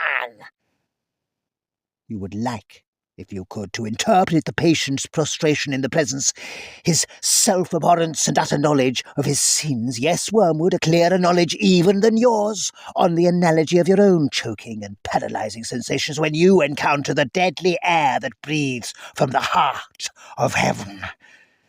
But it's all nonsense. Pains he may still have to encounter, but they embrace those pains. They would not barter them for any earthly pleasure. all the delights of sense or heart or intellect with which you could once have tempted him, even the delights of virtue itself, now seem to him in comparison but as the half-nauseous attractions of a raddled harlot would seem to a man who hears that his true beloved, whom he has loved all his life, and whom he had believed to be dead, is alive, and even now at his door. He is caught up into that world, where pain and pleasure take on transfinite values, and all our arithmetic is dismayed. Once more, the inexplicable meets us.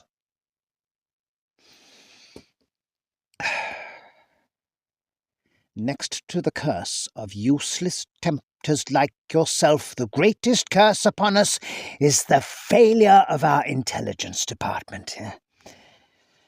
If only we could find out what he is really up to. Alas, that knowledge, in itself so hateful and mawkish a thing, should yet be necessary for power. Sometimes I am almost in despair. All that sustains me is the conviction that our realism, our rejection, in the face of all temptations, of all silly nonsense and claptrap, must win in the end.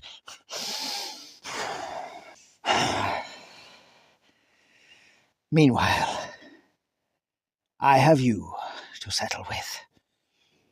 Most truly do I sign myself your increasingly and ravenously affectionate uncle, Screwtape.